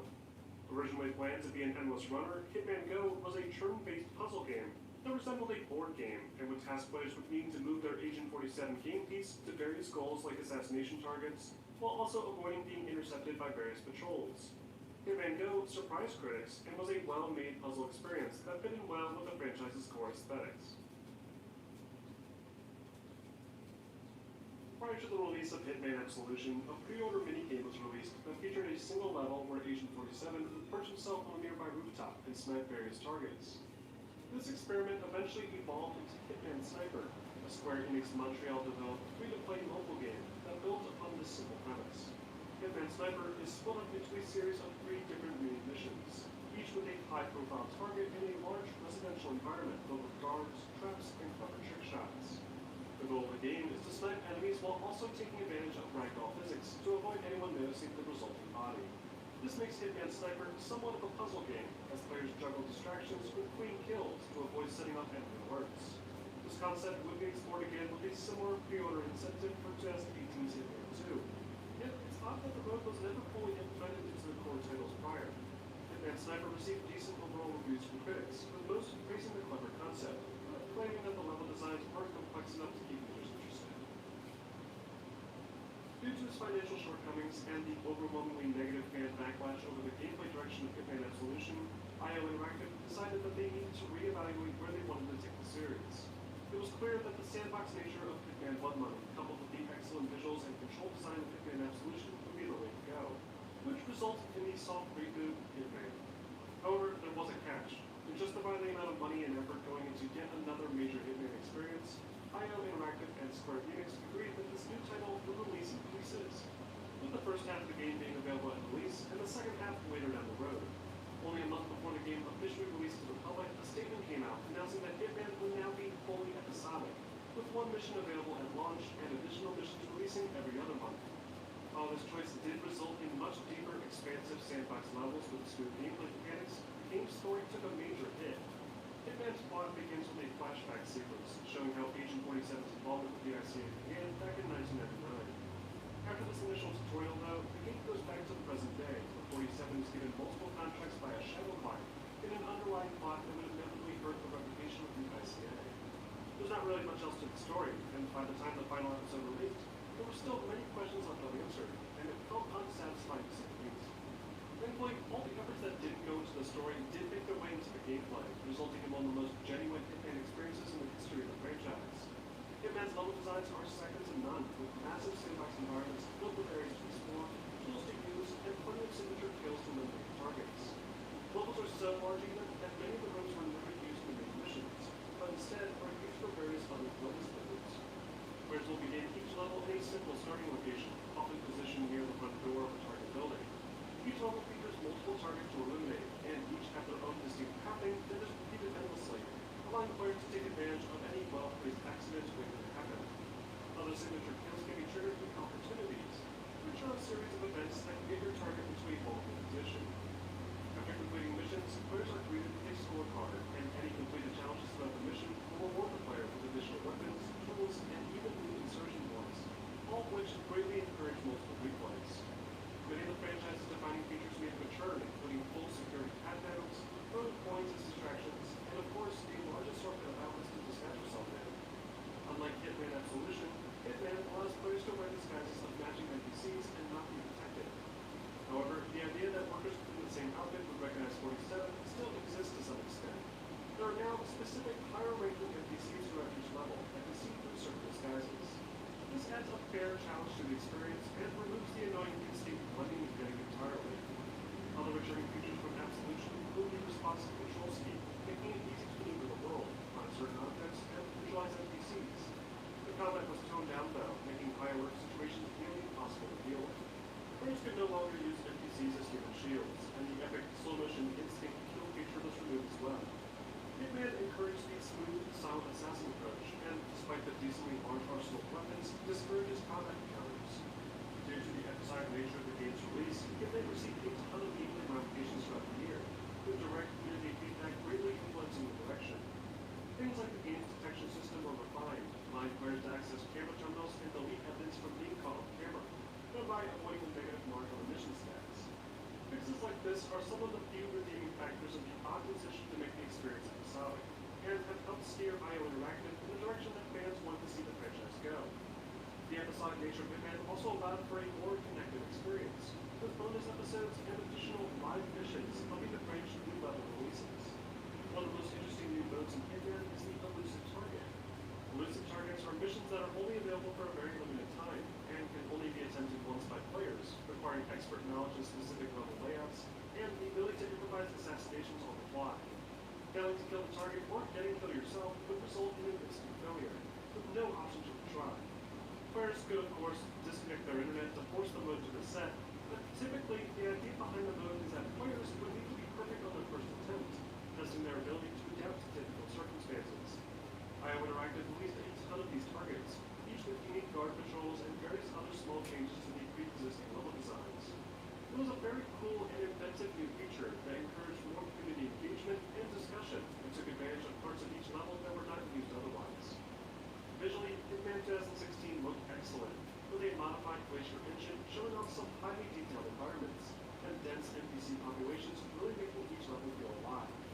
Hitman 2016 is also one of the first games to take advantage of the newer DirectX 12 API, which could result in smoother performance for compatible hardware.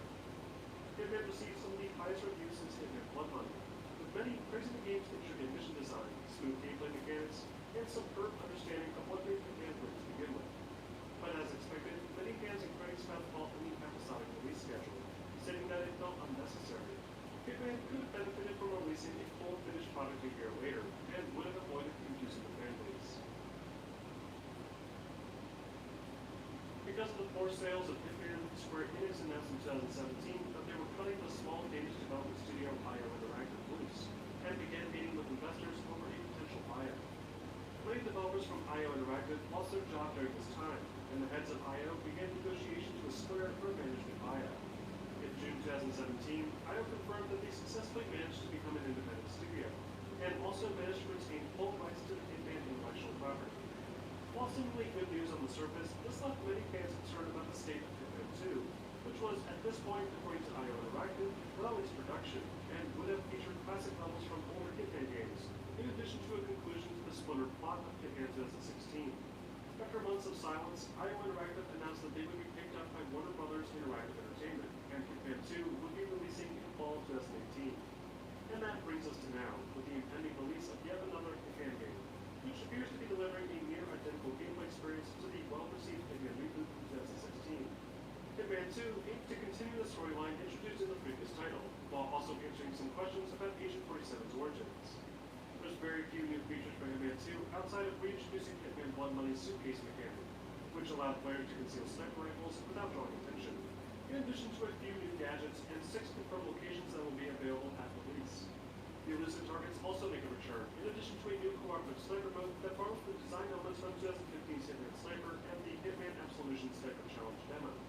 Based on the available gameplay footage, the visuals appear to be exactly the same, likely using the Glacier engine once again, which makes sense considering IO Interactive were not in the financial position to invest in any new graphical technologies. I'm excited to see how Hitman 2 turns out, and hope the planned expansion missions will feature the return of classic Hitman missions that were originally planned. Either way, I'm just glad to see IO Interactive not only continue to build the franchise that they created, but also return to what made Hitman such an icon to begin with. Agent 47 has been assassinating targets and committing identity theft for nearly 20 years. Most stealth action game franchises fail to last this long without succumbing to the pressure of making their experience into a fast-paced action shooter. But IO Interactive's dedication and solid understanding of the core gameplay aesthetics have allowed the Hitman franchise to transcend industry norms. While the franchise may have taken a slight stumble with Absolution's more story-driven experience, it emerged better than ever, building on the freedom of choice and experimentation that made the series such a hit to begin with. I hope you guys enjoyed this look back at the history of the Hitman franchise. If you'd like to see more documentaries like this one, please consider becoming a member of my Patreon. Also, don't forget to like and subscribe for more videos posted every week.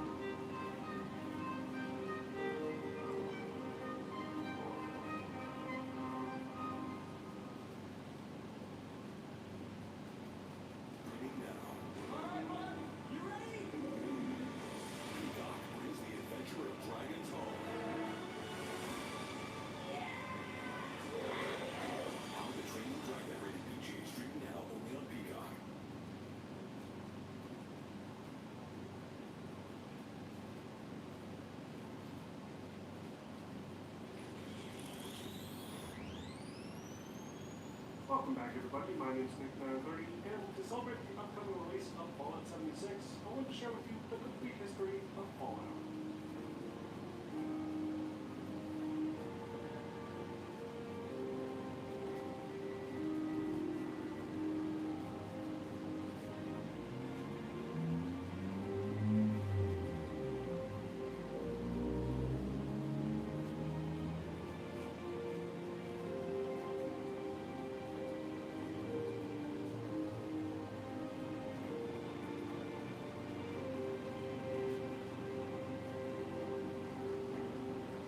Is a post-apocalyptic role-playing series where players explore massive open-world environments, complete quests, and engage in combat encounters with often mutated and irradiated enemies.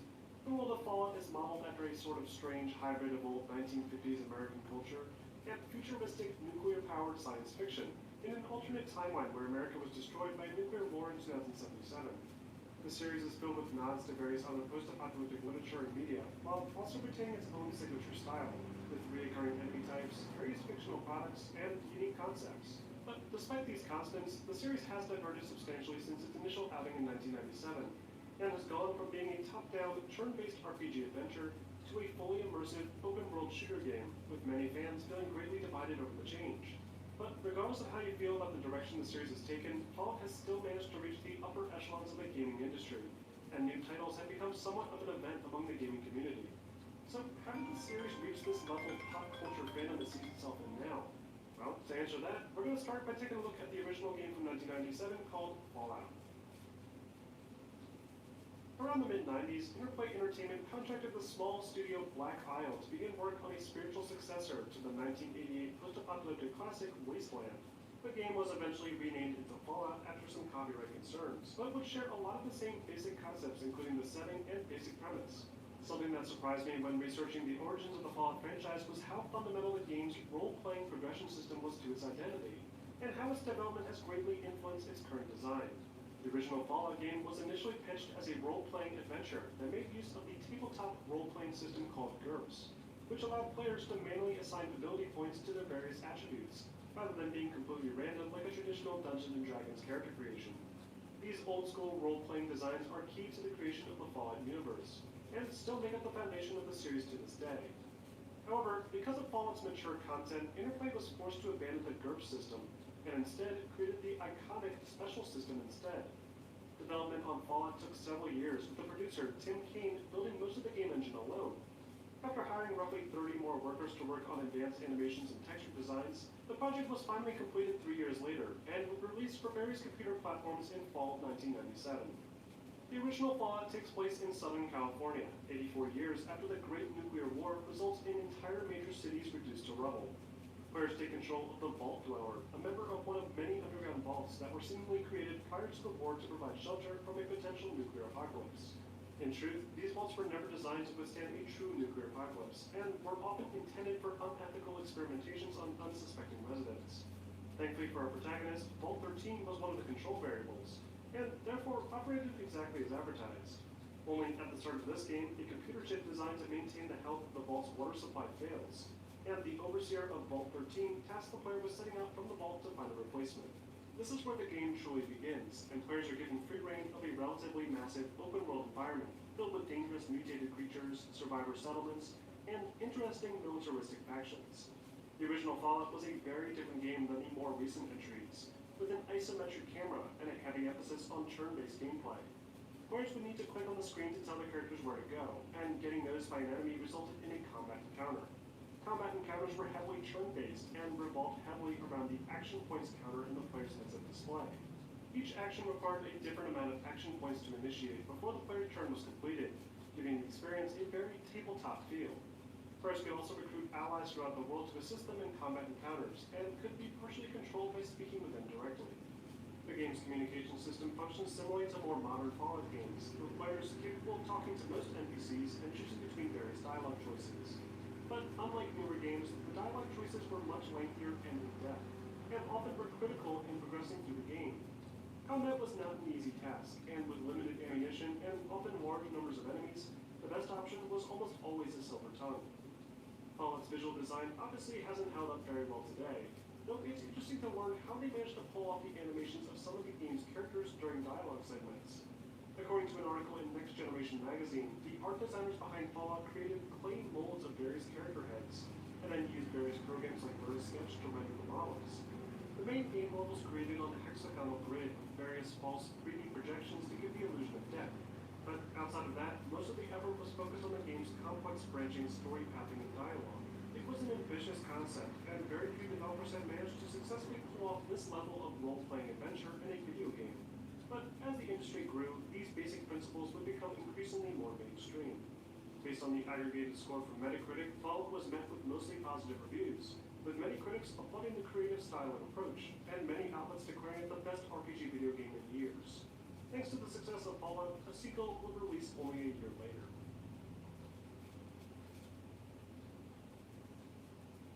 Fallout 2 in many ways was much like the first game, with an isometric, turn-based gameplay style, and the same basic premise.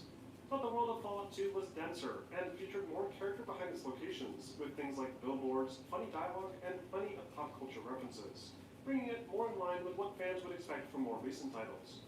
According to an article by Ed Smith of PC Games Network, work for Fallout 2 had begun before the original game had even released.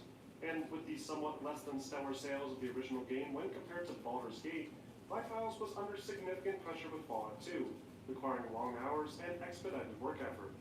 A lot of the silly Easter eggs and pop culture references thrown into Fallout 2 were done because of the severe lack of time. Major portions of the game world were thrown together without any content, and designers had to go back and fill in the blanks with anything they could think of on the fly, resulting in some incredibly bizarre Easter eggs. This aesthetic ended up becoming a recurring theme associated with Fallout that would go on to define the series, with its mature content being occasionally undermined by silly prop placement. Fallout 2's story takes place 80 years after the events of the first game, with players taking control of the original Vault Dweller's descendant called the Chosen One. After a massive drought, the player is tasked with venturing out into the wasteland to locate a device called the GEC, a device that could create a thriving community out of nothing. And much like the original game, the story becomes more complex as the player explores more of the world, and various interweaving character story arcs can greatly affect the overall story outcome based on the player's choices. The main antagonists of this game are the Enclave, which are a group of descendants from the original United States government that aim to take control of the region by force in hopes that they'll be able to restore order to the country. It's an interesting plotline, much like the first game, and many of the new creatures, factions, and the absurd narrative would inspire future Fallout titles. The gameplay and visuals only received minor changes, with the developers saying that they wanted to focus on the game's narrative more than anything else. There were some nice changes to help round out the experience more. Player companions, for example, would now level up alongside you, with their own evolving storyline and combat capabilities. The game's antagonists were no longer hidden behind a curtain, much like the Master was in the original game, and this gave players a better understanding of who they were up against. Other changes included minor improvements to collision, and of course, a more lighthearted artistic direction, with designers cramming in tons of fun Easter eggs around every corner. This resulted in one of the most popular classic Fallout experiences, with critics once again praising the game's focus on narrative role-playing action. Though a few journalists took note of some common bugs and technical problems, likely caused by the rushed development schedule. Either way, Fallout 2 was another instant hit, and the franchise would begin to change drastically as the series entered the new millennium. In the year 2000, Interplay's 14 Degrees East division had begun work on a tactical shooter game that could be played in either first or third-person perspectives within the Fallout universe. The game was called Fallout Extreme and was set to release on the PlayStation 2 and Xbox consoles. Unfortunately, the game never left the planning stages and was ultimately canceled partway through the year. In Fallout Extreme, players would control a squad of soldiers called Revolutionaries and would engage in combat with an aggressive Brotherhood of Steel in northwestern America. The game was likely going to be a series of linear missions with a very Ghost Recon-esque style to it. That would have players fighting across Oregon, Seattle, and even crossing the Bering Strait into China to foil a plot that would destroy the remains of America. Despite the game's cancellation, a lot of the basic concepts introduced in Extreme, like the heavier emphasis on combat, would find their ways into future Interplay Fallout titles, and the series would continue in what many believe was the wrong direction. In 2001, an Australian development company called Microforte introduced a game demo to Interplay using the Phoenix game engine. Interplay wasn't necessarily interested in the pitched game, but did see potential in the engine it was built on, and assigned their 14 Degree East division to work on a unique spin-off title for the Fallout franchise called Fallout Tactics Brotherhood of Steel. Fallout Tactics is often not considered to be part of the main Fallout canon, as it often contradicts things introduced in the main series storyline. In Fallout Tactics, players start as an initiate in the Brotherhood of Steel. The Brotherhood of Steel had a falling out between members, with some wanting to focus on bolstering their strength and recruiting survivors, while others wanted to remain isolationist and focus on reclaiming pre-war technology. This resulted in a large schism between the group, with the progressive members of the Brotherhood heading east to hunt down the remaining supermutants and build a stronger community. Unlike past Fallout games, Tactics isn't an open-world adventure game, but more a squad-based real-time strategy, with players needing to move individual members of their squad around an isometric linear level and defeat enemies. Player choice wasn't nearly as important as a typical Fallout game, and the overall vibe of the game felt completely displaced from what audiences expected from the franchise. Visually, the game looked better than ever thanks to the new Phoenix engine, which allowed for sharper textures and cleaner character animations. But the game was still grounded in the same hexagonal, isometric artistic style that the series had begun with. Surprisingly, Fallout Tactics performed well according to critics. The game received scores in the mid-80% range, with most applauding the improved combat mechanics. But many were disappointed to see the open-world aspect of Fallout removed from this entry, and overall, Tactics did not sell as well as Interplay had hoped. Soon after Tactics had released, Interplay had Microforte begin work on a Fallout Tactics sequel that was planned to release a year later. But because of the first Tactics game selling so poorly, the project was soon scrapped completely in 2001. And it's a shame because the setting for Tactics 2 would have been a unique one. Tactics 2 was going to take place in the southeastern part of the United States, mainly the marshlands of Florida, and would feature an entirely different biome that still hasn't really been properly explored in the Fallout franchise outside of a few later expansions. Tactics 2 would task the player with trying to shut down a malfunctioning panic device that was continuously generating mutated plants and creatures.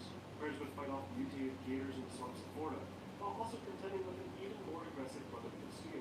The game would have released on PC and would utilize the Phoenix game engine again, just like the first Tactics. It was an interesting experiment, but it was clear from the poor sales that the Fallout Tactics spin-off was a dead end, and Interplay struggled to identify what to do next with the Fallout intellectual property. The Van Buren project is where Interplay and Black Isle Studios really started to run into some serious problems. Interplay wanted more games to be produced for consoles, and many of the core gameplay mechanics in the older Fallout games didn't sit right with them either. After the cancellation of Baldur's Gate 3, Black Isle Studios was transitioned over to the ongoing Fallout 3 project, nicknamed Van Buren. Many of the developers started to drop out of Black Isle Studios due to funding concerns, and the project was eventually scrapped, despite being near completion. Van Buren's story would have taken place in the southwestern United States, around the Hoover Dam area, and begun with the player having just escaped prison. Whether or not they escaped prison for false imprisonment or were legitimately criminals would be up to the player, and this choice would also affect the player's starting stats. The player would then explore a southwestern countryside, avoiding capture from prison guard robots while also interacting with the NCR and Brotherhood of Steel, who were in a massive conflict with each other. Van Buren's gameplay would have heavily emphasized the classic turn-based control scheme of the original two games, making it a proper Fallout 3. But because of outside pressure from Interplay, Black Isle was forced to include a real-time gameplay option. Interplay also requested that the game feature full cooperative gameplay as well, only further hurting development time. The game was originally going to be made with a fully 3D engine called NDL 3D, the precursor to the Game Brio engine, which would be used for future Fallout titles. But because of the financial difficulties, the team decided to switch over to the Jefferson engine instead. The Jefferson engine was the same engine that had been used to create Baldur's Gate 3, and unlike past titles, would feature a legitimate three-dimensional game world, despite the locked isometric camera design. Van Buren is often referred to as the Lost Fallout game, mainly because it would have been the closest thing to a true sequel to Fallout 2. But because of Interplay's focus on the console division, the Van Buren project would need to be shut down, and Fallout 3 would take on an entirely different form years later. Pure made zero sugar.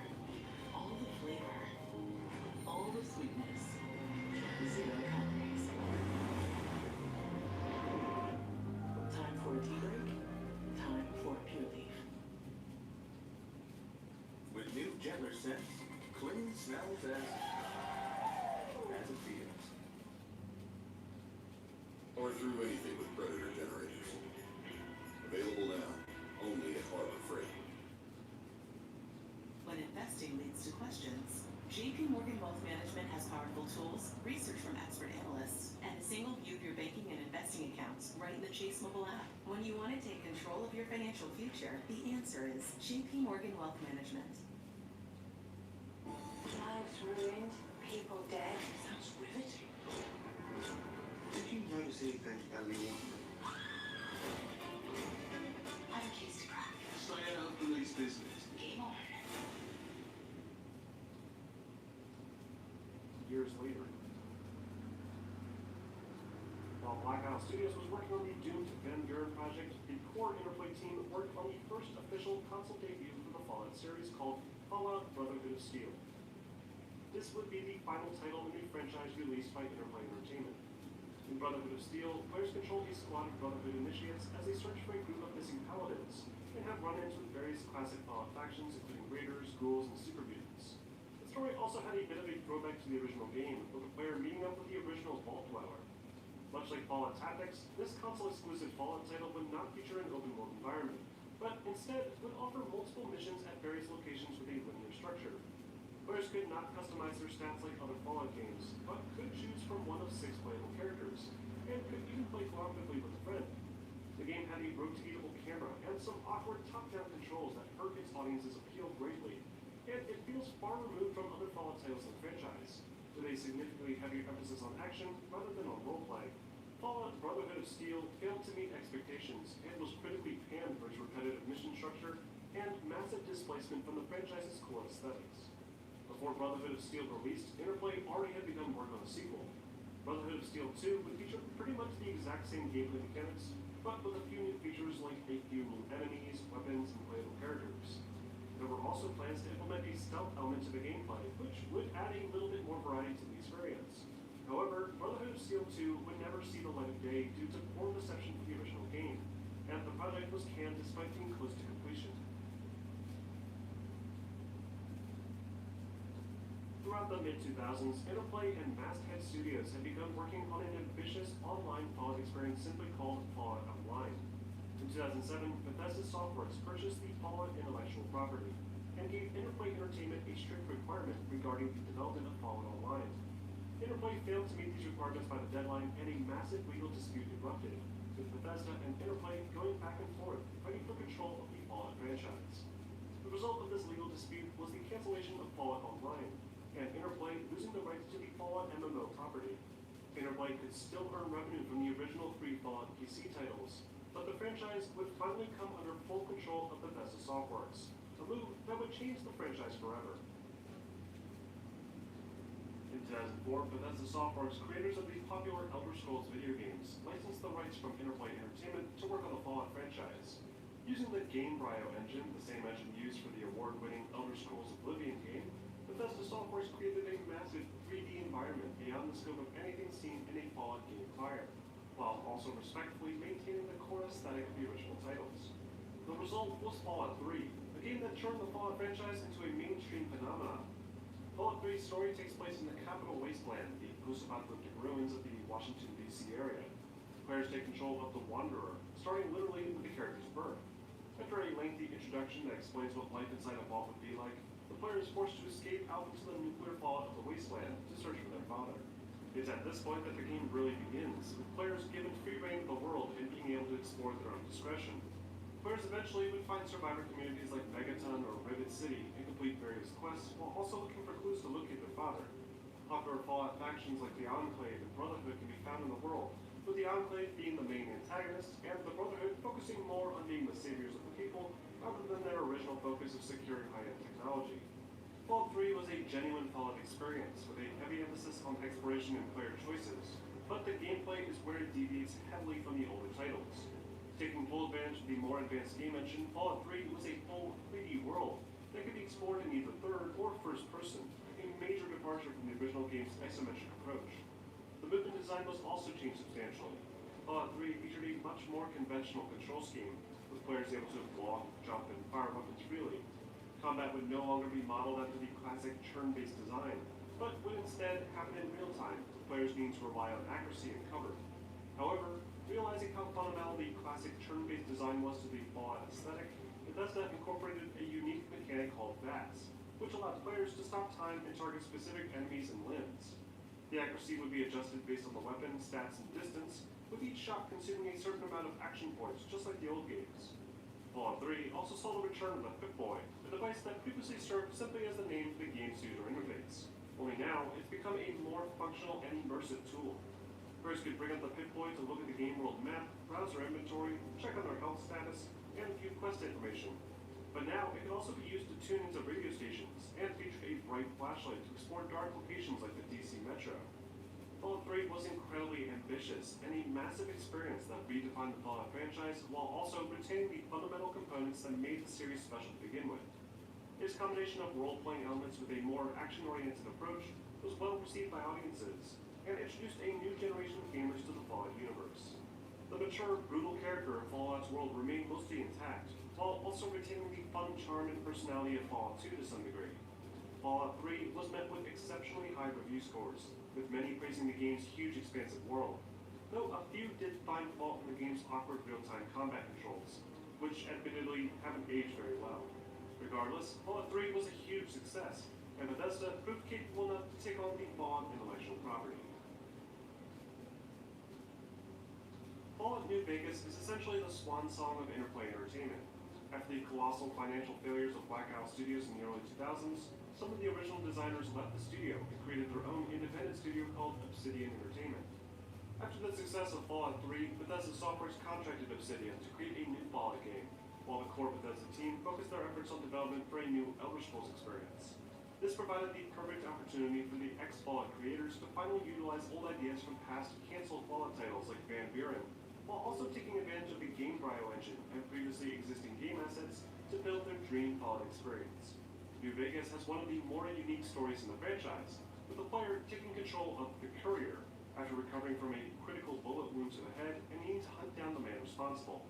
New Vegas takes place in the Mojave Desert and features many classic factions from older Fallout games, including the NCR, Brotherhood of Steel, Caesar's Legion, and even the Khans. Unlike Fallout 3, New Vegas has a much more open-ended narrative, with no truly good ending. The game's critical narrative choices weren't as black and white, and the interconnected story paths made the game significantly more replayable. New Vegas' gameplay is mostly the same as Fallout 3, with identical controls and movement.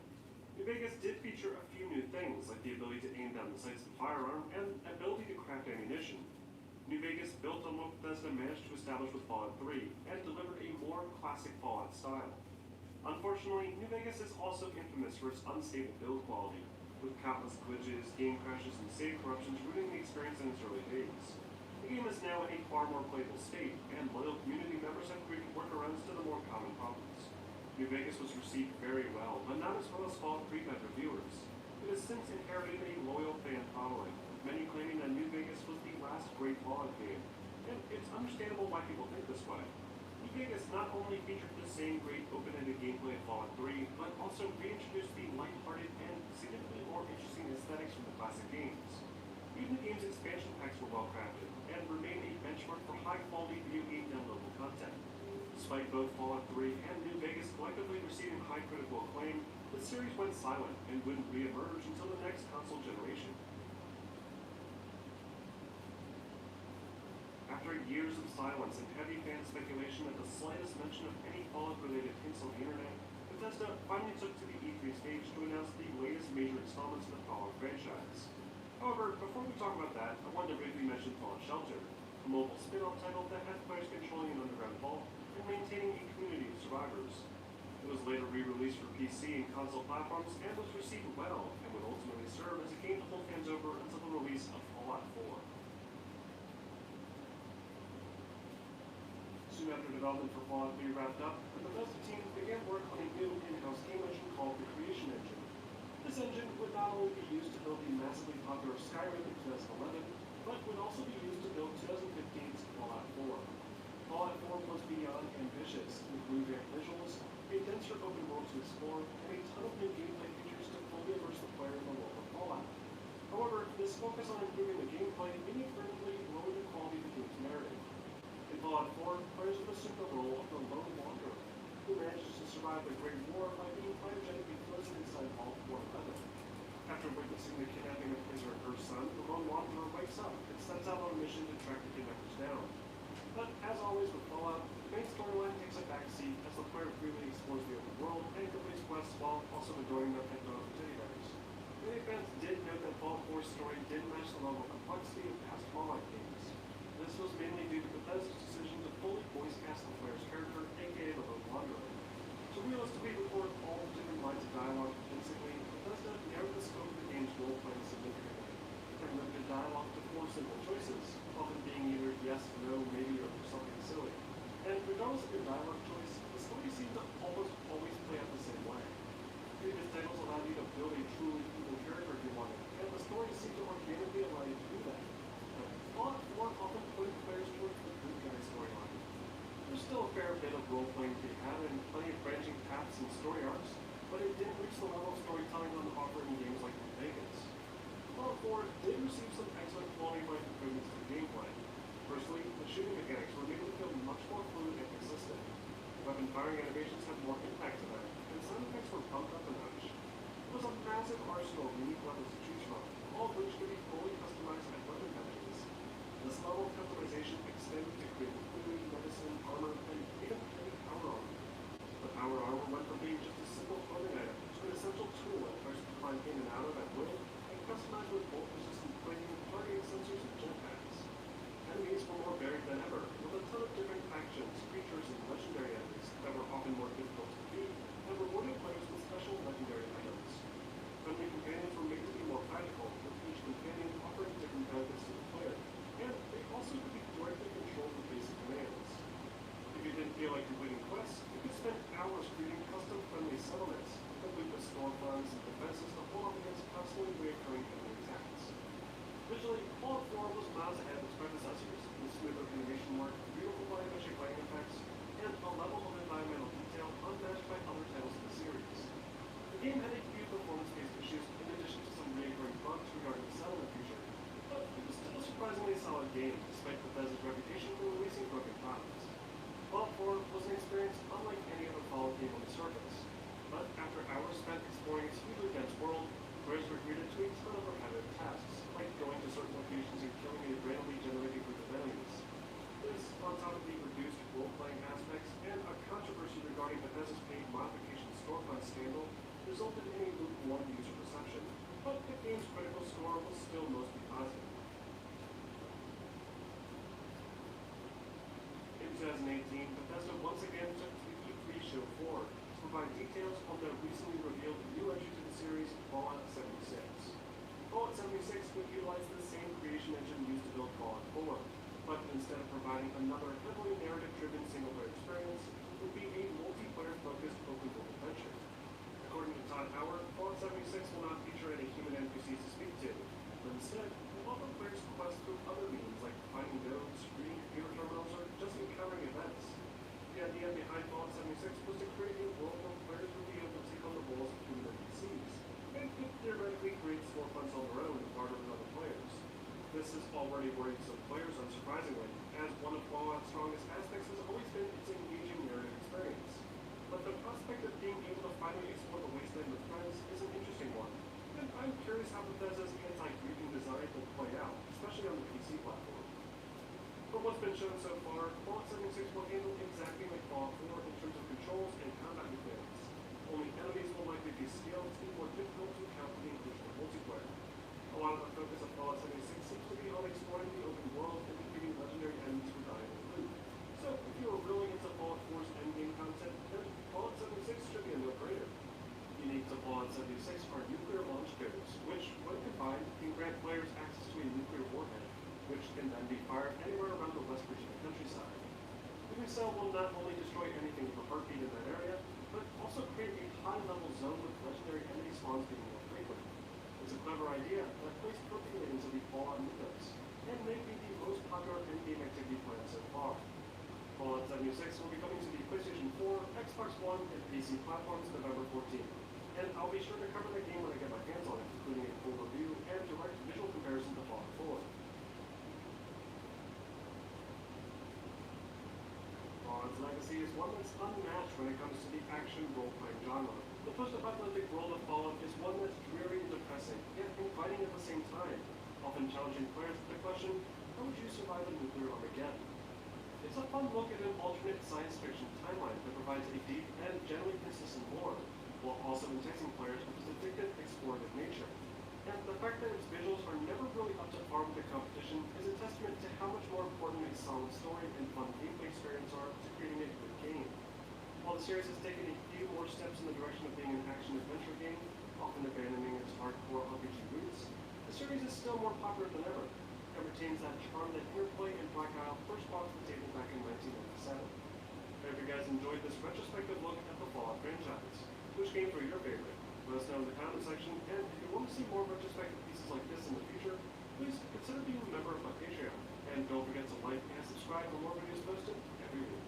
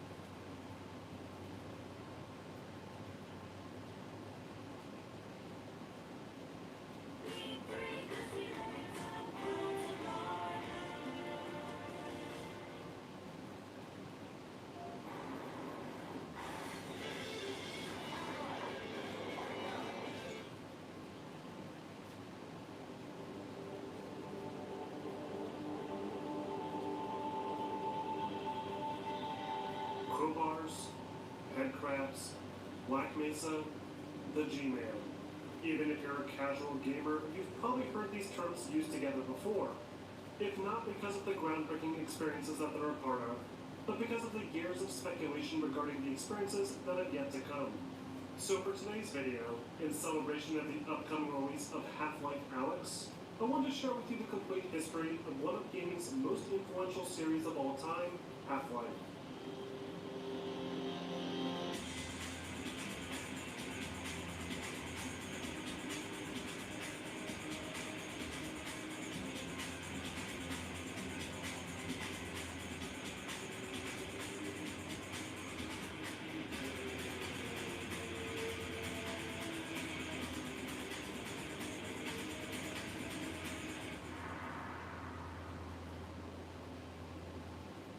Half-Life is a series of first-person video games developed by Valve Software. They center primarily around a man named Gordon Freeman, whose PhD in theoretical physics and unusual proficiency with a crowbar make him the ideal candidate for fighting back against a seemingly unstoppable alien invasion. The series has influenced countless shooter games with its uniquely narrative-driven experience, and is directly responsible for Valve's rise in popularity throughout the 2000s. Resulting in the creation of several successful spin-off franchises, along with the Steam desktop client that has mostly defined PC gaming for the past decade. So, what exactly about this first-person shooter game has earned it its legendary status among the industry? And why has it taken Valve 13 years to finally release a new entry? To help break it all down, let's take it all the way back to the creation of Valve itself. In 1996, two software developers, Gabe Newell and Mike Harrington, left their jobs at Microsoft to form their own private game development studio called Valve Software. The pair were inspired heavily by the success of id Software's Quake, and were convinced that they could make an even more narrative-focused shooter experience. This was of course not a common goal of game designers in the mid-90s, and it proved to be an especially risky investment, especially considering the commercial shortcomings of games like System Shock. But Valve didn't shy away from the idea, and hired writer Mark Laidlaw to construct the game's plot. Laidlaw, inspired heavily by Stephen King's The Mist and an old 1960s science fiction show, pieced together ideas for a game set in a secret government facility, under siege by bizarre otherworldly creatures. But rather than just have the player run through each stage guns blazing, Valve wanted to have the player feel connected with the world, with friendly companions that would communicate with the player directly and provide meaningful context for the action. To help make this world a reality, Valve acquired a license to use the Quake engine, and then made several tweaks to it in order to allow for advanced artificial intelligence. According to Gabe Newell, the changes made were substantial, leaving barely any of the original Quake code intact. and the engine would later be referred to as Gold Source, in order to differentiate itself from future iterations of Valve's primary game engine. As development continued into 1997, the project ran into some major roadblocks. The first was the search for a publisher to help distribute the game. With games like Doom and Quake dominating the scene, it was difficult to convince anyone that a shooter with any form of dialogue would be received well by audiences. Sierra Entertainment, having previously missed out on an opportunity to publish Doom, were eager to jump on board, and the game was set to release in September of the same year. But as the team neared the deadline, many felt that the game simply wasn't fun to play. The levels were dull and lacked any sort of distinct flow, and the artificial intelligence failed to live up to expectations. Recognizing that the game simply wouldn't be worth releasing in its weak state, Valve made a costly decision and delayed the game by an entire year. They then took a small group of individuals from each department and had them essentially build one big super level that contained all of the coolest moments and mechanics built so far. This approach proved to be extremely helpful, allowing each section lead to have a benchmark for what made a level interesting and fun to play. The studio then formed something that Valve referred to as a cabal, that would meet 4 times a week as a sort of brainstorming session to bounce ideas off each other. This changed the atmosphere in the studio dramatically, allowing for more creative expression and unique ideas to come forth, something that would prove to be a critical component in the developer's success. By 1998, the team had a solid direction moving forward, with things like environment being given an extra amount of attention to help differentiate itself from the sea of other shooters. Valve showed off their project at the Electronic Entertainment Expo to an overwhelmingly positive response. The game was looking good, with only a few months left before release. But then Valve ran into another devastating roadblock, with a critical technical error nearly wiping out all of their work. Thankfully, with only 2 months to spare, they were able to scrounge together fragments of the code from everyone's computer in the office, essentially piecing the project back together. And in November of 1998, Valve finally unleashed Half-Life and changed the gaming scene forever. In the original Half-Life, players assumed the role of Gordon Freeman, a renowned physicist who was given a job at a top-secret government research site called Black Mesa. Black Mesa is a massive underground facility filled with the top minds all working on several highly confidential projects. They're waiting for you, Gordon, in the test chamber. One day, as Freeman is using his advanced degree to press buttons and push carts around, something goes terribly wrong, resulting in what the scientists refer to as a resonance cascade, opening portals between Earth and an alien dimension called Zen. Interdimensional monsters like head crabs and vortigaunts then begin attacking the Black Mesa staff, forcing Gordon to spring into action, beating everything down with his trusty crowbar. But as Gordon begins to make his way topside, it becomes clear that the government intends to cover up the incident, and instructs military forces to begin cleansing the site, adding an interesting twist to the narrative. Throughout the player's journey, they're also followed by a mysterious, seemingly omnipresent man in a blue suit, commonly referred to as the G-Man, whose identity and purpose in the narrative still remains a mystery to this day. To choose. Half-Life's story may seem basic and cliche by today's standards, but in 1998, it was basically unheard of to have any sort of meaningful connection with the world or its characters in a shooter game. Other games like System Shock had done it before, but not quite to this degree. Characters will actually recognize the player, shouting at Gordon's name and bringing up casual conversation to help expand on the backstory. In some instances, characters can be recruited to follow the player around, either assisting with a locked door or even helping in combat. The AI is also responsible for helping to explain the game rules, with scripted sequences of AI being killed by new threats, giving players a hint on how to avoid meeting the same fate. You know what you're doing.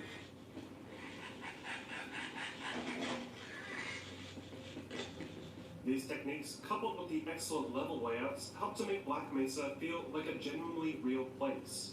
The levels let players explore basic amenities like offices, labs, and rest areas, along with things like the electric transit system, waste management area, and the bordering cliffsides. All of these story elements and environments combine to make Half-Life a remarkably immersive experience. But of course, that's only half of the equation, as Half-Life at its core is still a first-person shooter. After a lengthy narrative sequence sets the stage for the action, players are thrown into a gauntlet of increasingly more challenging encounters with enemies, involving quick striking maneuvers and as much firepower as possible. Like most shooters, players are slowly introduced to new weapons throughout the game, starting with basic firearms like a pistol, shotgun, and an MP5, and eventually being equipped with more powerful armaments like the rocket launcher, Gauss gun, and the experimental gluon gun. The player's arsenal is ripe with variety, each offering their own unique benefits for players to take advantage of, depending on the situation. To go along with these weapons are a diverse selection of enemies, both human and alien. Players start off fighting weaker enemies like the iconic head crabs and their subsequent zombie hosts, but will soon be met with more powerful adversaries like intelligent government commandos, assassins, alien grunts, and the towering guards. Half-Life also mixes up the gameplay loop by incorporating some light puzzle-solving and platforming sequences. These are arguably not the game's strongest assets, especially the late Zen-based stages, but they succeed in mixing up the monotony of shooting alien baddies for hours on end. Once players complete the game's single-player experience, they can also jump online into the hectic 32-player competitive deathmatch, complete with a set of character models to choose from and unique maps based around the Black Mesa facility. Overall, Half-Life greatly exceeded Valve's expectations, with sales more than doubling their initial estimates. It achieved high critical acclaim across the gaming scene, with sites like IGN calling it the definitive single-player FPS game. Audiences everywhere embraced the game's deeply immersive environments and applauded the game for trying to do something different, with non-stop shooting galleries being mixed with more thoughtful world-building and puzzle-solving. Half-Life helped to put Valve on the map as a serious contender in the industry, and has been the source of inspiration for countless games since, many of which have been derived directly from its own code, including fan-made mods like Counter-Strike, Team Fortress, and Day of Defeat. With Valve's newfound success, the studio turned their attention to the next major step both for Half-Life and their brand identity. As Valve toiled away on their next project, they reached out to Gearbox Software to work on various ports and expansions for Half-Life. The first expansion, called Opposing Force, gives players a chance to experience the events of the Black Mesa incident from a soldier's perspective. The player's character, named Adrian Shepard, is part of the response team responsible for wiping any trace of the alien invasion along with its witnesses. But after crash landing and being forced to survive against waves of alien foes, things take a turn for the worse, as a new race of aliens enter the scene and complicate matters further.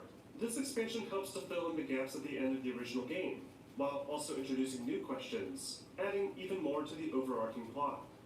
From a gameplay perspective, Opposing Force plays mostly the same, though players can now interact with a few friendly soldiers in unique ways, with NPCs like medics able to heal the player, and engineers that will help clear obstructions in doorways.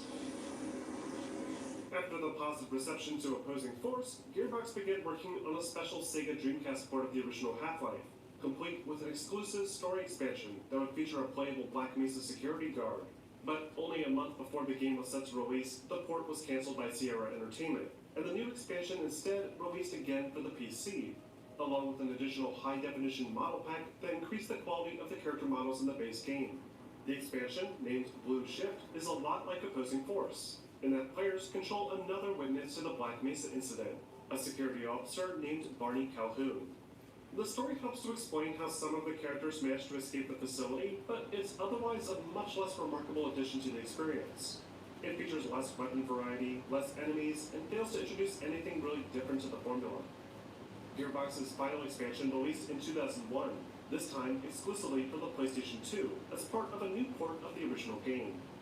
Unlike the other two expansions, Decay features a unique two-player co-op campaign, with two female scientists that once again were witnesses to the Black Mesa incident. The game can be played in split screen or in a sort of asynchronous single-player mode, where the player is forced to press a button to swap back and forth between Dr. Green and Dr. Cross, and complete objectives separately. This version of Half-Life, along with its unique co-op expansion, were met with familiar praise from gaming journalists, though many noted that the new Decay mode wasn't quite as interesting as the past two expansions, as it strayed away from its combat a bit too much, in favor for more puzzle-oriented gameplay. After Gearbox wrapped up work on their final expansion, attention turned back to Valve, who had been steadily working on the future of their game engine architecture. Their new engine, referred to as Source, was built to be more modular, allowing for periodic updates to gradually improve its capabilities. But this design would require continuous updates on the client side, so Valve simultaneously worked on building the foundation of what would later become the Steam desktop application. In the early 2000s, gamers were not on board with the idea of installing a separate update distribution program. Games, after all, were typically installed using physical disks and updated manually through patches listed on each developer's website.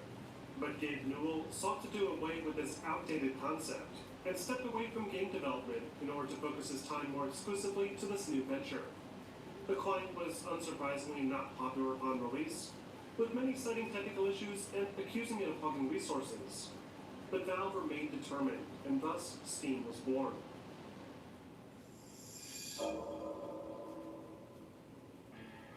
As a team of engineers worked on fine-tuning their new distribution method, the core development team at Valve continued to work on development of the Source engine, with an increased emphasis on advanced character facial manipulation and the incorporation of Havoc's physics software, both of which would serve to once again raise the bar for the industry. With these new tools at their disposal, the next Half-Life would undergo years of development. Early concepts had the player traveling across planets fighting aliens, but this was later scrapped in favor of a unique Eastern European city, under martial law by a ruthless force of humanoid alien overlords. Just like with the original game, the development teams utilized cabals to brainstorm unique and interesting concepts, and constructed a new prototype map that would help paint a clear picture of how the new Source tools could be used to create engaging scenarios.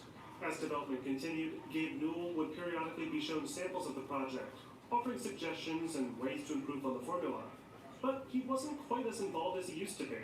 By 2003, nearly 4 years since work had begun, Valve was finally ready to show off their progress, and prepared a gameplay trailer to be shown at the Electronic Entertainment Expo. The hype for the game was through the roof. While it wasn't quite as visually impressive as stage competitors like Doom 3, Half-Life 2 still managed to steal the show, with its groundbreaking physics manipulation and its unprecedented attention to environmental detail. City 17 looked to be a real place to explore, deep with history and intrigue. And the gameplay shown was incredible, with many questioning whether Valve was showing fake scripted sequences. In the months following its reveal, the hype for Half-Life 2 mounted significantly. Fans were growing impatient, and the late 2003 release date was coming up fast. Then, only a week before its release, Gabe Newell made the devastating announcement that Half-Life 2 would need to be delayed. This disappointment was followed soon after by a major data theft of Valve's unfinished work, resulting in a leak of both the code for the Source engine and an incomplete version of the game itself. Morale hit an all-time low moving into 2004, as hours were increased for staff and development costs stacked higher. By March, the game was finally in a more playable state, and the team spent the remainder of their time fine-tuning the experience. As the new 2004 release date approached, Valve began to market the game more than ever, and even agreed to have a third party develop a side-scrolling platformer based on the Half-Life universe. Half-Life 2 was on track to become a major hit. Northeast Ohio, we've got your car care covered, from check-in to check-out. At Radar, our skilled team works fast and does it right the first time. Drive happy. Visit Radar.com. Radar, serving our neighbors since 1975. The new Monster Menu is now at Burger King. Really? Frightfully fun for all families. Sink your teeth into the new Monster Menu at BK. You will.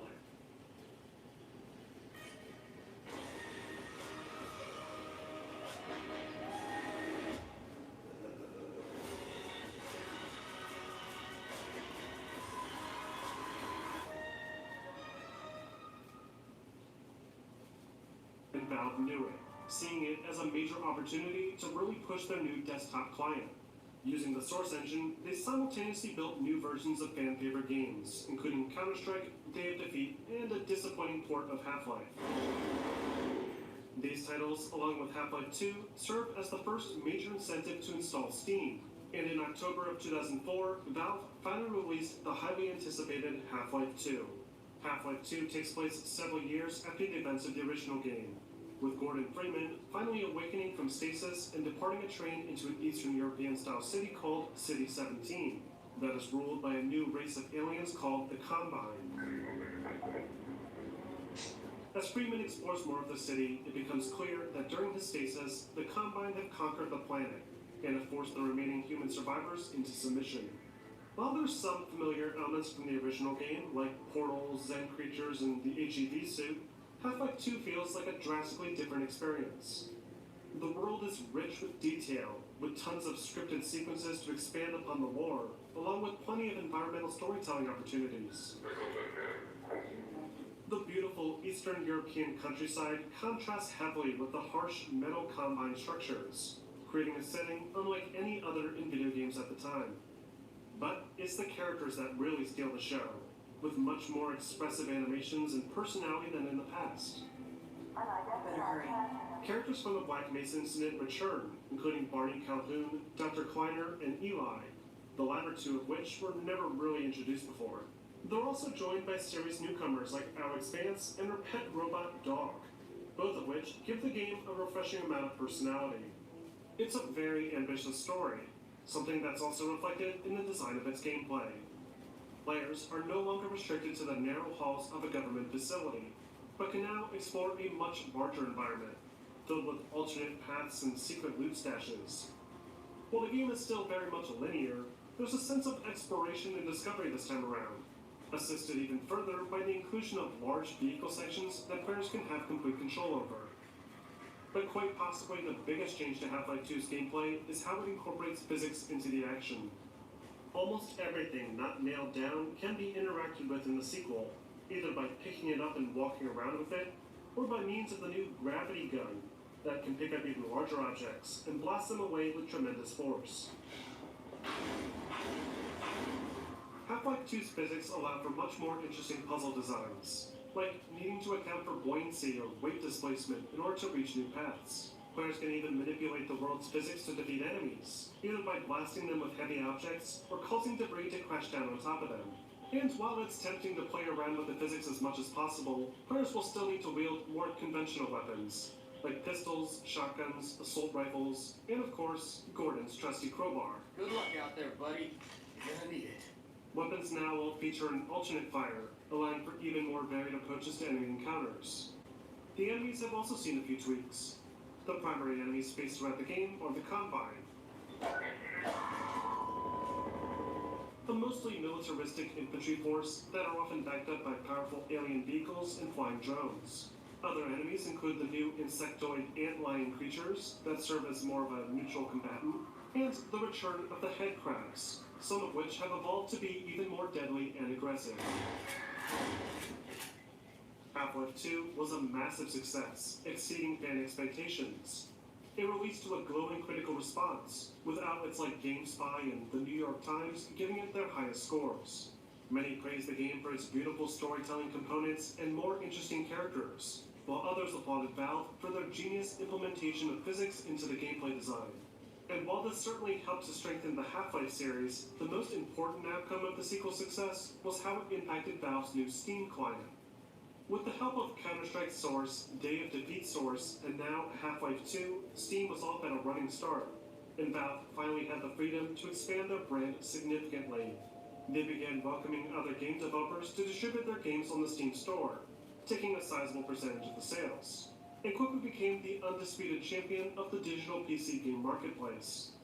Meanwhile, software engineers at Valve also continued to build upon the Source engine, enhancing things like character facial animations, artificial intelligence, and implementing new HDR lighting effects. To showcase these effects, Valve released Half-Life 2 Lost Coast, a sort of demo using old scrapped material for Half-Life 2. This, along with the release of a standalone deathmatch mode, helped to hold fans over as they waited anxiously for a follow-up to Half-Life 2's major cliffhanger. In 2006, Valve explained how they planned on handling Half-Life's ambitious narrative moving forward. Rather than keeping fans waiting for several years at a time, fans could now expect a trilogy of episodes, released roughly 6 to 8 months apart from each other, along with additional episodes created by third-party developers like Junction Point and Arcane Studios. The first episode released in 2006 and takes place directly after the events of Half-Life 2, with Gordon and Alex needing to escape the ruins of the collapsing Citadel. Wish we had a map. Unlike the base game, Episode 1 features a much more focused narrative experience. Scripted events play a bigger role in the layout, and the AI, especially Alex, now react more directly to the player's actions. While not as lengthy as the base game, Episode 1 was still well received by fans. Many praised it for its more interesting story and solid gameplay design, and its next cliffhanger kept players wanting more. To help streamline efforts, Valve simultaneously had a separate team working on the development of Episode 2, that again would pick up directly after the events of the past adventure. Episode 2 kicks off with Gordon and Alex having just survived a massive train wreck, and centers on the pair traveling the neighboring countryside as they attempt to reach a resistance base called White Forest. Episode 2 adds even more to the Half-Life series, with a major story revelation, new enemies like the Combine Hunters and Advisors, and an epic showdown with several more Striders. Recognizing its significance, Valve also packaged Episode 2 with 2 more unique projects, a sequel to Team Fortress, and a new spin-off puzzle series set in the Half-Life universe called Portal. This package, called the Orange Box, was hugely successful, especially the surprise hit Portal that Valve initially planned as an experimental project. With its success, Valve recognized the potential of diversifying its portfolio, and continued to expand with additional Portal content like First Slice and Still Alive, along with constant updates to Counter-Strike and Team Fortress 2, both of which developed a massive following. The Orange Box also came packaged with a teaser for a new game, developed by Turtle Rock Studios. But even with all the new hype and attention that Valve's side projects were garnering, fans of Half-Life were still left in shock after the cliffhanger at the end of Episode 2, hopeful that Episode 3 would provide satisfying closure. But that closure never came.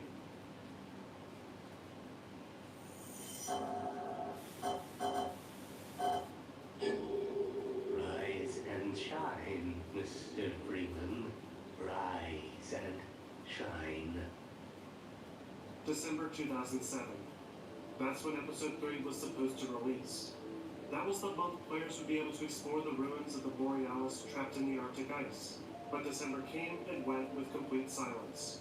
According to an interview with Doug Lombardi, a marketing director over at Valve, Episode 3 was delayed a year, and put blame on new experiences like Left 4 Dead and Team Fortress 2 for pulling focus away. But then the weight rolled into 2009, with fake leaks starting to emerge, causing significant market confusion and fan frustration. This frustration reached a fevered pitch in 2009, when instead of information on the future of Half-Life, Valve instead decided to announce a sequel to Left 4 Dead, only a year after its original game released. Written petitions and protests began to emerge as fans demanded information from Valve, but Valve remained silent. Gabe Newell finally broke that silence in early 2010, bringing up a few ideas regarding introducing more psychological horror, but a few months later, Valve did it again and announced a sequel to a different property, this time Portal. By 2011, hope for a conclusion to the story began to fade, as both Lombardi and co-writer Chet Balasek stated that they had nothing to share regarding Half-Life. Throughout the course of the 2010s, Half-Life 3 started to turn into a sort of urban legend. Fans started to find hints in everything Valve did, piecing together numbers in hopes of finding a shred of evidence of what to expect. Fake t-shirts were made, fake websites started to crop up, and jokes about Valve failing to count to 3 started to become commonplace. Even games that were once criticized for occupying Valve's development time, like Left 4 Dead and Portal, are now in the same boat, with fans of each series waiting desperately for news on a new entry. Following the success of Steam, Valve had seemingly begun to move into more of an administrative role, with game development becoming a low priority. The additional episodes Gabe Newell had promised back in 2006 had also fallen through. The first was a prequel created by Junction Point Studios that would have shown how the zombie-infested town of Ravenholm had initially fallen apart. It would have featured a new magnet-based weapon, along with more backstory for Father Grigori, a character featured briefly in the base game. But this project would never see the light of day, and the studio was eventually purchased by Disney to create the platformer Epic Mickey. In 2011, another data theft occurred, this time at Eidos Interactive. Among the files stolen were CVs that suggested the team of developers from Arcane Studios had been collaborating with Valve to create a separate Half-Life episode. This episode, given the working name Return to Ravenholm, would have seen players travel back to the zombie-infested town after the events of Half-Life 2 story. The project was in development for only a short while, around the same time that Valve was working on episodes 1 and 2, but it was also cancelled, this time out of fear that the material would have been redundant and uninteresting. Valve subsequently shifted their focus even more towards other projects.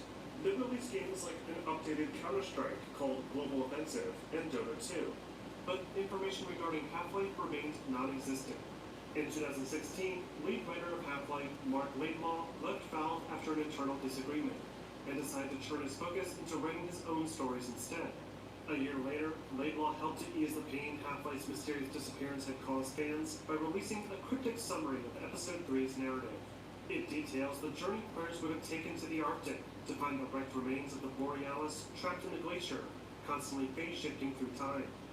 To avoid interfering with any of Valve's future plans with the property, the entire 3-page document replaces distinct names and locations with nonsense ones, including Ellie Blunt instead of Eli Vance, and the Hyperborea instead of the Borealis. And while it's not technically canon, this was the initial intention for the final episode of Half-Life 2.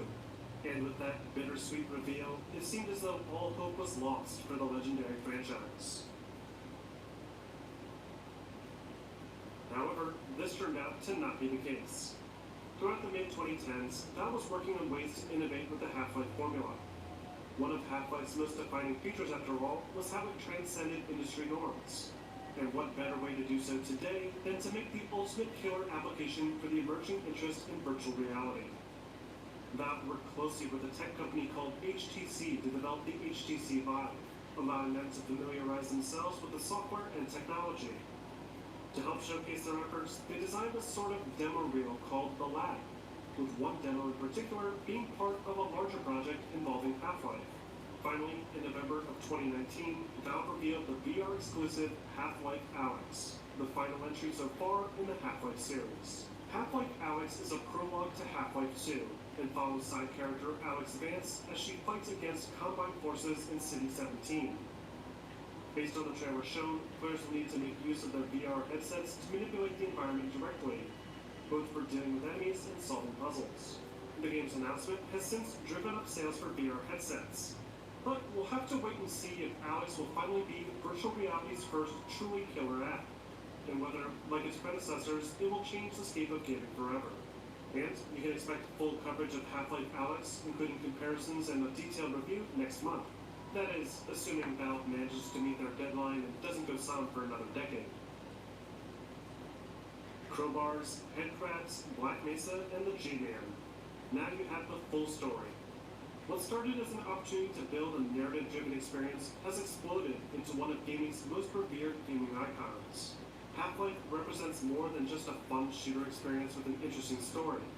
It helps to signify the start of a new era in the first-person shooter genre.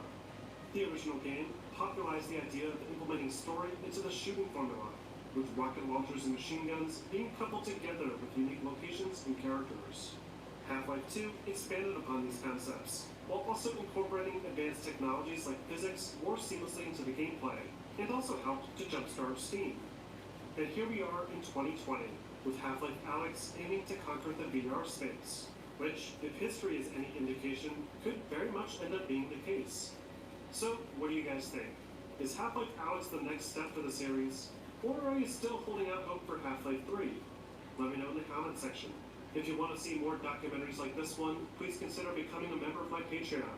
You'll get early access to videos, behind-the-scenes content, and with enough support, I can start to scale back some of the ads so you can have an uninterrupted experience. If you want more details, be sure to check the link in my description. Also, I want to give a special shout out to Kung Fu Hot Dog for being a gold member patron. Your support is greatly appreciated. And of course, if you want to continue to see these documentaries, comparisons, and reviews, don't forget to like and subscribe for more videos posted every week.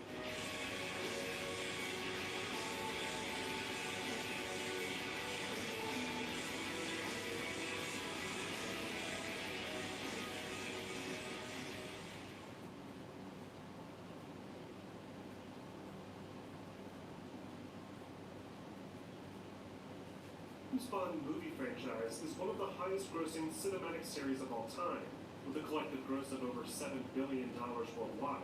So it should come as no...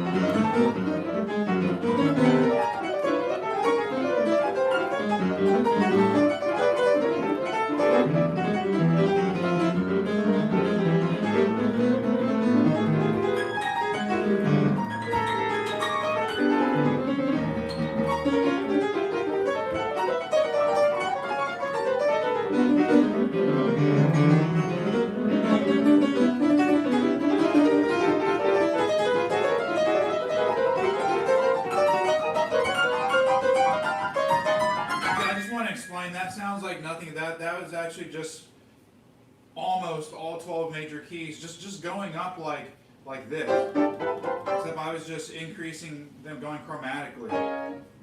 So it sounded, that's all it was. I'm just trying to give a foundation to what it was, because people were saying like, oh, you're playing bullshit, whatever. Again, every single fucking movement I've done has taken 10,000 fucking hours of fucking repetition and exploration, more so than any other person. Unless they're live streaming bullshit like me, then I don't believe it.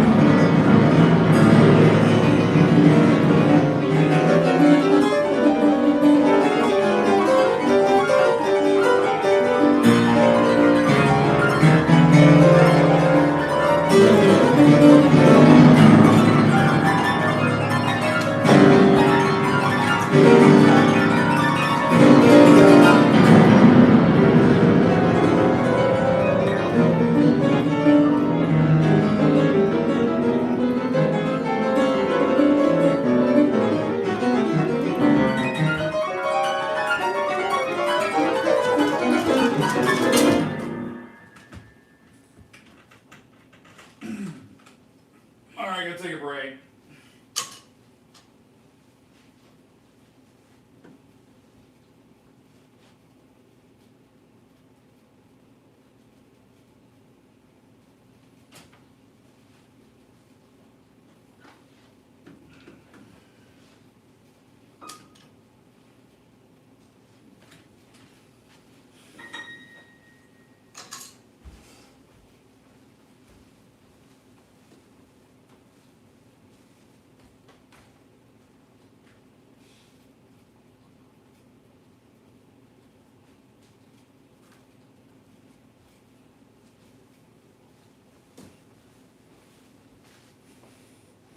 See, that kind of made me mad because this was like barely even the introduction of my piece. You know, it hasn't even started, is what I'm trying to say. And you know, like I was complaining earlier about this instrument essentially just being really old already, and it is well out of regulation to withstand my playing.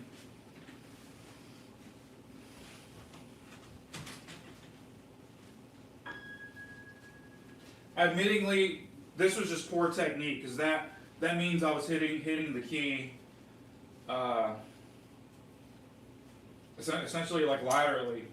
You know, I mean, I felt it. I hit it like this. So my intention was at that tempo was to be pulling back, but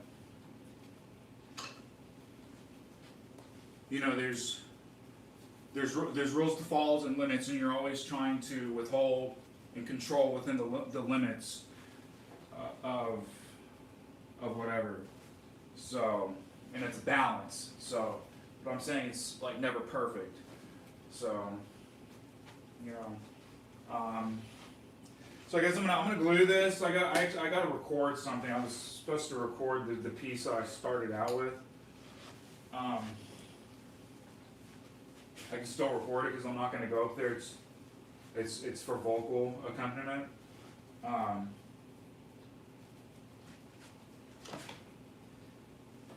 And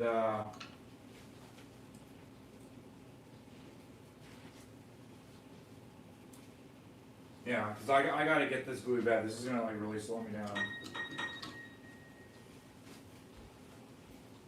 I'm gonna make some tea real quick, so you guys can hang out. I'm gonna. Oh, by the way, I want to talk about because I just watched it, you know, and you know I can't speak on any other pianist or set comparisons. I'm just saying, you know, even just as a performance, just to sit there. If I went to recital, I would have enjoyed it. And his second sonata was like really good. It was really good, you know. Along with his technique, is just insane. The dude's only like 24, whatever. He's like, I'm way older than him, by the way. Okay, I'll just say it like that, and I feel like he looks older than me. He looks like he's like 35 or something. So, but I guess that's how Georgian people age. You know, Asian people, you know, we, for the most part, unless you're like put into like a slave labor camp, you know, we look younger-ish, you know. It's so just the genetics, whatever. And then you hit a point, you know, with the Asians too. You know, you look young and good for a little bit, then you hit a point. I feel like I'm getting there. I haven't fully hit it yet, but I feel it's coming. Where like it's just like boom. It's like one day, like literally, one day you look kind of young, and the next day it's just like boom. You're just like some old motherfucker. You know, you should be in China in the streets doing like Tai Chi and shit. You know what I'm saying? So my other cat's here. I don't know what he's doing. He wants attention. Clearly wants attention. This guy is really funny about attention. I don't know why I've learned to just deal with it. He bites, and it's not like a fierce bite. It's clearly like an animal, like loving type bite, and he has a lot of toys that he's really attached to, and he brings them everywhere.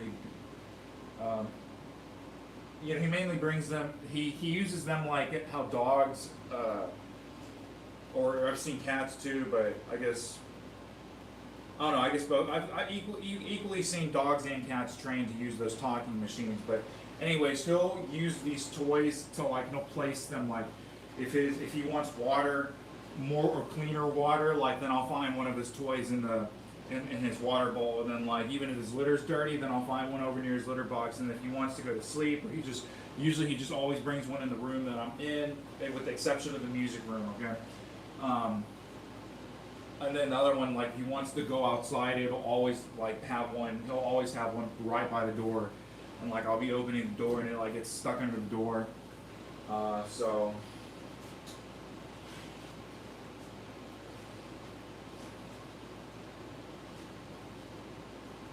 anyways, I reported this piece already about a week and a half ago, and they want more pause between the verses, which is cool. So that's why I got to re-record this piece. And then also do like minimal processing. It's really easy. I've just been lazy about it. I had to mow the lawn, and man, that shit is just tiring. Today's also my trash day, so like I guess that's this is, at least for me, the trash day, whatever day the trash is. I used for about 10 years when I lived somewhere else.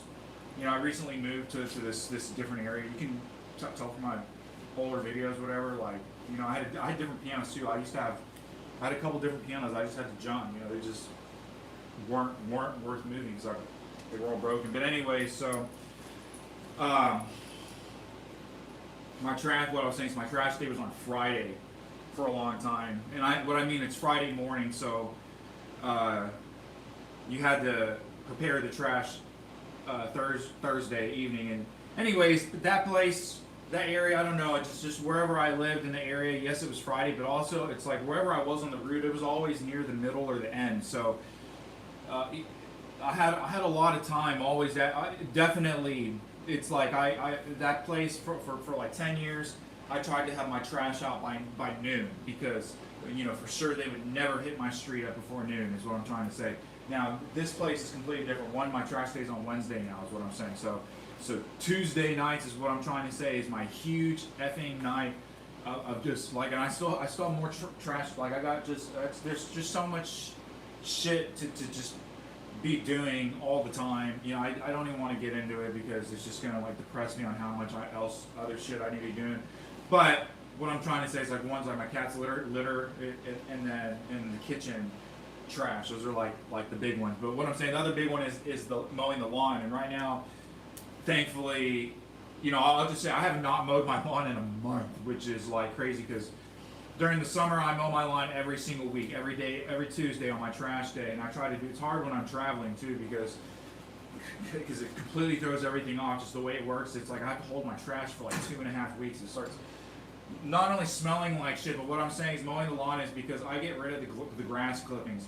And it's like if you leave, even if they look like they're dry, but you leave those grass clippings closed in your trash bin. I mean, unless you bag them and throw them in there, but I don't bag. I just throw it in. I line the bottom with some trash bags. Like this kind of the secret to keeping the trash bin clean. I mean, I keep my trash bins clean because I'll just say almost everybody keeps theirs like ass. I make sure mine smells good and nice and clean. Anytime there's bullshit in there, I clean it out. I rinse that bitch out and I let it sit in the sun. In the winter, it's a little bit different. You know, I at least still try to just keep it clean. It's different. I don't know. There's more shit in the summer that is just like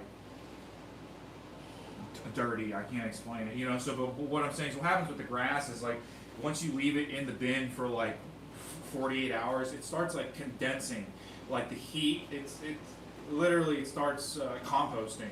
And like the bottom, it turns into disgusting sewage. Not only does it stink, it doesn't come out. You know, because they you know, I've seen it's not that the trash dudes, you know, they'll just say they do a great job in my area, taking trash and stuff.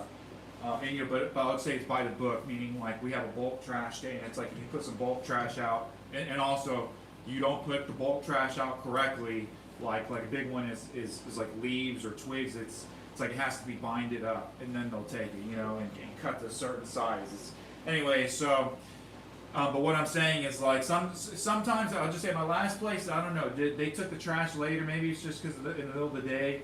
Here, what I'm saying is my trash is always taken like by 7 a.m. So it's like I gotta have this shit done, or else like almost every week I'm waking up like at like 4:35 a.m. Just waking up just to solely, you know, the first thing I'm doing to take out the trash to make sure because it comes so early. And what's weird, I don't know what the deal is, but like they like, I guess they survey the area or something, and they always come and they take one fucking trash can, the one next door to my house. And now this house is it's whatever, it's going under some renovation right now, so no one's in it right now. So anyways, what I'm saying is, but before, when there's people living there, they would take just that house's trash and skip the whole street. And then sometimes they would like I don't know what the deal is, like they wouldn't come back till like 2 or 3 p.m. Now I'm just saying it's like every time it's like 7 or 8 a.m. Definitely by 9 a.m. for sure. Like my trash is taken, which is nice. But I'm just saying that means you have to have all that shit out there the night before. So I still got that shit to do. You know, I want to vacuum again. I try to vacuum at least once a week, but you know it needs to be more than that. I'm just telling you, like it's such a I hate cleaning. It's just so much bullshit. It's like I already had to fucking mow. By the way, I had to mow a lot. It's like, you know, my neighbor too. So I mow like four houses, you know, because also my neighbor over here, that she pays me, so she threw me some cash today to hit up their lawn. So I was like, all right, you know, so I hit up their lawn in their backyard. And so that's what I'm saying. So I'm just not mowing my lawn. It's a lot of fucking shit. And you know, she noticed I haven't been mowing my lawn, so she's been waiting to hear that fucking motor rip. Because man, like I was like in my fucking zone, just like mowing my lawn, and then she's over here yelling from the porch at me, like, cause you know, I just stopped mowing her lawn because she stopped paying me money. You know, so I was like, I mowed a couple times, but like, look, like I mean, you gotta throw me some shit every month at least. You know, if you want me to be mowing, especially you want me mowing this bitch all summer for you. So whatever. So I mowed it like half the summer, you know, which is cool. So I'm a nice neighbor. I did that shit for free for a long time. So whatever. So anyways, I'm still doing this shit for like essentially nothing. You know. Anyways, so they're cool. I love my neighbors, so it's cool. I appreciate them throwing me cash. I hit up their yard. It looks. I'm just saying, it looks great. It looks great to have the whole fucking street, because my street looks the best out of all the streets. And then like when I was looking also for a place, I wanted to live next to a church. You know, so even though it's like I don't even go to the church, I don't know, I just like hearing bells and just music all the time. And so again, like I think I talked about in some other streams or whatever, but this church is like really active, and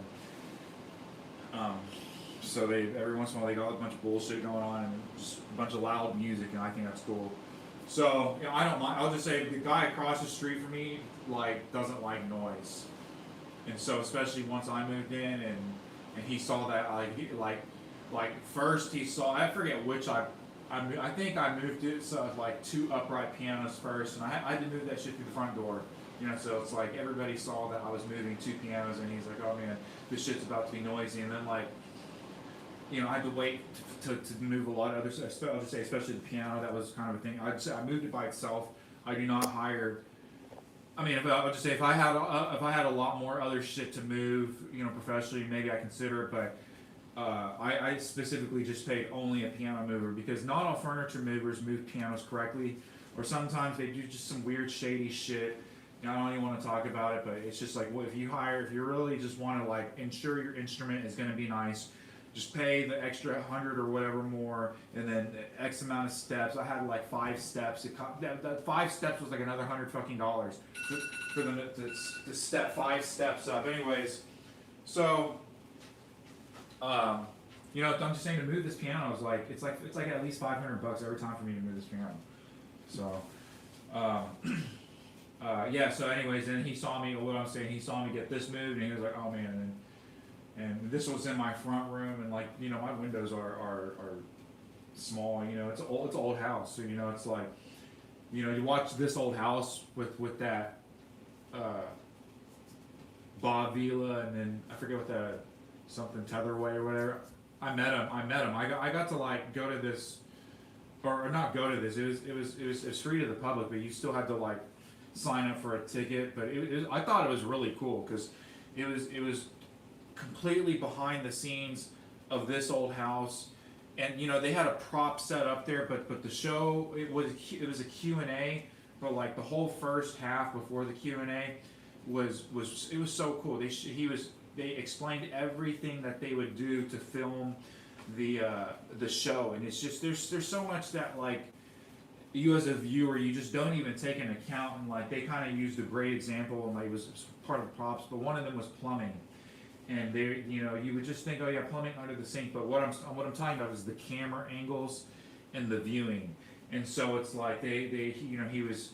There was all stuff that they're taking into consideration when they're doing all this stuff in one take. You have to have all the cameras already planned out, how it's going to be filmed and stuff. It was real cool how they spoke it out, and then they even, they had like I don't know what they're called, but like you could see the screen where like the cameras were being shot, and the final shot was going to be printed, and you could see it being cut live, is what I was saying. So that was really cool to see them like act out a scene, and also prepare for the scene before they acted out. And he also, there's so other things too when he was talking about clearance and how like you had to use stools to either sit on or have the camera on. It was kind of like I don't remember any more about it, but it was really interesting. And then people were just asking a bunch of questions, and he was real nice. He was real nice. And then the other thing, they had Arthur there. Arthur, because the show's on public broadcasting. This old house. I'm talking like the Arthur Reed.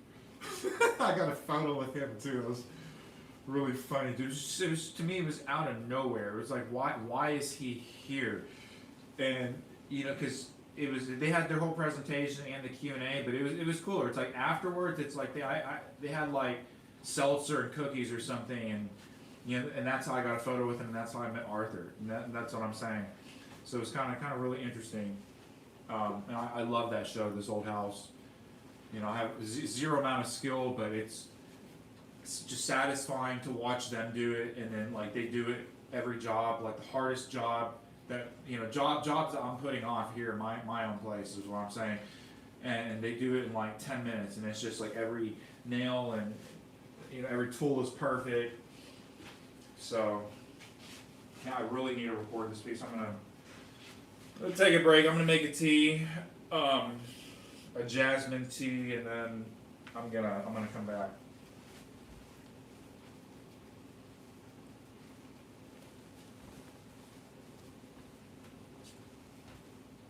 Oh shit, watch out, Kitty.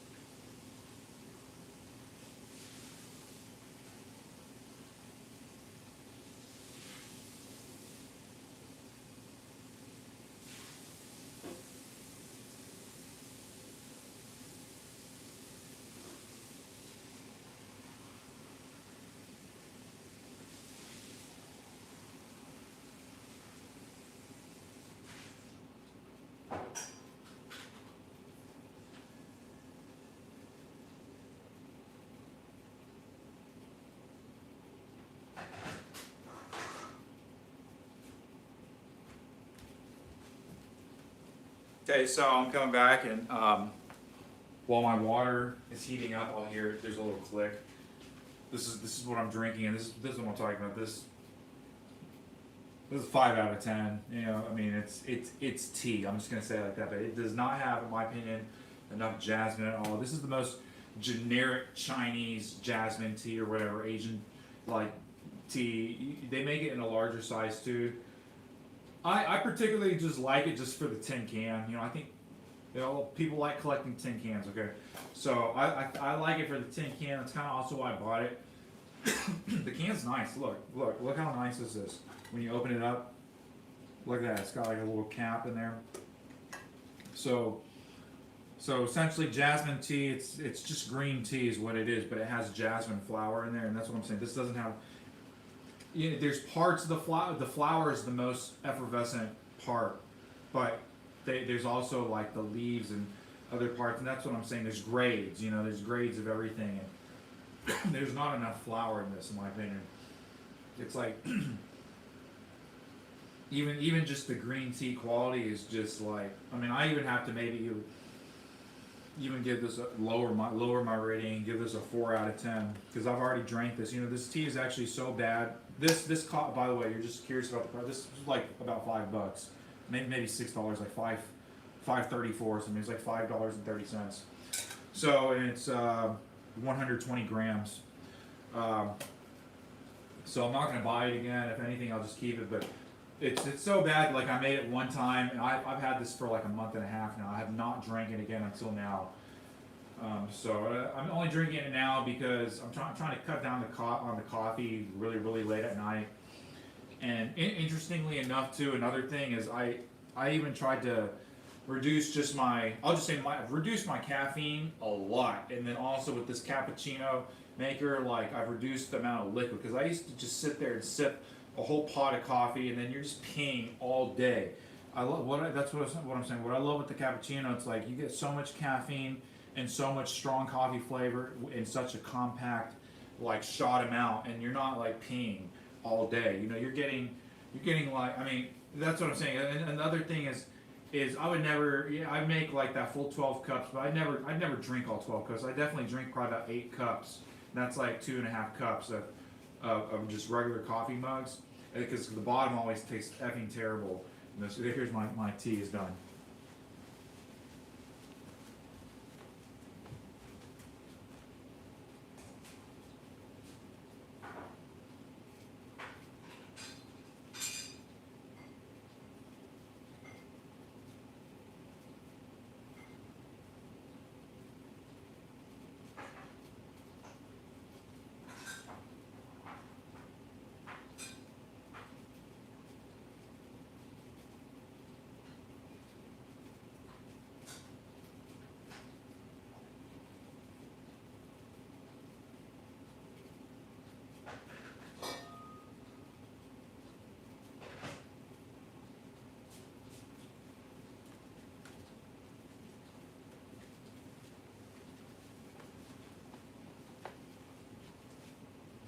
Okay, so this is steaming, and I'm going to place this somewhere real quick.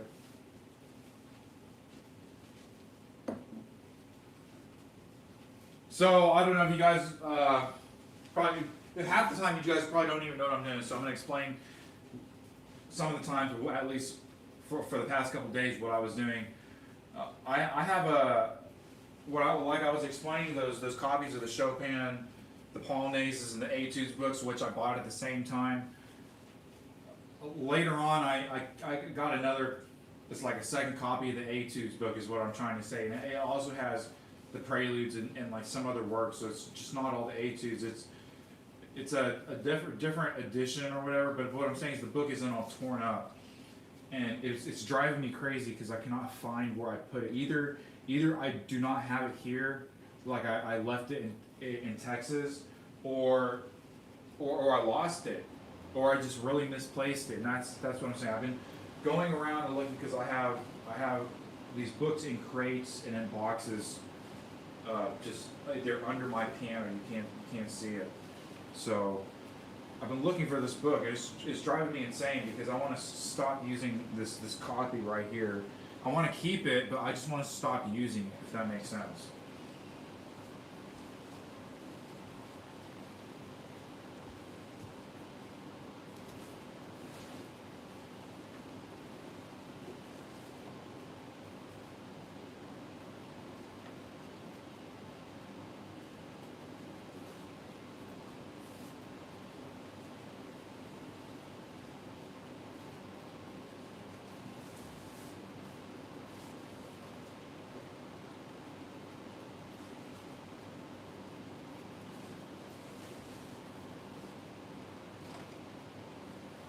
Oh, no, go down, Katie.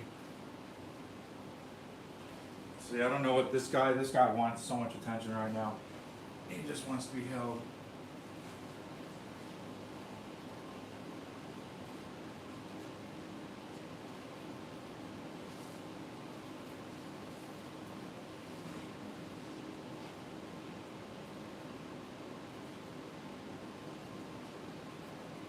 So yeah, I gotta fix this note. Yeah, it sucks. I hate fixing stuff. And where's my? So yeah, sorry, this I wanted to explain. So though I did say yes, essentially, you know, in a perfect world, I guess I did hit this with an incorrect technique. But I want to say this is like the fourth key, the fourth specifically black key that has come off on this piano. I forget another one. One is this B flat one. There's so much stuff wrong with this B flat one. I know I remember like two. This B flat and the A flat. These two right here, and another one. So this is like the fourth time that this has happened. So what I want to say is like, and again, there is something faulty, completely faulty with the action in this piano. Like either I've just played it way too much and everything needs to, I would say clearly some stuff needs to be replaced. But what I'm saying is like, for example, I tuned a piano like 2 weeks ago, and this lady, it's real nice, but I forget what kind of piano it was. It was upright piano. Anyways, but it had one of these that was broken off, and then as I was tuning the piano, like 4 other black keys were also just like I basically just waiting to be ripped off. And so I told her, I was like, look, lady, I'm gonna fix this for you. I'm gonna rip them off, but you cannot play this for a day. But what I'm trying to say is like once this again, it's like once you break a string on a piano, it's like they all break. Once one of these come off, it's like they all start breaking, and it has to do something with like the glue. You know, it's just getting old, you know, and stuff. So, anyways, because what I'm saying is like that should not have broken off, is what I'm trying to say, and have interrupted my amazing composition, which I was in the process of doing. Actually, it was a texture experimenting. I was not I can only say it's like practicing chords. Practicing textures is like practicing chords. You know what I mean? There is a context, but I can't say there's a concrete musical context. You know, it's like practicing scales or Hammond or some shit. You know, that's what I'm trying to say. It's practice. So that's what I'm trying to say. If you expect that shit to practice to, I mean, that's just what it is. That's what it sounds like. I can't explain. It's not going to sound any better or worse. It sounds how it sounds. And I don't know. People have issues with things sounding the way that they sound.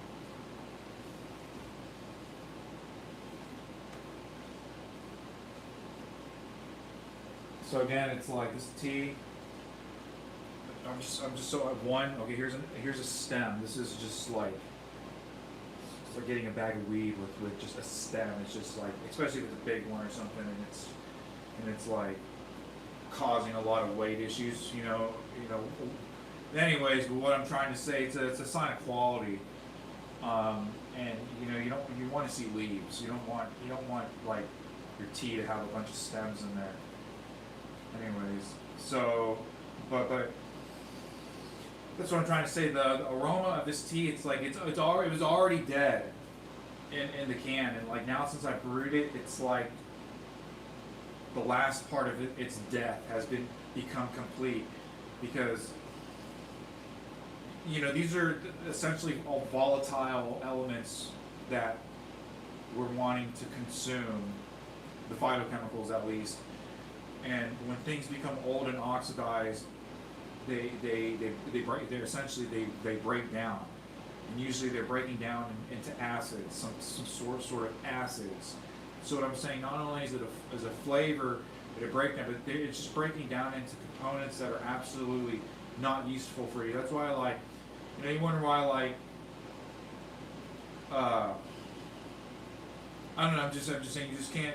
That's what I'm saying. I'm definitely buying a different tea, is what I'm trying to say. This is like the most unsatisfied. It's like I almost want to just make another coffee right now, just because this tea. So you can tell I have not even drinking. I don't even know it's ready. It's just looking at it is just unappetizing. Is what I'm trying to say. Usually tea. My nose is stuffy right now. Usually tea should have like this. It should clear my nose because of the like the effervescence, of the essence, of the organicness, the freshness, which is still inherent in the leaves, which is not inherent at all in this crap tea.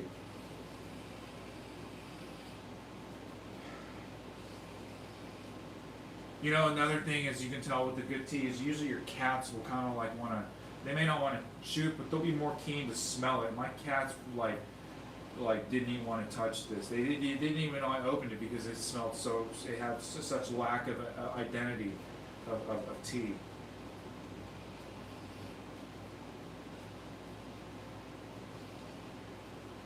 So I'm gonna take a sip. I think the color's right. It definitely has yellowed a little bit, actually a lot more since I've been holding it again. So here we go.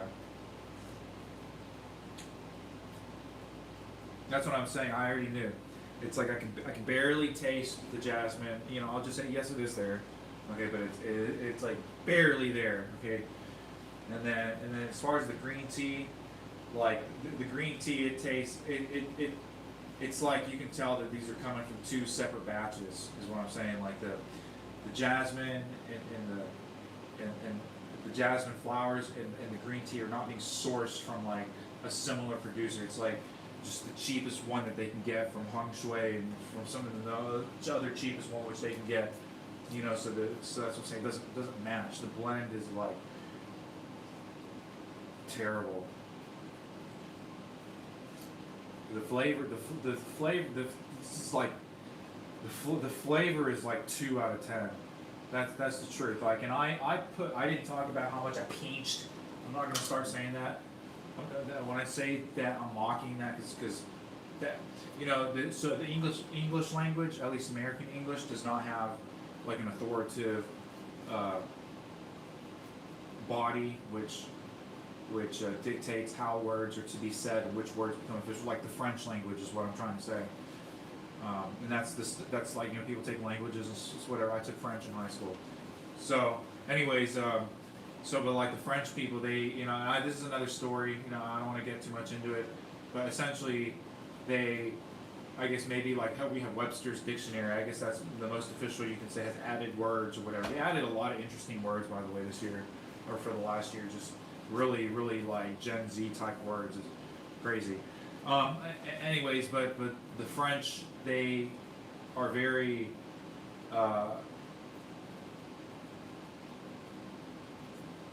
thoughtful about which words they would like to officially have cataloged into their language. And you know, I'm sorry, I kind of went tangent with that, but it has to do with this tea being terrible. You know, like it has like no identity. You know, it's like the jasmine tea is just, you know, I don't know where it probably came from India because that shit's cheaper. Yeah, this definitely terrible. See, the first, I made this tea again. This is the second cup of tea. Oh yeah, this is what I wanted. The pinch. So that pinch is when I say that, that's a mockery because, you know, in my opinion, that should be removed from the English vocabulary. That type of pronunciation for that word. It's just pinch. So, anyways, aside from that, what I'm saying is I gave 4 heaping pinches of green tea in here, equivalent to possibly 3 heaping tablespoons or teaspoons of the tea matter. So like there's a lot. Like you can't see it in the bottom of the cup. There's a lot of like leaf matter which has expanded. You know, and you, initially, you know, your tea's done, or this tea at least. 1, when the color of the tea, but then 2, once all the leaves sink to the bottom, and you know it's like ready to be drinking. And that's also how you drink the tea. Like I'm not having to strain this out. Like there's like 3 bits, I'll just say, that are floating at the top. They're gonna stay floating, but what I'm saying, it's not, the other than that, everything else is absolutely clear and everything is sedimented on the bottom of the tea, which I would just say is unlike British teas, which I won't, no Asian drinks that shit. So I'll just say it like that. I never drink black tea. That's an American thing too. I'll just say American tea. You know, I'll just say, yeah, they drink a lot of tea in Texas and stuff. But I'm Texan, but I am Asian too, so I'm an Asian Texan, and so yeah, I'll just say I do it my own way. I don't have, you know, the thing is they just put way too much effing sugar. That's just what it is. It's just I like the tea with just a touch of the sugar. Like you ever watch just people make fucking Kool-Aid? That shit is disgusting. You know, like that's why you go like. If again with the better stream signals, I've always wanted to just go like live in Walmart. You just see with the fucking people. I've always just wanted to go and just show off my fucking Walmart haul and just like show off all the bullshit I bought and be like, man, look, bitches, I bought like fucking 8 fucking gallons of whole milk, bitches. You know, with my fucking EBT cards, and then I bought like all this clearance bread, and then I bought all these motherfucking donuts, and then like 8 pizzas, and like. All the cereal I got is like fucking like Reese's Pieces cereal, like Snickers flavored cereal. You know, there's nothing in there with that lacks high fructose syrup. You know, even the butter has high fructose syrup because I don't eat normal butter. I eat sweetened butter.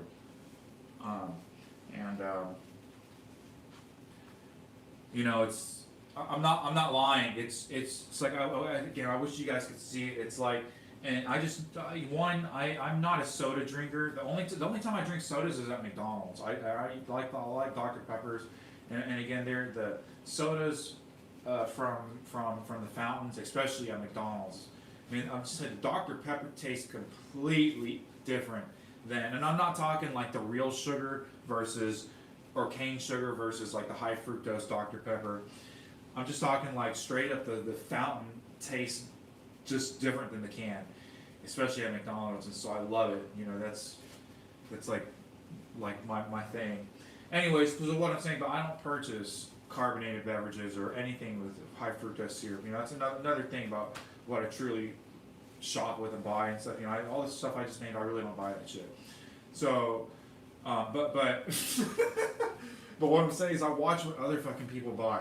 You know, and I of course I understand they're buying for their just not themselves and their family, but then when you look at the cart they're carrying around, like, dude, they always have two carts, and like one of the kids has to push the carts because already the parent is using the electric wheelchair, you know, and so they got 2 carts plus the electric wheelchair, and then like 2 kids. But what I'm getting at is the way you pack pack a cart up with sodas. And it's like you know I never knew it, but you pack all the sodas and you hang them on the sides of the cart. And so that's what I'm saying. These people like get so elaborate with stacking because because this is what I'm trying to say. Once you start stacking stuff on the side, it actually builds kind of like depending on how tall your bottles are. You know, it kind of extends the level of your cart, of the height of its filling capacity up like another half a foot, 6 inches. And that's a lot of bullshit, and a whole lot of bullshit more that you can pack into your cart. So that's what I'm saying. You see these people packing up with like every fucking soda fucking imaginable, and it's like literally they have one cart all full of fucking just drinks. And I kind of bitched about that too. That I'm the same way. It's like shopping, like especially grocery shopping for yourself. It's like more than half the shit that I'm buying half the time is just fucking liquids, and that shit is so fucking heavy. And so anyways, thankfully I have my own water filtration stuff here now.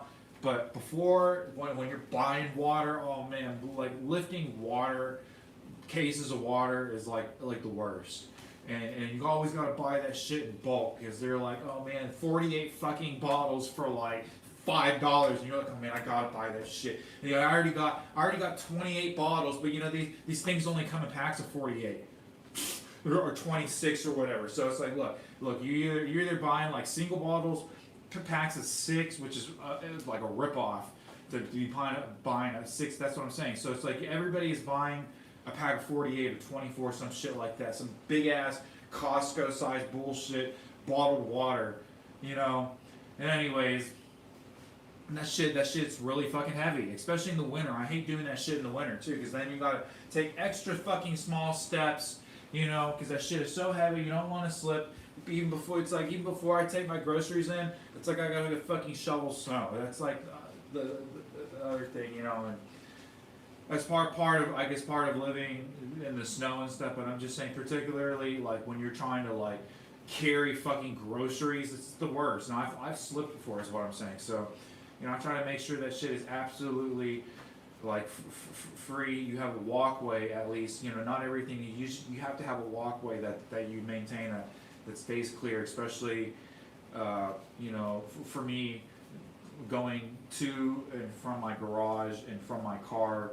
You know, again, to take the groceries in. So. This tea is fucking terrible. I'm really, really disappointed with this tea.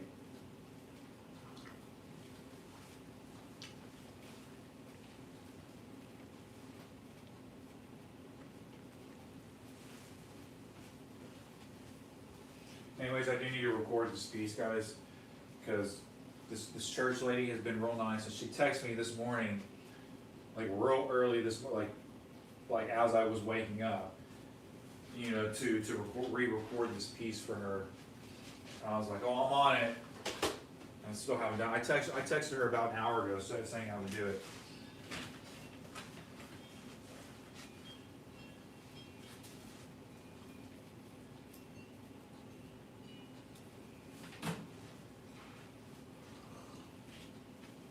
See, what I'm trying to say is, like, not only is the tea bad, it's like the content of everything, of all the phytochemicals, everything has already like pre turned into tannins even before I heated it up. And then because it's so old and close to being oxidized, it's like once you add that heat, it just like pushes the button to like break everything down.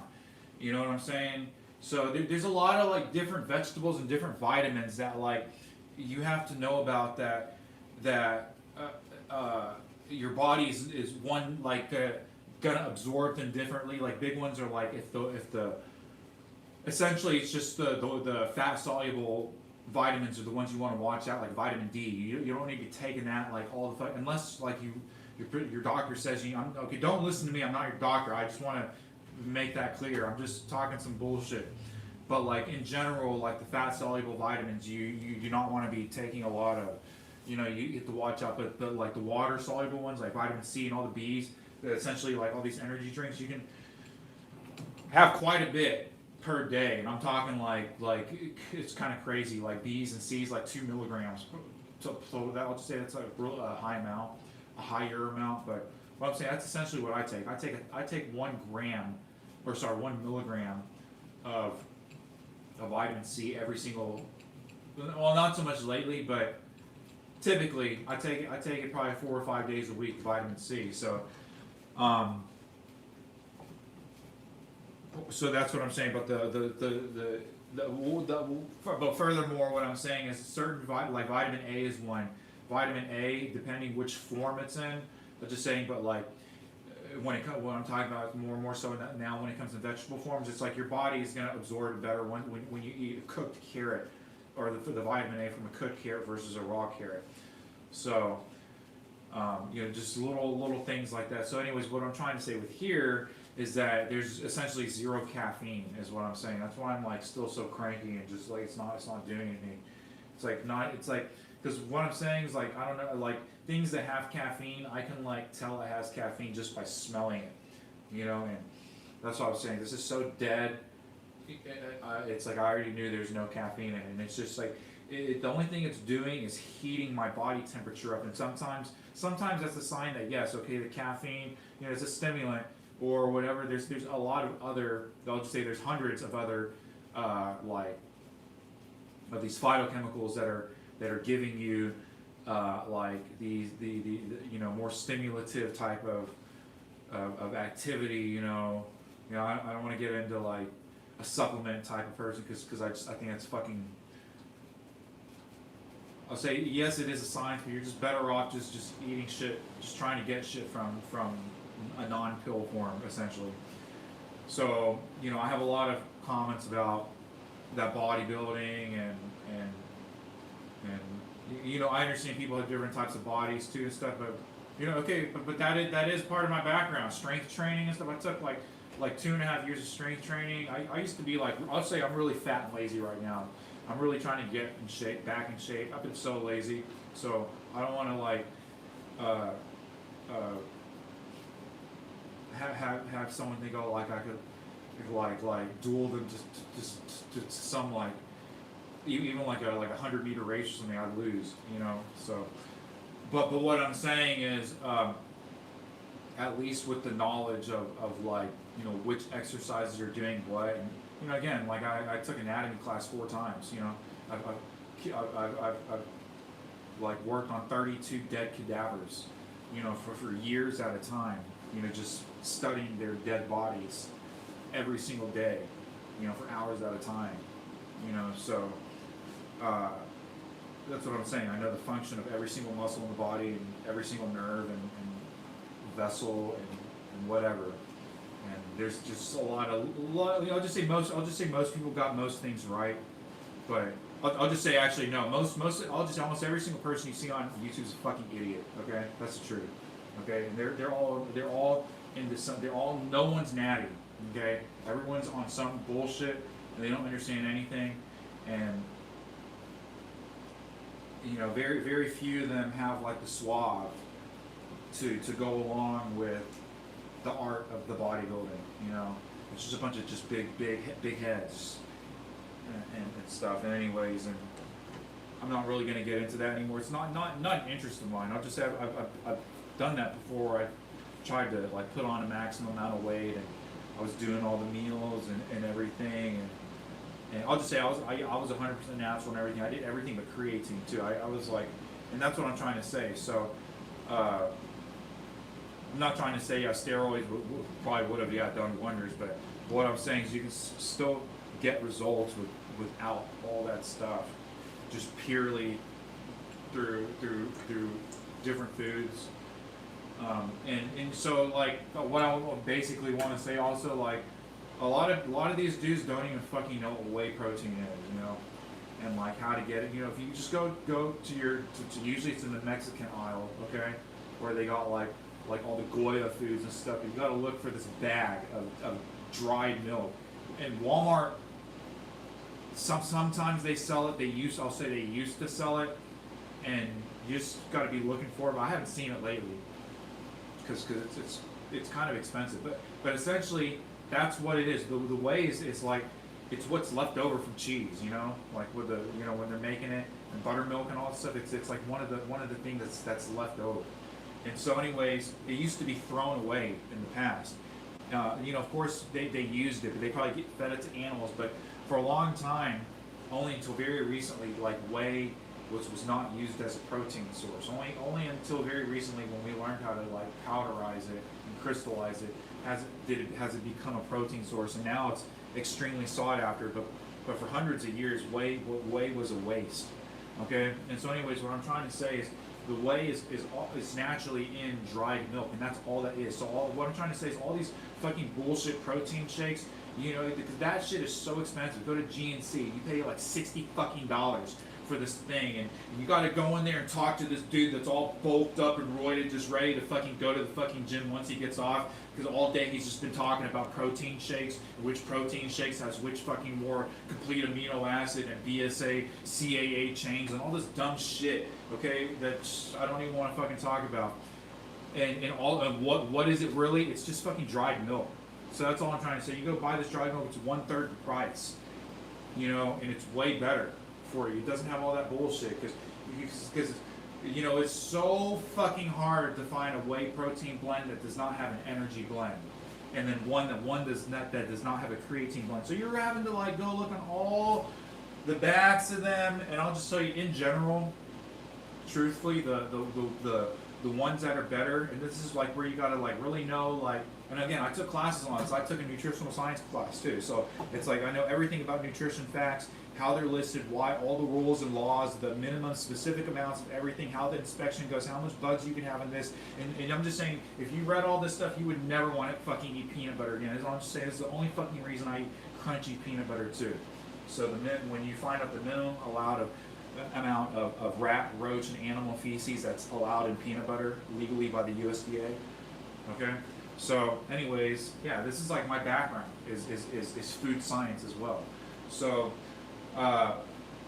what I'm trying to say is, in general, with these whey proteins and supplements and stuff, the ones that are going to be just in general better for you, the ones that have nutrition facts, because one that has essentially also, so you want to know, one you're going to be able to buy with like a food card because it says nutrition facts on the back, and one you can't because it's strictly a supplement.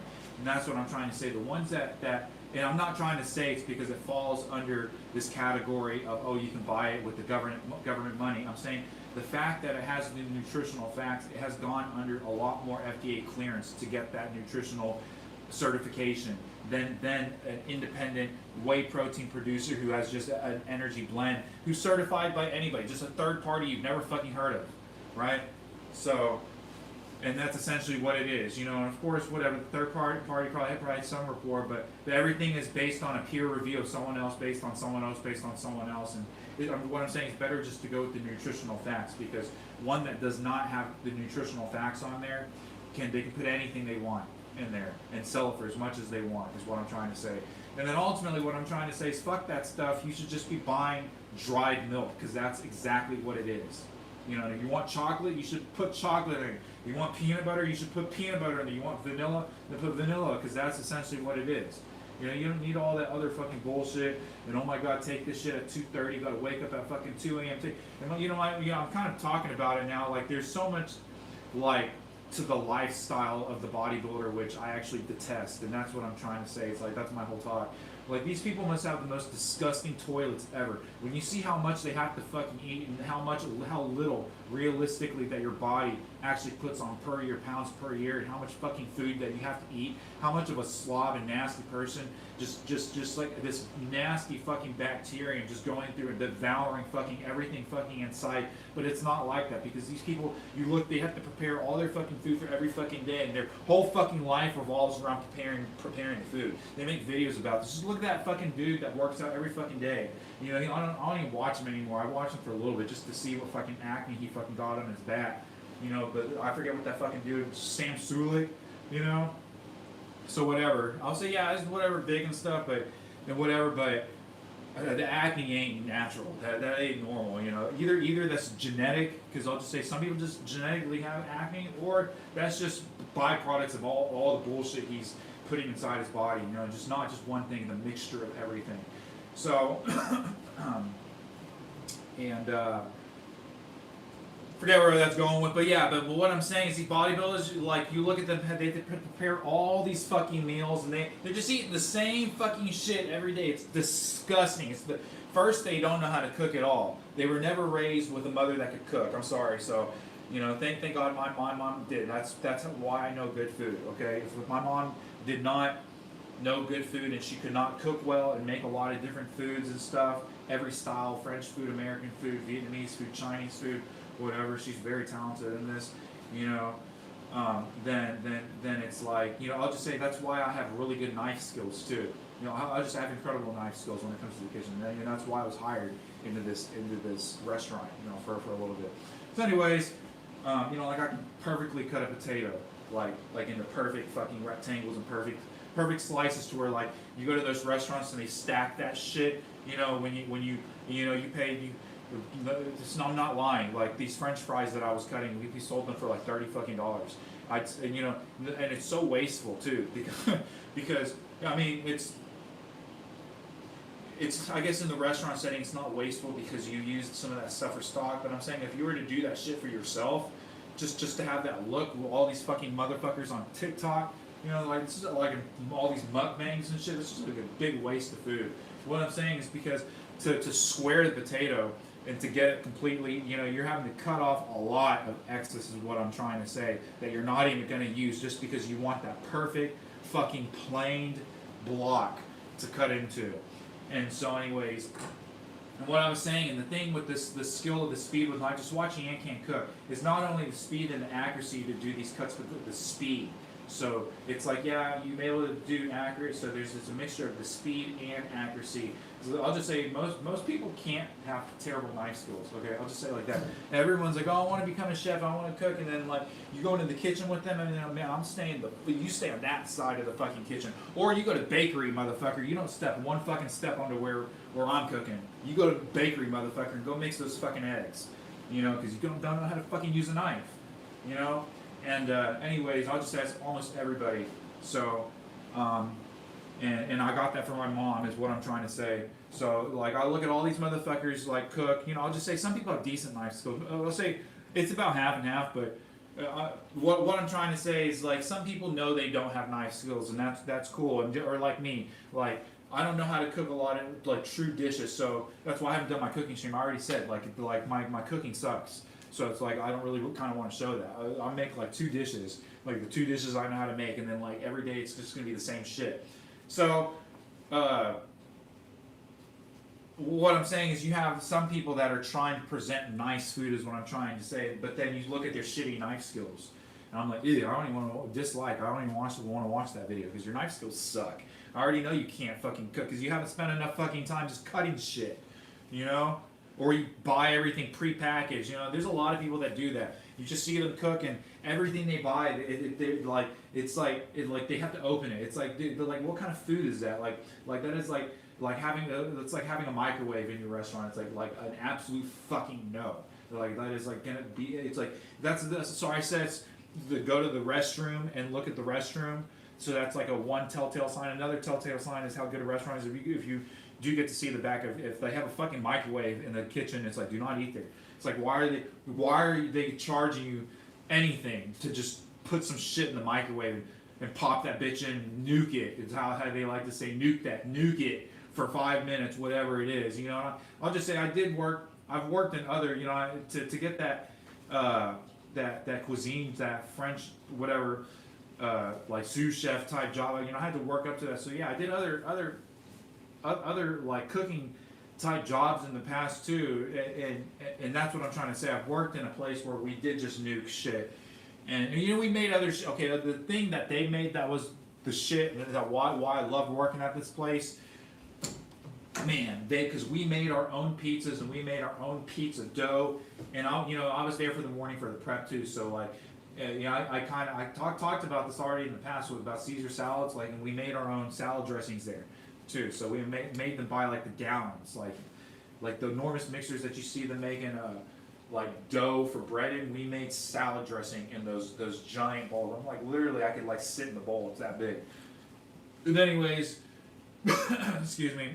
So, you know, what I'm saying is I didn't like some of the stuff that you put in the microwave, but the thing that they were like known for, and what I loved was the pizzas, because the pizzas were 100% fresh from the dough that we made in the morning every day, and you know, they had it like pre out for the night or whatever. I didn't make the dough. I made dressings.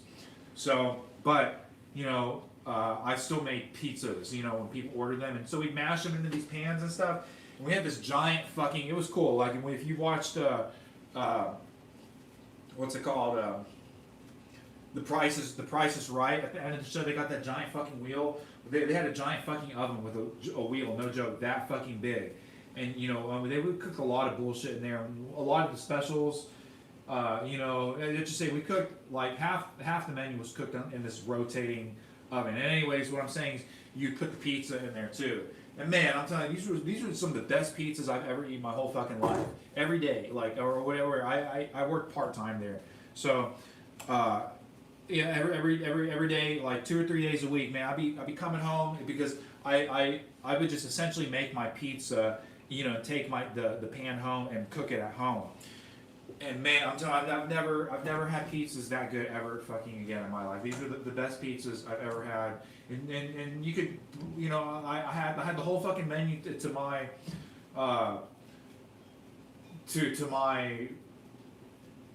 whatever, like I could take any topping, you know. So I made all sorts of types of pizzas, with sauce, without sauce, like all cheese, you know, all meat, all veggie, you know, like all like mushroom or something. I like mushrooms, so you know, and And the other thing too, that made, I'll just say, what made the crust so good too is because we use Crisco, and Crisco is trans fats. So that's the other reason why the dough tasted so good, is because, man, we put Crisco into the dough, man. My mouth is like watering talking about this pizza right now. Like I can just remember how it tastes. And again, these are some of the best pizzas I've ever had in my life. And that was only just like, it's something that they always made at this restaurant.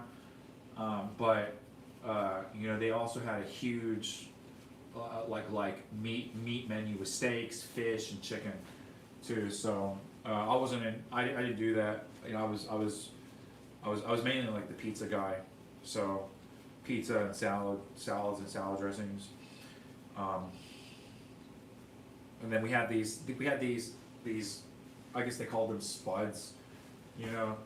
But what I mean, they called them spuds, but they were essentially like baked potatoes that were already done and everything. This is what I'm talking about, the nuking, is because I mean, I guess it makes sense, you know, and you honestly, it still tasted great. I'm not gonna lie, I ate it. It tasted fine. It tasted great. But I'm just saying, for the price you're paying, it's like, okay, all right, you know, I'm only paying like, I mean, this place was like a Chili's type, like family style type, you know, it wasn't. So what I'm saying is, if you're going to a restaurant and they're charging you like $50 plus a dish and they're microwaving your shit, then there's something wrong. You know, when you're going to a place and you're just paying for I think the potato costs $3 or whatever, you know, then you know, they're charging $3. And okay, you can put that in the microwave. But that's what I'm trying to say. That was a huge, it was one of the menu items, like rolls, you know. So we always putting like trays of rolls in this giant rotating oven, and then spuds. And what I was saying, whenever someone would order spuds, and like when we got slammed, this place got slammed, dude. That's what I was saying. Like this rotating oven was no joke. It was fucking enormous. It had to be like 15 feet tall. Like I'm talking, that's pretty fucking big. Rotating 15 feet in diameter. And so what I'm saying is, when we got slammed, that whole thing would be just full of bullshit. And like there'd be so many times like we'd be getting shit stuck in there just because it's rotating. You're trying to like, get shit out. But what I'm trying to say, sometimes I'd be like, what I'm saying, we had 3 microwaves on the line at this restaurant. Okay, and what I'm saying, that's a lot. I'm saying on the live line. This is like not like in the back or something. This is like literally right above my head. So when they say order a spud, I can throw it in. We had rules because to just ways, and so we would only cook 2 at a time, and there was like a time limit. I forget what it was, but I'm just saying, everything was just like, once you were trained, you know, there was a specific time for 1 and 2 potatoes. And what I'm trying to say is, like, when we got slammed, we'd be getting these ticket orders in, and they'd be like, Eric, you need to put in 20 fucking potatoes. And I'm talking 20 fucking potatoes like every 10 minutes. That's a lot of fucking, I'm saying, you're like wondering how many people? Yeah. So I'm saying, like, yeah, we're getting, our restaurant, we were getting like 500, 600 people a night on the ticket. So that's how big this restaurant, that's a lot of fucking people. Okay, 500, I'll just say a slow night was like 400. So average like 500, but I'm saying 500 fucking people in less than 4 hours. That is a lot of people. Okay, so and I'm just saying that is like some Hell's Kitchen type shit. Okay, and anyways, that's what I'm trying to say. We be putting so much bullshit into this rotating fucking oven, like and like people be ordering so many motherfucking pizzas. We be having so many tickets and. It was crazy. That was one of the craziest. You know, I'll just say every cooking job is a little bit different. Every cooking job gets slammed, and you know, you have to have like a guy reading tickets and whatever.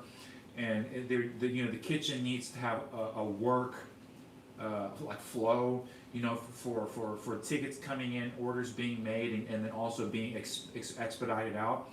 So, anyways, what I'm trying to say, this restaurant, like. Because for example, like that when I was getting paid salary, like doing like high dining, our maximum, our average was like 70 to 90, and on a slammed night was like 120, 130 max people. And I'm saying that's 130 people from like 4 p.m. to 1 a.m. So not only is that way less people, that's way less people over a much larger time. I'm saying this other place, you know, we'd be standing there for like 3 fucking hours, just like scratching our balls. You know, they're all just, I don't smoke cigarettes, but they be taking cigarette breaks every fucking 10 minutes because there's nothing to do. And it's like, okay, well, there is nothing to do, so yeah, go take a cigarette break. So these dudes are just like slamming packs of cigarettes the whole fucking shift, and boom, it'll like come 5 o'clock, all the way 5 to 9, and then like 500 people. I'm telling you, it was a fucking nightmare. I've never, that's why I was like, that's why like, I tried to get out of that specific cooking job, because I wasn't, if I was getting paid more, because I kept asking for raises, dudes just wouldn't give me a raise, and that's why I was like, alright, I just dipped out. I was like, alright, motherfucker, I mean, you're gonna treat me like some fucking immigrant? It's like, look, I speak better English than this motherfucker that you're paying $15 for, because that's what I was asking for. I was like, dude, this is fucking bullshit. You're not even, like, giving me a chance to get a raise. And I'm saying that's nothing right now. I'm saying, look, you go to Aldi's, those motherfuckers that just sit there on the fucking cash registers, they get paid more than $15 an hour. You know, same thing McDonald's and Walmart, like everybody there, they're getting, I mean, I don't know how much now, but it's more than $15 that they're getting. They just sit around and stand around like again, like I wish I had a fucking camera, because at this one Walmart, the worst Walmart fucking in the country, no joke, the Steel Yard Walmart, just look up fucking Google reviews. I'll say it's way better now. I shop there now, but there's this one motherfucker, man. Just if you've ever played those like creepy pasta or SCP monster type, like or back rooms type of games. You know, back rooms where they have a monster, because there's different styles of back rooms. You know, so I'm talking about back rooms where they got a monster chasing you. And it's just like, you know, it's just like all silent for like 45 fucking minutes, and you just hear your fucking footsteps and like doors opening or some shit, and then like boom, it's always at the end of the video you start seeing the monster. He's just like peeking out like a fucking creep behind the corner. What I'm trying to say is there's this motherfucker that's been working at this Steel Yard McDonald's. No joke, he looks like fucking Fat Albert, but he's not as fat. But he's definitely like 7 something. The dude's like Shaquille O'Neal tall. Okay, I'm not lying. This dude is so fucking tall. Like, this is what I'm trying to say. Like he's always trying to fucking, the way this Walmart's garden center is made. It's the smallest garden fucking center out of any fucking Walmart. Okay, so it just tells you like, because one, people be stealing too much bullshit there, and then 2, people don't be doing any gardening. You know. So any gardening shit that they do put in there, people just want to fucking steal. So that's why it's so small. And like every year when they put out flowers and stuff, it's like such a fucking joke. It's like you fit it, like no joke, all their whole flower section like in my room. It's like that small. So what I'm saying, their garden section, to get to it, it's like you got to go in here and go off to this quarter, and it like does like a U. Okay, that's what I'm trying to say. And at the end of this U, there's this exit sign. It's an emergency exit, so no one ever uses it. Like if you use it, the alarm goes off. But what I'm saying is that once you hit that U, then it makes this corridor that goes into the garden center. And in Walmart's, the garden centers are always, there's a door going into there. That's what I'm saying. So this is like a corridor. This dude motherfucker is always hiding behind. What I'm saying, he's so fucking tall, like you can always see his head above the shelves and linings. I don't know what the fucking dude. He's been working there 3 years, and I just always get scared because he's always there. For the past 3 years, always just standing there. Cause he's standing there trying to be out of the way, so he can just stand there and get paid for doing absolute shit, fucking nothing. And he sits there. Okay, like again. Okay, my channel's not a fucking joke. My like another one of my background things is podiatry. Like I'm an expert in foot and how people walk and the angles that your foot makes. Like I can break every single movement of your bone of your foot down to every fucking second, and every angle that every bone and muscle and tendon is gonna do at every second of moment of pressure, whatever. I'm not even gonna get into it. It's called gait. But what I'm trying to say, like his gait, like you can't see my feet. He walks like a fucking duck is what I'm trying to say. It's like an abnormal gait is what he has. And it's like he's flopping his feet around like a fucking penguin. Like if you watch penguins walk, this motherfucker's just standing there like in a motherfucking just always fucking hiding. It scares the shit out of me, especially last month at fucking Christmas. I was like, fuck this. I just wanted to look at the Christmas shit. And I was like, I'm not even gonna go out of this motherfucking office. This motherfucker, he doesn't move. He just stands there, and it's like it's like not even like, because again, he's not doing anything. Okay, at least like another motherfucker, like for example, everything in this Walmart is locked up. Okay, and every Walmart has some stuff that's locked up. But this is like one of those like you look at those Walgreens and shit where like you want a stick of bubble gum and that shit's locked up. I'm not fucking lying. This Walmart, you want deodorant, it's locked up. You want Q-tips, okay, are not locked up. But I'm saying every fucking shampoo and hair styling gel, just look, I always have gel on my hair. Okay, that's how I know. Because every time I fucking go in there, I need to fucking buy gel. Look, they always fucking like, okay, and this is another thing about Walmart's, all their beauty sections, the most expensive, the shampoo and soap and toothpaste is separate, but like the actual beauty section, and this is where you come into the hair gels. It's just, everything is itemized, okay, and it's like I guess once you know, like, and same thing with any other store. But what I'm trying to say, Walmart, it's real specific, is what I'm trying to say. So everything in this beauty section is behind a locked thing. Like I wanted to buy some Neutrogena face soap, and I fucking asked the lady. This is what I'm trying to say. It's like those ladies, like everybody at fucking Walmart, if they're not trying to fucking hide from you, the workers like that, to get paid $15 an hour to fucking stand in the corner like a fucking creep, like the fucking giant fucking dude on the Munsters. That's what this dude motherfucking looks like. You know, he just, his face even looks like a fucking like Frankenstein, not like, his face looks dead like Frankenstein, like it's all drooping dead. Anyways, every time any fucking person sees you, they'll always be behind the cash register, because that's what I'm saying. That it's like electronics section. Once you get them to unlock and buy the Neutrogena soap, it's like even if you have your full fucking cart of all this bullshit, you have to check out and buy that soap with them at that cash register there, because that's just like their method. So they know you're not stealing shit, because everyone's stealing shit. So anyways, so what I'm trying to say is they're always just, because I'm scoping them out, because again, you need them to open the fucking door for you. So it's like, why are you going to enter the beauty section if no one's there? You know, so I'm always waiting for them to fucking be there. They're always there scratching their butt with their fucking yellow vest, which is like, they're the big ones. The ones with I think they got rid of that now, but they used, about a year ago, they did have these special yellow vests that were different from just the blue vests that they wear.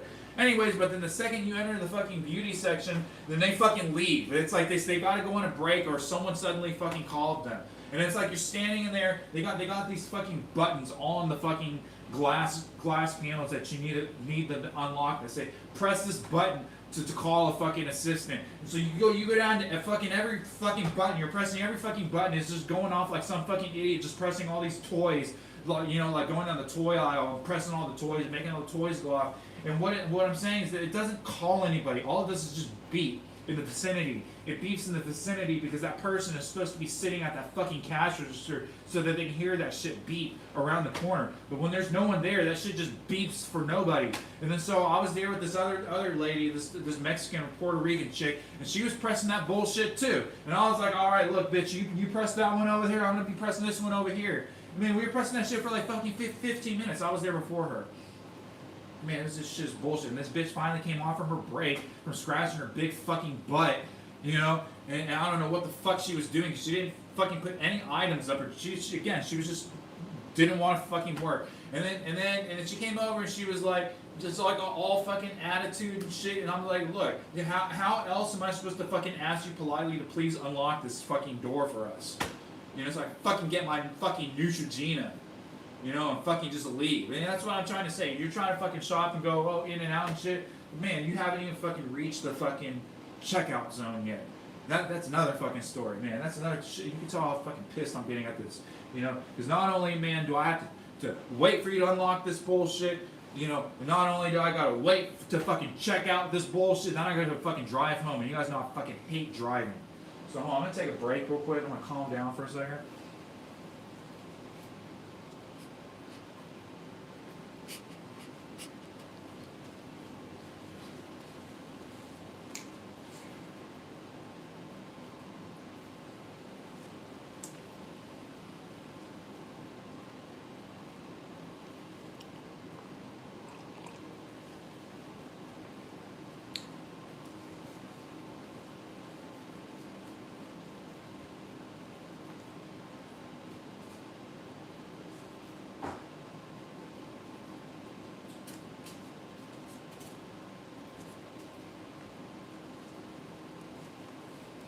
Alright, tea is disgusting. I'm throwing it away. It tastes like bitterness. I gotta record this piece now.